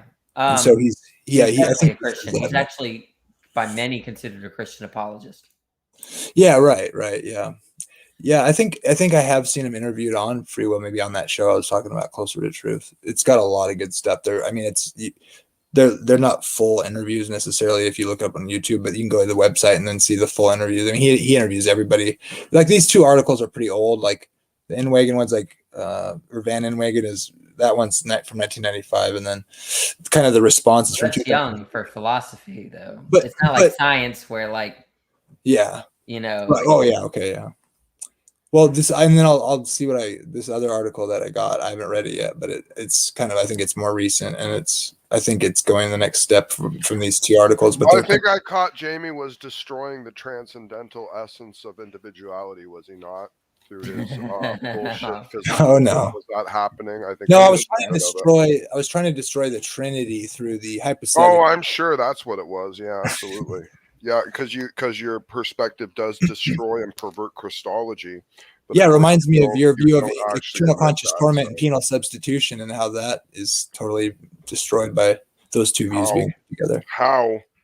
We're going back to dumpster fire, huh?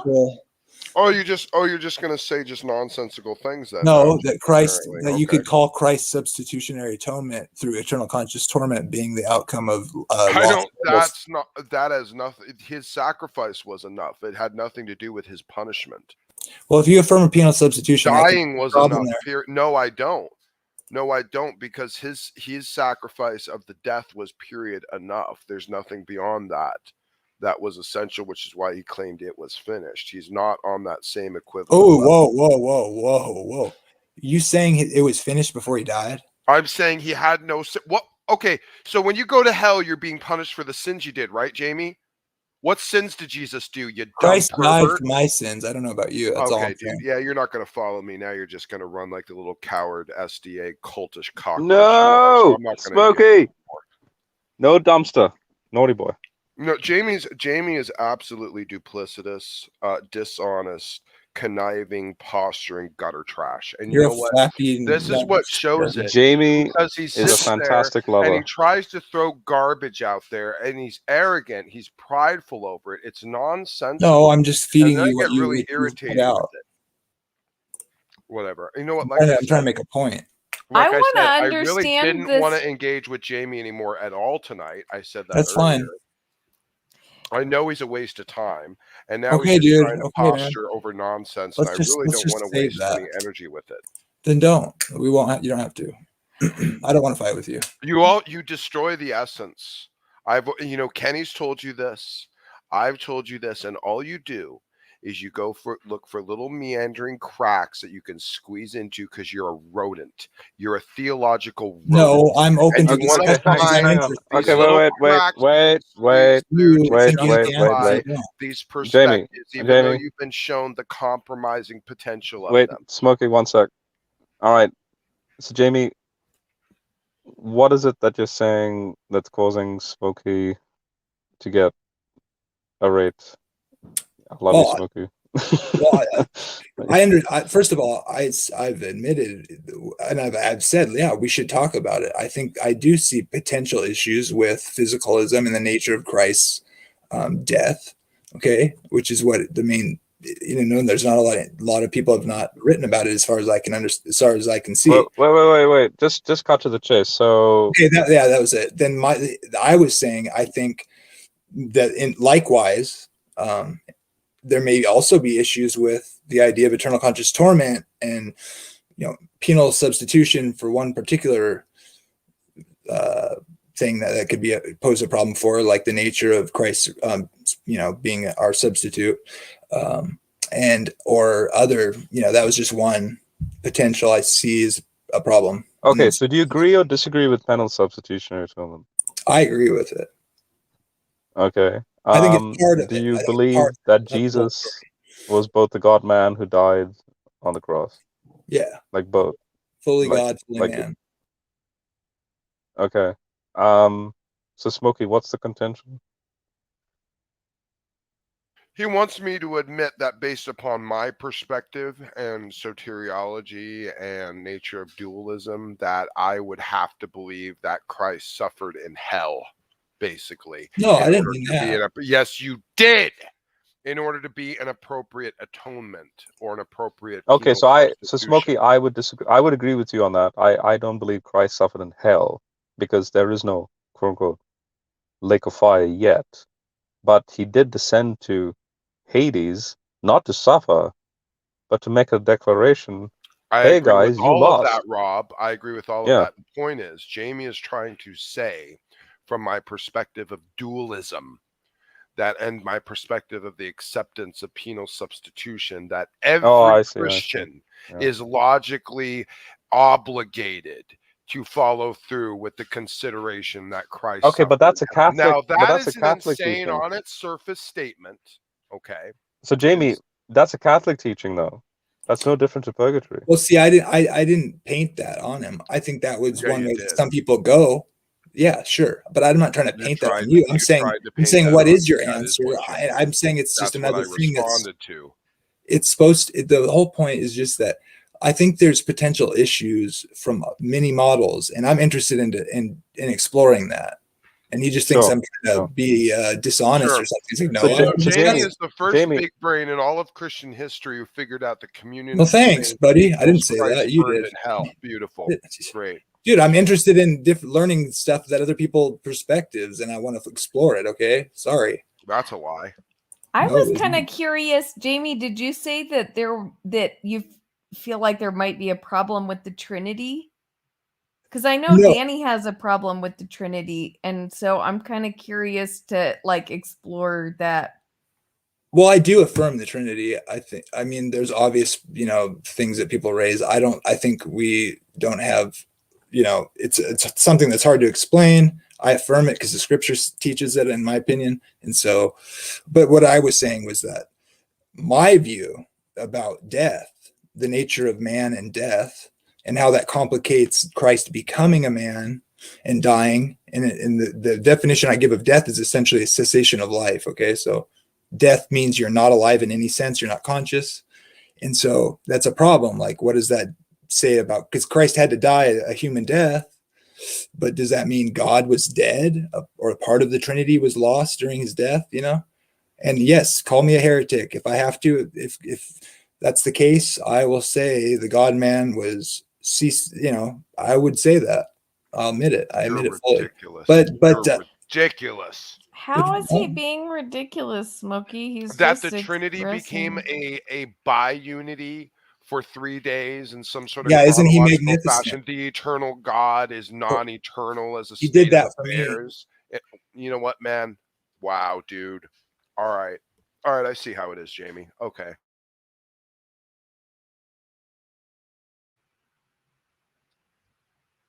So the difficulty is that, like, what happened? Okay, as a man he died, but as God, where is he?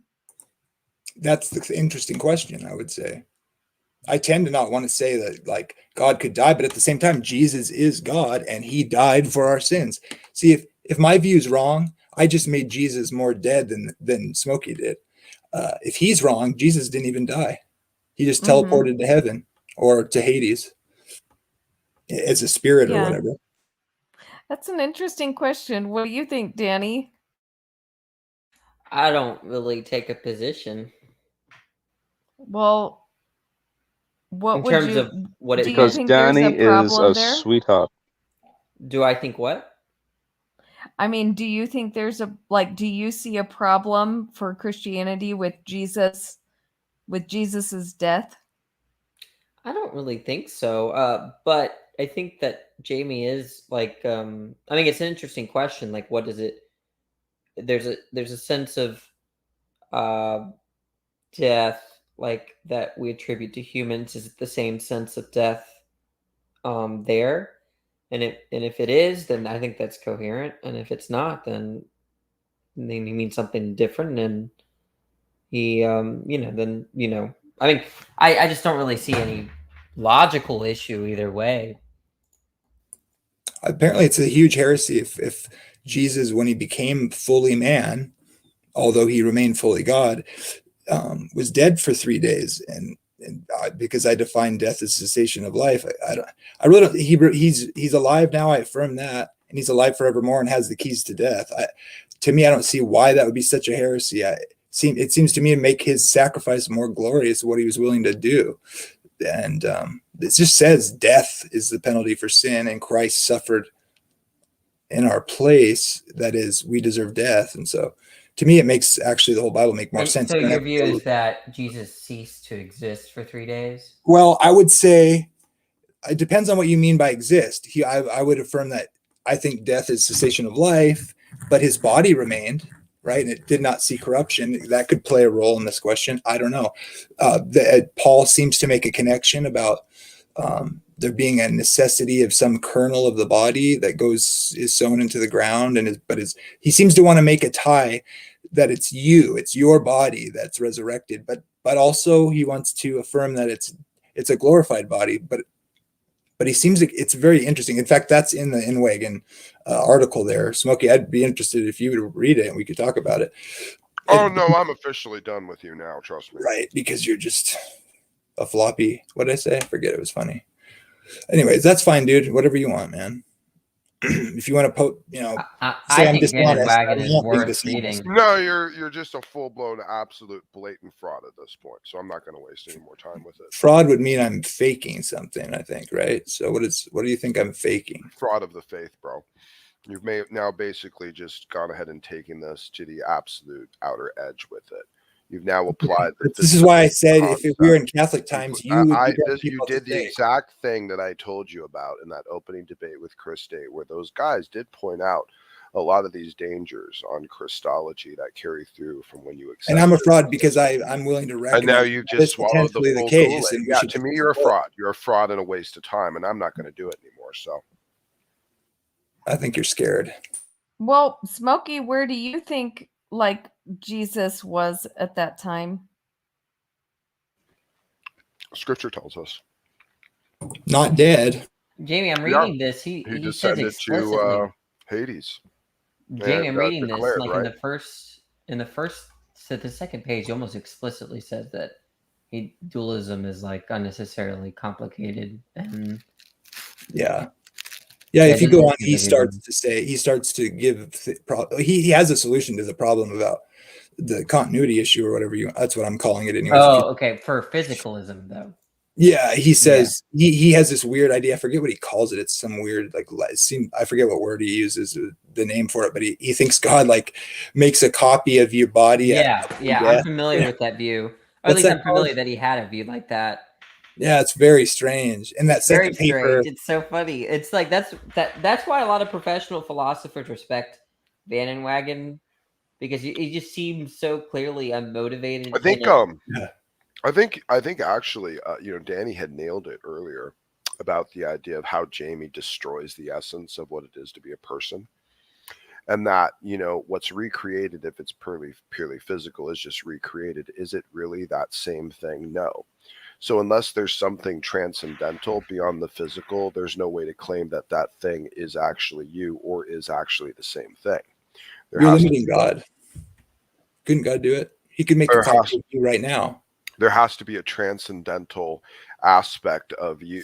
God can also only do what's possible, James. Well, I think my objection is more to naturalism. The idea Van Wagen is a Platonist, so he actually has access to universals, so the idea there is that it's the same person, given that God is attributing the same universal and instantiating the same kind of universals or properties in that instance.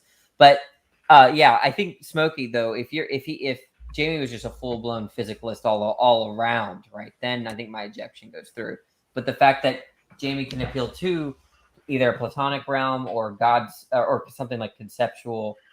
Well, but even if that's the case, then conceptual existence is then equated to actual existence. And that's hey, dude, if you read the second paper, that's not something even he can be allowed to concede to. Because then if he does, that's basically pre-existent man. That means man exists in this framework in God's mind before he's actually actualized, which means man is essentially co-eternal with God, which is that's what you're doing when you say man has to be above. Like I know you fallaciously say that every time I point. Well, everybody says that. No one thinks physicalists open up the door for pre-existence. Everybody thinks it's dualist or Jamie, Jamie, the problem is you don't ever understand how I see what a nefesh is. That's the problem. I think I do.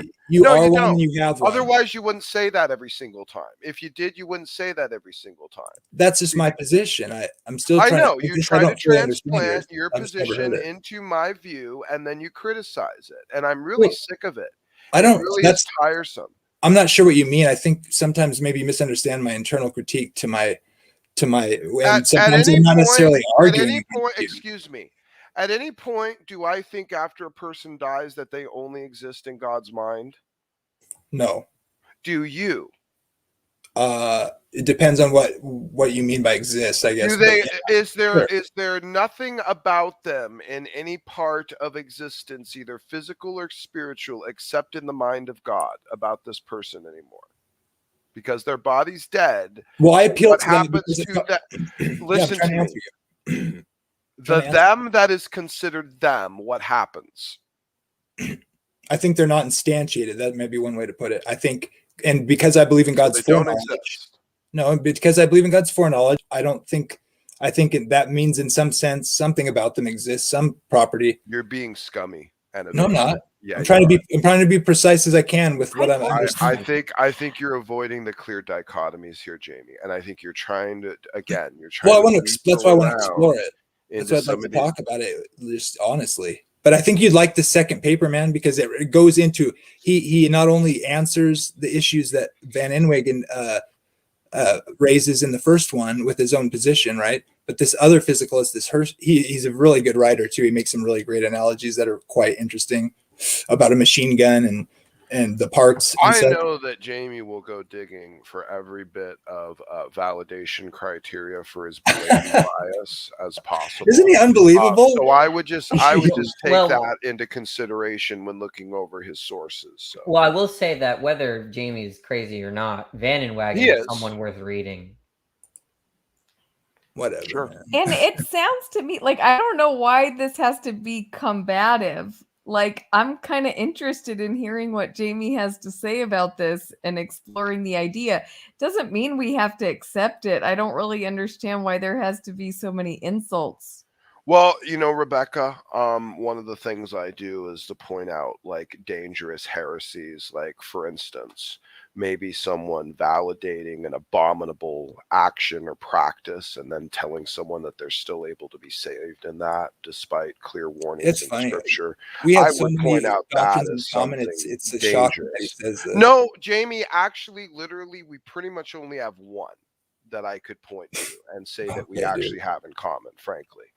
The Trinity, God, Christ, deity. That's two. So No, clearly not.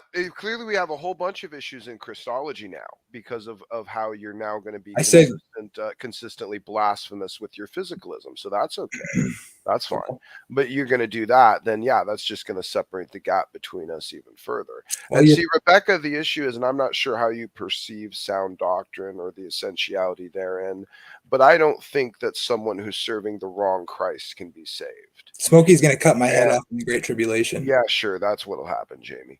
So I think that it's important to point people to the work of the Holy Spirit inside the body of Christ and its teachers and scholars and workers and those that have dedicated their lives to this, to regard what they say, not with absolute authority, but to regard it with a sense of humility of the collective work of the Holy Spirit, and to regard these things and to regard sound doctrine, because the Bible warns us Which I that do. many will depart from the faith.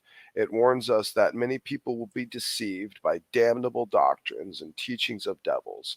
And I don't want to be the person trying to place my bet on trying to get into heaven believing in false Christs, false messiahs, false gods, and false doctrines. So I do everything I can to point it out with fervor and a sense of urgency if I do indeed believe that people's souls are at risk, and I do, if they accept these weird deviances that can lead them down the path of dangerous doctrines like Jamie himself has just now demonstrated, where he's basically ended up perverting the concept of the Trinity, its eternal nature, in his desperation to cling to soul sleep and physicalism, which I find to be No, I'm not obtuse. clinging to it. It's what And the Bible also, yeah, now he's going to lie about it, but I'm not that's going to lie about it. I think the Bible teaches it, and I'm going to stand on that. Sure.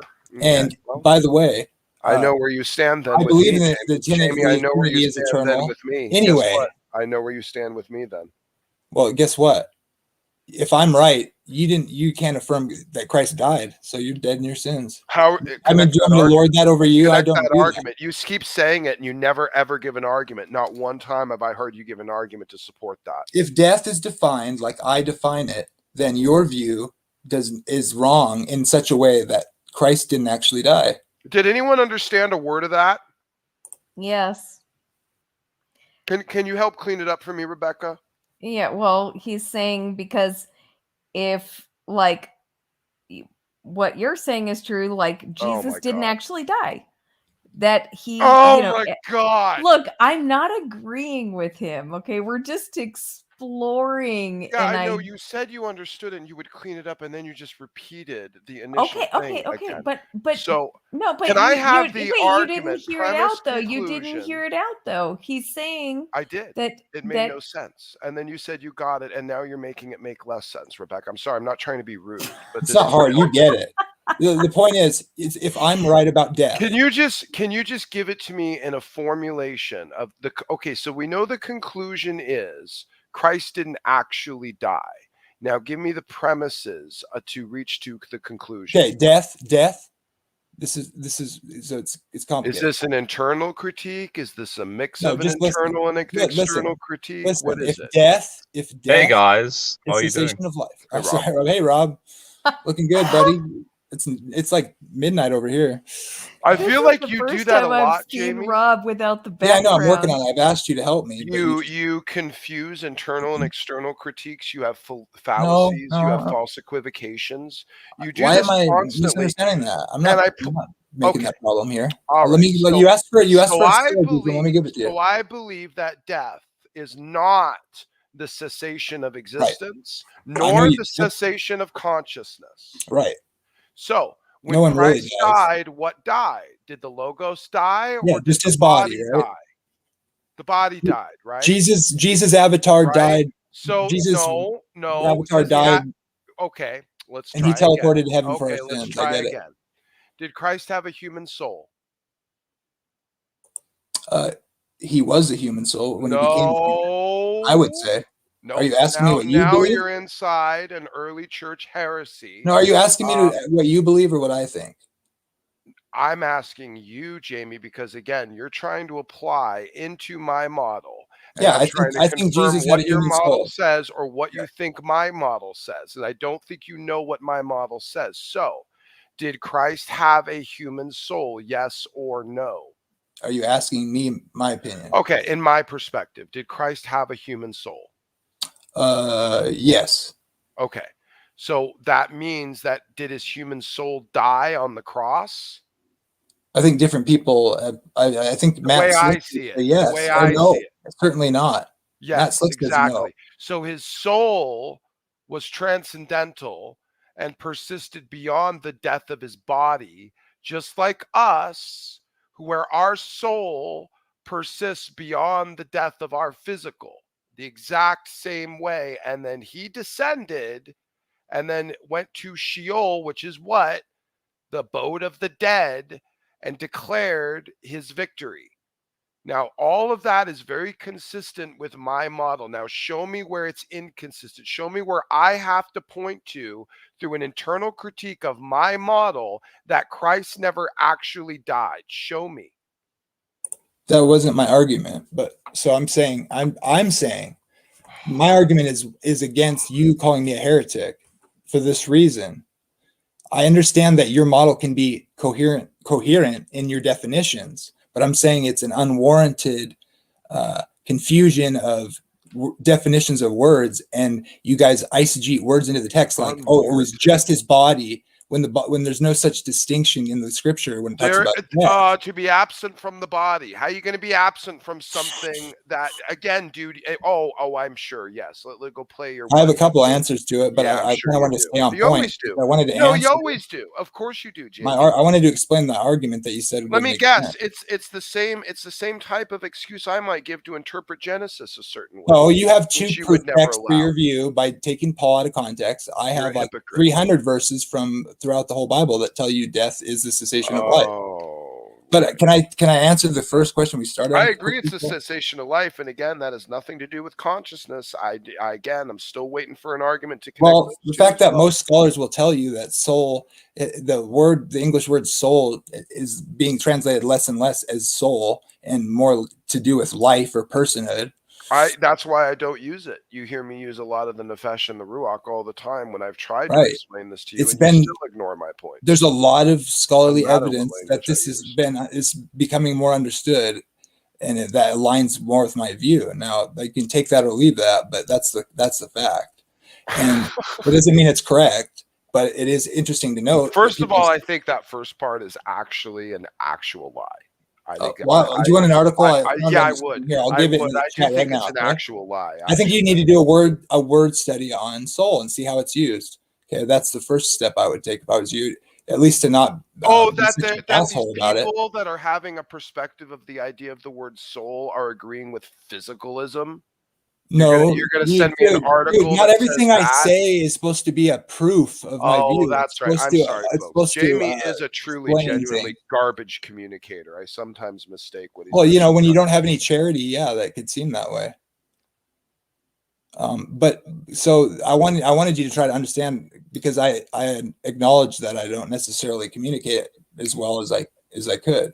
Well, that's But okay. The the position that argument you took is kind tonight of, concreted it. it's an argument against calling me a heretic. Okay, it goes like No, this. no. In fact, it's worse than ever tonight, Jamie. Absolutely. You went Well, off thanks, the dude. I full appreciate that. deep end tonight for sure. Your honesty is obviously has very good intentions. You're going to talk about a person of the Trinity ceasing or having a cessation of both consciousness and existence in equivocation to the way that you drag to physicalism. Oh yeah, man, we have a huge problem. Yeah, you've gone over the edge. In fact, there's actually a heresy. There's an ecumenical council that was formed to deal with your specific heresy, which is in fact even denying basically that Christ had a human soul, as in a possession of, not was.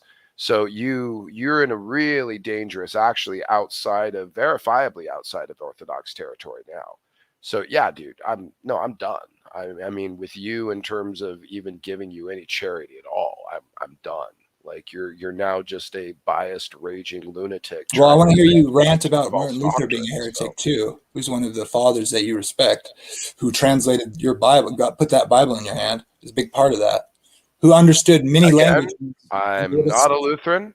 I don't think care. that God used them. I don't know anything to do about his particular state of affairs. He's a It has lost, sick nothing to heretic do with too, this right? argument. It's just another It's desperate stupidity. grab His at face is Jamie. just So makes such a bombastic claim is just outrageous. no, this is outside the edge. And you know what? I certainly don't have anything from Luther yet, Jamie, provided from you, that talks about his particular view in this regard. And frankly, if he does, and he had a physicalism or a view of it therein, that I'm sure he had all sorts of views that don't consistently that consistently lines up with the idea of the perversion of Christology, which, by the way, I highly doubt, because I do think that Luther would have adhered to a good number of the findings of the Ecumenical Council. So right now, I think you're just reaching and lying like you do He frequently. affirmed. I So can tell you know you what?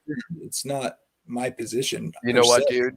You know what, man? I'm not going to play the game with you anymore. It's not a game, dude. You gotta learn what charity is, dude. It's the game of you trying to evangelize SDA I think you're doctrines. scared, man. You're just scared. Ellen White, Michael is the archangel, is Jesus. Now he's gonna throw out all these things. Look at it. This is gish Well, this is all galloping. the stuff you Only have, gish dude. galloping, just total Look at you. Look at non-charity how and bullshit. ridiculous You're you such are. an asshole. Look at how you believe Unbelievable. most of your theology is fringe. How about that, Jamie? I can't help but tell Doesn't you that that, bug man. you? I mean it. Doesn't that bug you that most of your theology falls outside orthodoxy, and you don't have one single moment where you wake up and have a moment of clarity and think you might want to self-recognize a little bit? And you know, in my channel, Jamie, I stand on soul scripture is my creed, buddy. Bull crap. But you eisegete more than any person I've ever seen, Jamie. You're an abomination. Hey, man, it's not me. It's just my body, bro. It's just my body. You know what? Time now for some loving. Go take that up with standing. Yeah. Only my body stands. Yeah. Sure. All right. Great. I yield, dude. Jamie, I don't want to waste time with it anymore, dude. Seriously. I'm over it. I'm done. You're gonna hold to these positions. At least you're gonna be consistent. You know, there's a good number of physicalists that aren't consistent. They stop short of blaspheming and perverting Christology, and you just jumped full in. So you know what, man? I'll at least give you credit for that. I'll give you credit for consistency. So really disappointed in you, but I'll give you credit for consistency. So.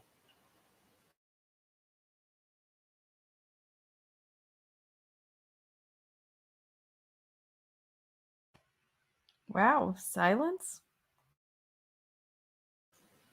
Yeah, I'm done. Actually, I'm going to leave.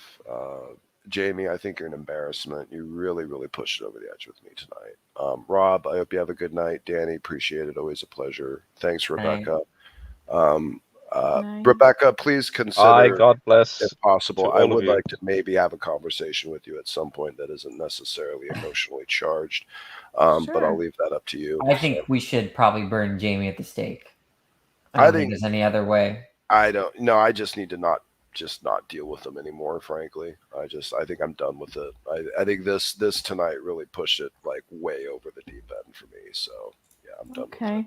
So all right, guys, have a good night. Okay, Take we care. can talk sometime. See ya. I'm gonna read this paper. I'm so glad you sent it to me. Okay, cool. It's a good. It looks. I like reading Van and Wagon. Van and Wagen is just so clear to read. Very nice, very, very easy to read. Wait, did Jamie say he's out of the room? He I said, don't sorry, know. guys, I would have loved to talk to you and Rob and Rebecca, but is he not here anymore? I suppose not. Oh, because, I mean, his little picture's still here, but I really wanted to hear what he was going to say.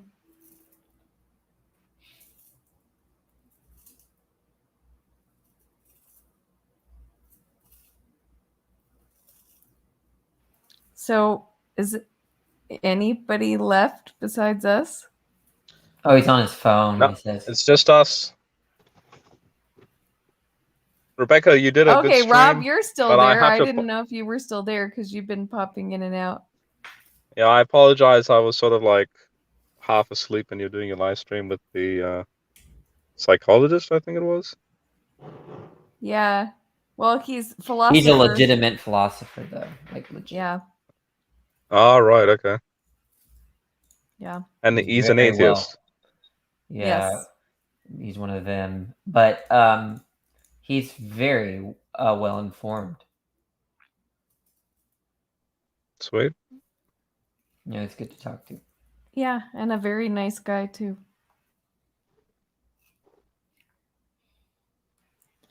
So what do you Anyways. guys want to talk about now? It's Okay, your Jamie's bedtime. coming back. He's gonna come back. he Isn't it your says. bedtime, Rebecca? You don't sound so good. I don't what? You don't sound that It's good. 2:30 p.m. for me. Really? You're like I'm- slurring your words. Hi. Really? No, Oh my gosh. I'm gaslighting you. Don't worry. Okay, honestly, like besides engaging that, what I feel like I'm being falsely accused, honestly. Like I was being honest. I don't know, how should I have proceeded? I think that I don't know. I think that for me it was a little over the top. I don't think you deserve such treatment. Yeah, and I'm really not I'm willing to take criticism. Like I think maybe I didn't need to engage as much, but I actually like Smokey and disappointed that he has such a attitude and position, and I'm not even sure what to think about it. I just think that he feels like this is an attack on like the foundation of the faith, but I really don't think it needs to be viewed that way. And I really don't understand the charge of heresy. That I mean, like, I mean, what is it supposed to say? Like that you like there were all. I mean, like Jesus was like technically heretical, right? Like, you know. Well, the thing that bugs me about it is that like I am being genuine, and like I think I'm right. Just like if I thought some other view was right, I would believe that. And I'm just trying to be honest. I'm interested in engaging the subject. I do admit I see there's potential issues with my view, but I also think there's potential issues you could raise in other views about the nature of the atonement and all those questions. And it's interesting. And there's not a lot of the only issues I have with physicalism are purely philosophical, but you have theological considerations, and that's one thing that I don't know a lot about. So there's not that much. If you're kind of coming from the biblical theological side, it's hard for me to like really engage. And that might, but because I don't really, suppose physicalism is coherent just philosophically, then at that point it's just reading the text and like getting to a particular coherent interpretation of what the Bible is saying, and I'm not really in that business. If you I'm in that business, so I want to hear it. And I mean, we never really did get to hear your ideas about it because it kept getting interrupted. So do you mind sharing what your ideas are exactly about Jesus's death and like why you think those are, like why you're leaning toward those? Well, yeah, I'll try to be really quick. Rob, I'd really like to hear what you have to say about this. I know Heiser doesn't like this, or he thinks this view is. I'm interested about what you think of Heiser's arguments against it, I have some things to say about that. But yeah, basically it's like Chris Day has the same view, or Glenn Peoples. You could look up some like on Rethinking Hell and stuff. So he talks about a lot about it. He's a scholar. So I'm just a Middle Earth kind of guy. Oh yeah, just to be clear, I'm totally with Rethinking Hell. I don't believe in eternal conscious torment at all. I don't think that's what the Bible teaches. I made videos on that. So yeah. Yeah, that's what's kind of ironic about the charge that he's laying at me. Like I feel like I could make the same charges about that view, and I was kind of starting to try to make an argument about it. But yeah, it just seems like a really surface reading of Scripture, and the things he levels against young earth creationism seem kind of hypocritical, considering his view on hell or whatever. But the idea is just that death is a cessation of life. So like Adam, God took away the fruit because he didn't want them to live forever in sin. And so seems to me, when you look at that, it doesn't really make a lot of sense to think he goes on existing in some other realm, but more like he stopped existing like before he was created. That's why I don't get the charge about pre-existence. That seems to me to be an outgoing. To me, that idea seems to flow from dualism. But what if you were like a Christian, and you're a dualist, and you just thought that even with respect to human beings, that death is a sort of transition rather than some kind of like. Yeah, I mean, you could. Yeah, I mean, you can, and I don't say the other view is incoherent. I would say it's just not what is taught. Okay. I mean, and it's just bad hermeneutics, because you have to say things like, it's like people will switch, like with the Old Testament, they'll try to like argue that the Old Testament suggests dualism, but then when you get them to pose a model, it's like, which I think is actually the best way to go about it if you are a dualist, and that is like, it's like it's, what do they call that? Continued revelation or whatever, like where the Bible they didn't necessarily know what happens after death, but then that gets clarified in the New Testament with Paul or whatever. But it seems to me the problem is that they're imposing Paul's Paul's using the language. Like I feel like Paul has in mind the idea of what he reads in Genesis regarding the anthropology or the nature of man that's given in Genesis, and then he's borrowing that language to speak about the Spirit. So like to show that Christ gives you life, because if you take Paul as being like technical about like the anthropology, it's like, then you have all these issues with like, because he'll say like people are like the flesh is dead, like, so like the physical part of you is dead, but he's really just speaking about like being in Adam's, the fall of man, right? When he says that, because otherwise you've got living people whose bodies are dead, because he says the flesh is dead, right? And unregenerate people have, they're spiritually dead. So it's like, so that's a zombie if I ever heard of one, because we got people walking around alive with dead flesh and dead spirits. If you take his language to be like technically speaking of man's anthropology, and that seems problematic. Rather, that just, you got like 2 proof texts or whatever, 3. It just doesn't work. Do you accept the ontological argument for the existence of God? How does that go? Is that? It goes something like, if God is possible, then God exists. Like in all possible worlds, like, or whatever, like that one? Is that the transit? Yeah, I always get these confused. Because the ontological argument understands first of all, existence as a property, and existence as a great-making property. And what's interesting is that if you think that Jesus ceased to exist, then he is losing a great-making property. But you may not accept the ontological argument. And I feel like I do. I'm it's tentatively maybe. But then there's this mystery about the Trinity, right? We're like, because I don't think the whole Trinity ceased to exist upon Jesus' death, obviously. So can that play a role in fixing that problem? I don't know. Maybe. The point is that what's better, a being like the whole point of the ontological argument, it seems like to me, is that if you were to think about Jesus when he died, there's just a concept of you only have a concept of Jesus. It doesn't really refer to anything in the world because it doesn't exist anymore. So, although his body specifically is mentioned to stay existing, right? But Jesus doesn't exist. The person, right? Right. So if you're thinking about the person that is Jesus, there's nothing that concept's going to pick out in the world. And the idea is that then you just have a concept and that's it. Anselm's point was that if God is understood as the greatest conceivable being, that for you to have a concept of Jesus, well, to think of an even greater being is to not just have a concept of Jesus, but for there to be something that exists outside your concept.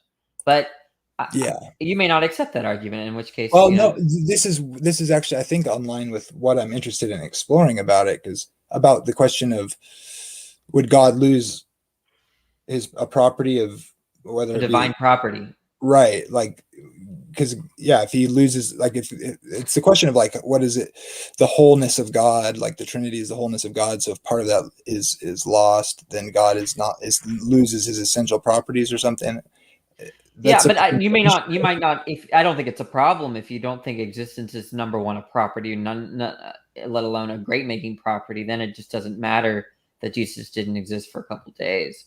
But then I think then you're giving up you're giving up the ontological argument, I think.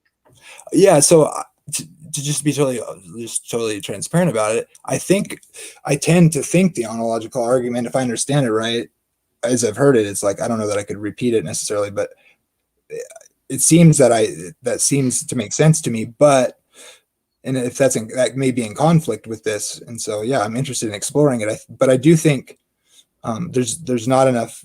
Like this is all be speculation, so to say. The question is it totally destroy the whole concept? You might be persuaded by the ontological argument. I mean, a lot of people aren't, though, including certain theists. Like Kant was he identified as a Christian, and he butchered the ontological argument. So it's not. I probably do then. He's the one that came up with how can existence be a property? What are you adding to an object if you're adding the property of existence? You're not really adding anything. But there are great philosophers that think existence is a property, but the point seems like it is. Yeah, I think that's kind of the motivation of the ontological argument, is that it seems to, like, a unicorn versus having a concept of unicorn. It seems like a unicorn that actually exists that matches your concept is a greater unicorn than a unicorn that's just fiction. Right. But see, it was where I wanted to explore, and that's one of the reasons why I appealed to this idea about do I think Jesus stopped existing? Because when I define death, I say someone's not existing, but in a sense, I don't necessarily hold to that really hard, like in a hard way, because I think and that's why I appealed to like in the mind of God, and like he just goes off on a tangent every time that comes up, because he's like, you're wrong. It's like, whatever, dude, let's explore this. I think in some sense you exist in the mind of God. That's, I think, how that came up. And so, and my question is, what does that mean? Because I'm really just trying to affirm what does it mean to exist in the mind of God? Yeah, that's just like one potential thing. That sounds like idealism. Well, I mean, just like, are you like, what does it mean to not exist anymore? Like, I think that's not the case, because you at least exist in the mind of God in the sense that like he can recreate you, because he can make the actual you again. Oh, well, I think that, I mean, if we take, look, I have, I might have a plan about, or a concept of things that don't exist. Do you think that, for instance, God like has concepts of things that don't exist? Well, yeah, I would think so. Yeah. So if God has a concept of you, I don't think you exist. Yeah, I would still say I don't exist. Like, I'm not instantiated or something like. But he has your blueprints. Yeah, that's how I like to look at it. It's like information kind of thing. Like, and we don't understand what it is that, what makes us. I just don't think. I don't know.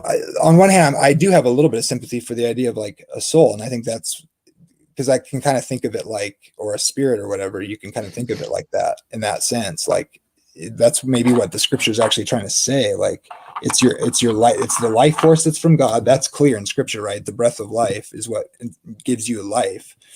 And I think that's why those words soul and spirit tend to overlap, because that spirit makes is the life force that makes the living soul that's alive. And so in that sense, it's instantiated. So yeah, I do think you stop existing when you die.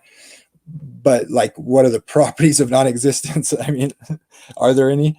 I guess is that a yeah? I don't think there. I think to say that something right? doesn't exist, there are no properties. Right, exactly. That's the question. But I feel like the Bible. I mean, I'm not trying to say the Bible doesn't speak of the sense that, like, it's even says, like, Jesus says on the cross, into your hands I commit my, and I don't think that's a conscious ghost version of the person or whatever, to say it really brashly or uncharitably. And so I think it's just saying, into your hands I commit my life, because I know you can raise me back to life again. So, but there's, that gives it some kind of property, doesn't it? So you get what I'm saying? Like, there's something about you that returns to God. I just don't think it's conscious according to the scripture. And I don't think it's aware. I mean, these are like the details it gives us. So, I mean, over and over in different scriptures, like, you don't think, you don't have plans, you can't praise the Lord. You go back to the dust, and the spirit, which is the same word for breath, returns to God who gave it. So when I think they say that, they're simply recalling what's said in Genesis, which is God gives that life force, his breath of life, and that's what's returning to God. I just read the conclusion, Van and Wagon's closing statement. Did you see the little notes? Page, 486 to 487. Seems like, he's definitely pointing out that it's not a salvific issue. And I don't know. I think it's kind of benign if you're a physicalist, it seems like. For theological reasons, I think you can make it work. I think the problems with physicalism are just not anything but theological, because you can just understand the language in a way where it conforms to physicalism. Yeah, and that's why I'm kind of staunch on it. I think it's a big deal or whatever, because I think when you really look at the word and what's going on, and like, if you're just honest. And you agree with Chris Tate that you're a physicalist. Do you agree that you're a physicalist about humans? Yes. Right. Yeah. You see, I don't really think this is benign to me. This is that's one of the things that kind of bugs me, though, too, because it's like that it kind of like superficially gives weight to the dualist, obviously, right? Because I'm a metaphysical dualist, and you could say, I guess, right? So yeah, I don't know why, if people are giving you a hard time about this, they shouldn't, especially given that you're not a naturalist. And yeah, I think your primary concerns are going to be, in my field, philosophical, not theological. Right. And that's an open question, it seems like. I mean, or what do you think? Oh, well, everything it's an open question in the field. I mean, the field, they're overwhelmingly physicalists. Maybe 52% are like identify as physicalists, which is a high percentage. 25% don't even take a position. And most of the sorry. Go ahead. Who's that one really famous guy with this body soul or the mind body problem? He's an atheist dualist. Yeah. He is a dualist or not? Yeah, he's a dualist. He's a hardcore dualist. And he's an atheist. He's an atheist. Yeah, it was just interesting because, like, I kept suggesting that to modern day debate. You should get a Christian physicalist and an atheist dualist, but then I was like, what will they even talk about? It seems bizarre. So wait, he's been on modern day debate? No, he was on Closer to Truth. It's a famous name. It's like a well-known philosopher. I know that's. I'm sorry. Really I don't really. He like, has long hair. He's from Oxford, maybe, or something, or was maybe. Oxford. Yeah, my bad. I know very few dualists in the field. There are not a lot of famous substance dualists. Well, that's what James said. He's like, I don't know of any atheist like dualists or like. Well, I know a few. Right. There's quite a few actually, but they're obscure. They're not like known by the layman in philosophy, right? Yeah, he has long hair and he's British. I know that. Long hair and British. I don't know how familiar you are, Rebecca, with the subject. I was trying to throw out some of the positions in there in my description. I didn't mean to ignore your question or whatever. No. I mean, I don't really hang with all this like philosophy talk. So, but I mean, theologically, I think there's room for a lot of different perspectives. And, I mean, people have been arguing about various things within Christian orthodoxy, for the entire Christian history. So I don't think it's like, nothing that you're saying makes me think, heretic or anything like that. I mean, you're just, you're throwing out one perspective. And so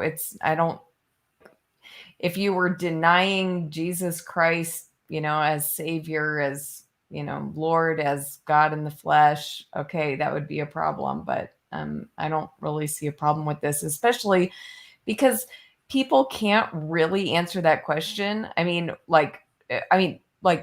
okay, where was Jesus? That's a very debatable matter. That's not something that the Bible is clear about. So I just don't think that would be a problem. The verses about him descending to Hades, I just take that as being speaking to his accomplishment of having the keys to Hades, so to speak, right? So I think this is language about him defeating the power of death, sin and death. And so it's not like a literal statement. He didn't because then you have to ask the question, it's like, are these spirits trapped down in the ground? I mean, Smokey's always making fun of what he calls people that are YEC, because it's so mythological and silly and just unscientific kind of thing, and mocking, and it's inconsistent or whatever. And it's just I've acknowledged some of the problems in the community and how people are often, and myself included, can be easily susceptible to conspiratorial thinking or accepting bad arguments, in a blind defense of what they think the Bible says. And I think that is the case or whatever. But it's think Are you about talking about David Chalmers, by the way? David Chalmers. Okay, yeah. Chalmers is critical of physicalism. Yeah, but he's really weird in terms of what he identifies as. I think I've seen certain labels like property dualism, which they cheat. They say things like, the brain is a physical object with non-physical properties. But no, yeah, he's not a substance dualist. Okay. I couldn't yeah, remember. no, he is traditionally critical of materialism. What? Is he a property dualist? What is he? He might be a property dualist, but he's just very hard. He's not I don't think he's a non-reductive physicalist, but he is very hard to label. But all I know about him is that he is critical of a strict materialism physicalist picture. Well, is he similar to what you kind of think, right? No, I take a much more radical view. Okay. Yeah, I still can't make full sense of I got to just read about it more because I couldn't Chalmers. If you ever read Chalmers, he's very hard to understand. His writing is not clear at all. He's a horrible writer. But who's taken the work to understand them and put his view together is a philosopher named Philip Goff. He's a panpsychist, and Philip Goff in his book characterizes Chalmers pretty well. Oh, okay. I'll have to check that out. Yeah, it's only the first few chapters. I gotta go to bed. Good night, guys. Dude, yeah, but don't forget to read that second paper because he really explores, I think. I only have time to scan stuff right now. Every time I get on YouTube, it's just against my better. Yeah. Okay. Yeah, it's 1 a.m. for me. I think it's 2 a.m. for you, right, Danny? Yes. So yeah. So it's good night time. Bye. Good night, guys. It was nice fun. talking with you, Jamie. Yeah, nice to meet you. Okay, you too. Bye-bye. See you later.